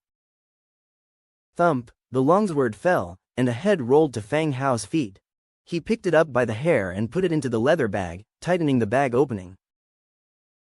"Did you take him for a ride just to bring him here and kill him?" Angia asked curiously. "Otherwise, the bounty by the Lord of Prul City can be collected by exchanging the leader's head. It's the height of summer, carrying around a head is troublesome. It's better to kill him here," Fang Hao answered. "How much money will you get as a reward?" Angia's attention was immediately drawn to the bounty. 1,000 gold coins, which is about 300 or so warfire coins, Fang Hao said as he hung the bag with the head on the side of the giant lizard. And the two of them climbed back onto the lizard to continue their journey. The sight of Prul City was very good. Seeing a giant creature rapidly approaching from afar, the lookout tower soldiers alerted their comrades, who began to assemble. The archers climbed the city walls, arrows ready to draw. The keen-eyed soldiers spotted the two riders on the giant lizard's back as it approached. News of Feng Hao saving the cloth merchant Tevek's daughter had spread in the city, and some soldiers recognized the two riders. When the giant lizard reached the city, Feng Hao looked at the heavily armed soldiers and the guard captain. "What's up? Are we going to war?" The guard captain looked up at Feng Hao sitting atop the lizard, then at the giant lizard underneath him. "Sir, is this your mount?" "Yeah, isn't it cool?" "Hey, cool, very cool." The guard captain swallowed his saliva. Based on its size, it seemed that the giant lizard in front of him was at least a 6th or 7th level warcraft. Should this type of warcraft be described as cool instead of dangerous? "Sir, I'm afraid your mount needs to stay outside to avoid any unnecessary danger," the guard captain said. Feng Hao dismounted and lightly stroked the giant lizard's neck scales. "Don't worry, it's very gentle." "Lie down, stand up, give them a roar." Roar. The giant lizard lifted its upper jaw and let out a roar. Copious amounts of saliva sprayed from its mouth, soaking a soldier standing in front of it. The soldier leaned against the wall, retching. "No, well, this." Feng Hao looked a bit embarrassed, not sure what to say. Looking at his subordinate and then back at the two riders, the captain became more determined. "Sorry, sir, but we can't let your mount into the city. We have a specialized area for depositing mounts, and we have prepared fodder if it eats fodder." Of course, these were small things, and Feng Hao was not going to pick a fight over whether they would allow his mount into the city or not. "Sure." Feng Hao patted the giant lizard's head. "Be good, take a nap, we'll go back after we're done." He led the giant lizard to the designated area and tied it to a wooden stake. The giant lizard immediately closed its eyes and lay down on the straw-covered ground. Having resolved the issue of the mount, Feng Hao and Angia smoothly entered the city. Without any stop along the way, they headed directly to the central structure of the city. The city lord's mansion. Guards in uniform outside the city lord's mansion stopped the two of them. "This is the city lord's mansion. What business do you have here?" The guard's voice was stern, and his eyes flitted warily over the weapons on the duo. "I saw the bounty set by the city lord at the tavern, so after killing the bandit leader, I came to collect the reward." Feng Hao lifted the increasingly reddening bag in his hand. The bag contained the head of the bandit leader. "The bandit's bounty has been pending for many years, and you too managed to get it?" The guard's face was full of disbelief. Feng Hao didn't look strong, and the robe over the iron armor was even weirder. As for Angia, she was a girl, so the guard didn't believe they had the ability to eradicate the bandit camp. "What kind of talk is that? I could take on 10 of you single-handedly," Angia retorted. "How dare you make trouble in front of the city lord's mansion?" The guard shouted when he was contradicted, looking very authoritative in discharging his duties. Feng Hao stopped Angia, who was about to retort, and directly unbuckled the bag. Voila! Feng Hao directly held up the head of the bandit for the guards to see. A large amount of blood dripped onto the ground. The flesh on the neck of the head was still fresh, indicating that it was very recently cut. "Based on your tone, you should have seen the bandit leader. The head is here, you can confirm whether we are capable or not." He pushed the head right in front of the guard. With a pale face and fear written all over it, the guard recoiled 2 steps in the face of the unyielding gaze from the head. But he was certain in his heart. If the bandit leader doesn't have a twin brother, then the head in front of him must be the leader of the bandits they have been trying to capture unsuccessfully for so long. The city lord's hall was spacious and bright. A censer filled with burning incense was placed on the wooden table in front of them, emitting wafts of fragrant scent. The blue curtains were drawn to shield from the glaring afternoon sun. The bandit's head had been taken away by the guards, and now Feng Hao and Angia were waiting for the arrival of the city lord of Pruel City. They had been waiting for 20 minutes. Feng Hao was killing time by reading the Book of Lords, whereas Angia was getting a bit restless. She was mumbling to herself, criticizing the city lord for being too arrogant. and fantasizing about bringing the bone dragon here to raise his house tomorrow. Thump, thump, thump, the sound of footsteps was growing louder, accompanied by the noise of armor friction from the corridor, steadily becoming more distinct. Immediately thereafter, a man wearing a blue embroidered robe, escorted by 2 guards, walked in. The man seemed to be approaching 50. His hair was slicked back, and his thick beard was neatly groomed. His brow was slightly furrowed as his eyes scanned over the 2 young individuals seated in the sitting room. This was Cyril, the city lord of Prule City. Heavy arrow, Cyril, blue level 5 hero. Upon entering, Cyril flashed a friendly smile and cordially said, "So you 2 youngsters are the heroes who defeated the bandit leader?" "Yes, my lord, these 2 indeed brought the head," one of the guards replied. During the 20 minutes that Feng Hao and Angia had been waiting, the stewards of the city lord's mansion had been investigating Feng Hao and Angia by visiting Tavik, a cloth merchant, and a tavern. From Tavik and his young daughter, they learned about Feng Hao's considerable army possessions, as well as his authority over the army. Although the merchant's daughter was blindfolded at the time, she could still hear a lot. Tavik also provided some of his speculations. For instance, Feng Hao could potentially be the young master of a large clan, who, relying on his interest, could easily establish a factory and mobilize a large number of people within his family. Similar information was heard at the tavern, where he spent 1,000 gold coins on a short sword simply because it was aesthetically pleasing. Such signs led Cyril to guess that Feng Hao was indeed a young master from a significant family.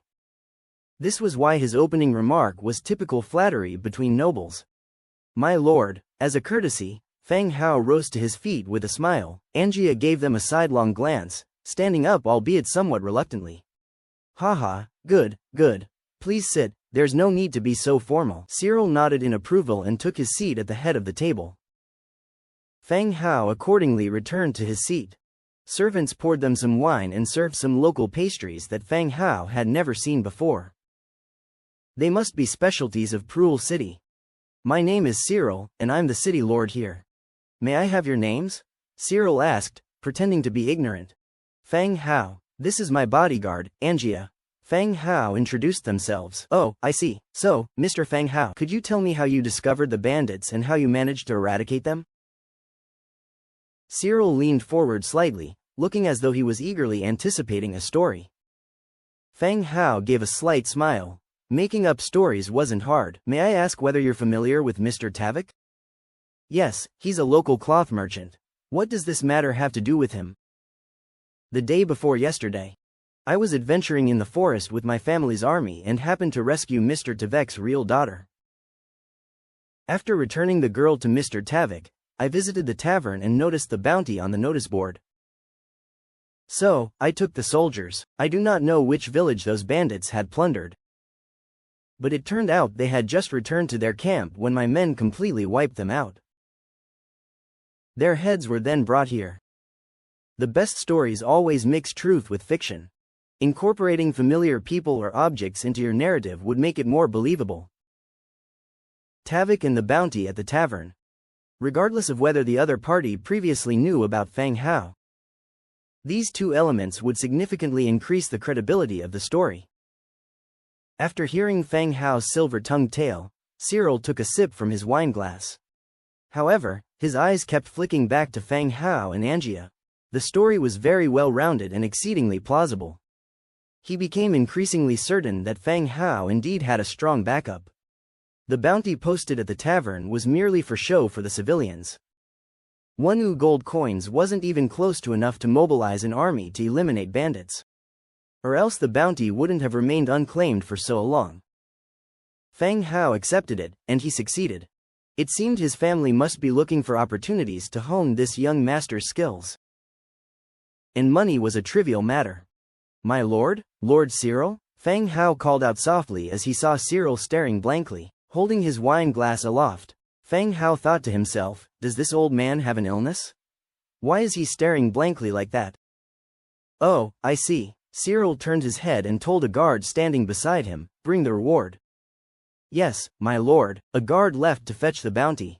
"By the way, Mr. Feng Hao, Which city do you live in? What does your family do? Cyril began to ask casually. Fang Hao responded with fabricated stories, stating that his city was located northwest of Prul City and his family ran a variety of businesses.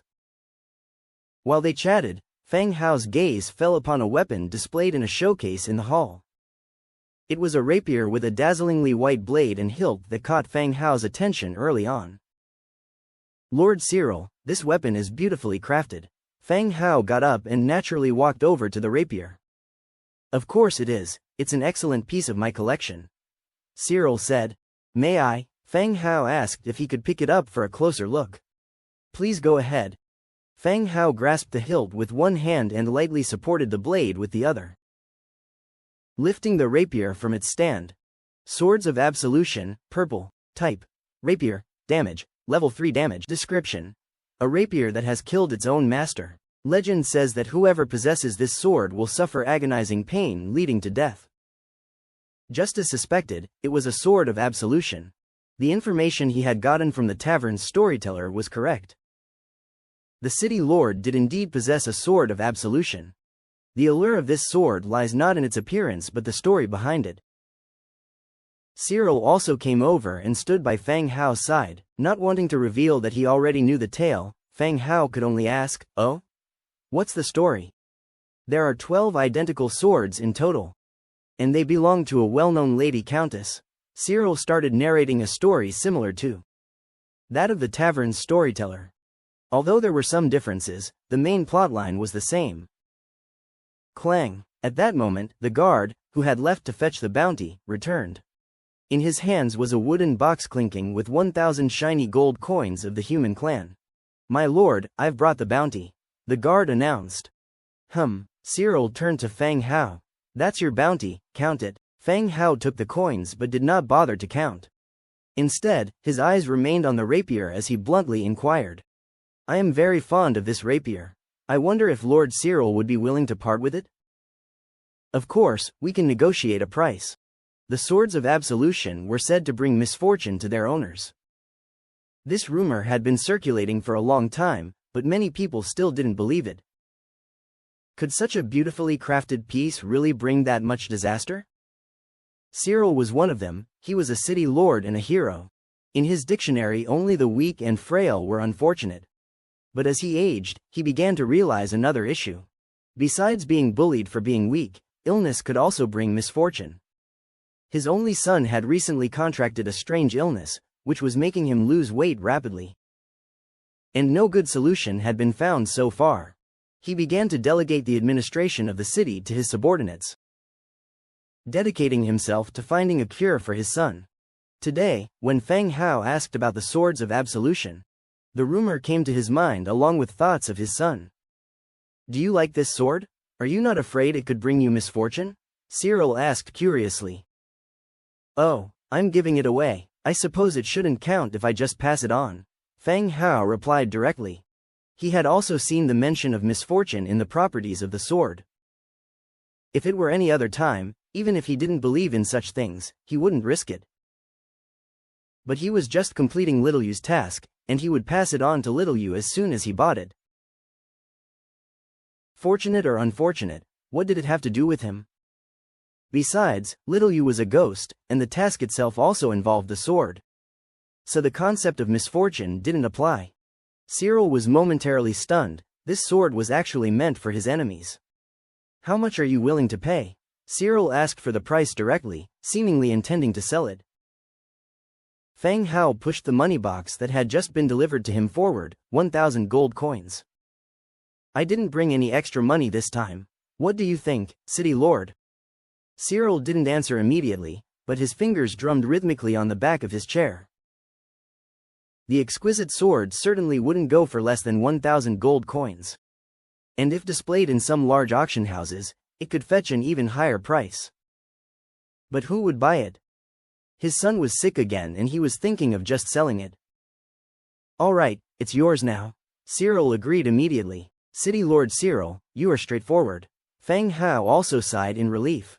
He exchanged the banded bounties for the task item. They were all settled, but Fang Hao did not hurry to leave. Instead, he looked at Cyril again and said, City Lord Cyril, I wonder what formalities I need to go through if I want to open a shop in Prool City. A shop? What kind of shop? Cyril asked curiously. A restaurant or a store that sells civilian utensils. Feng Hao answered. It's not a good idea to sell weapons and gear in the city.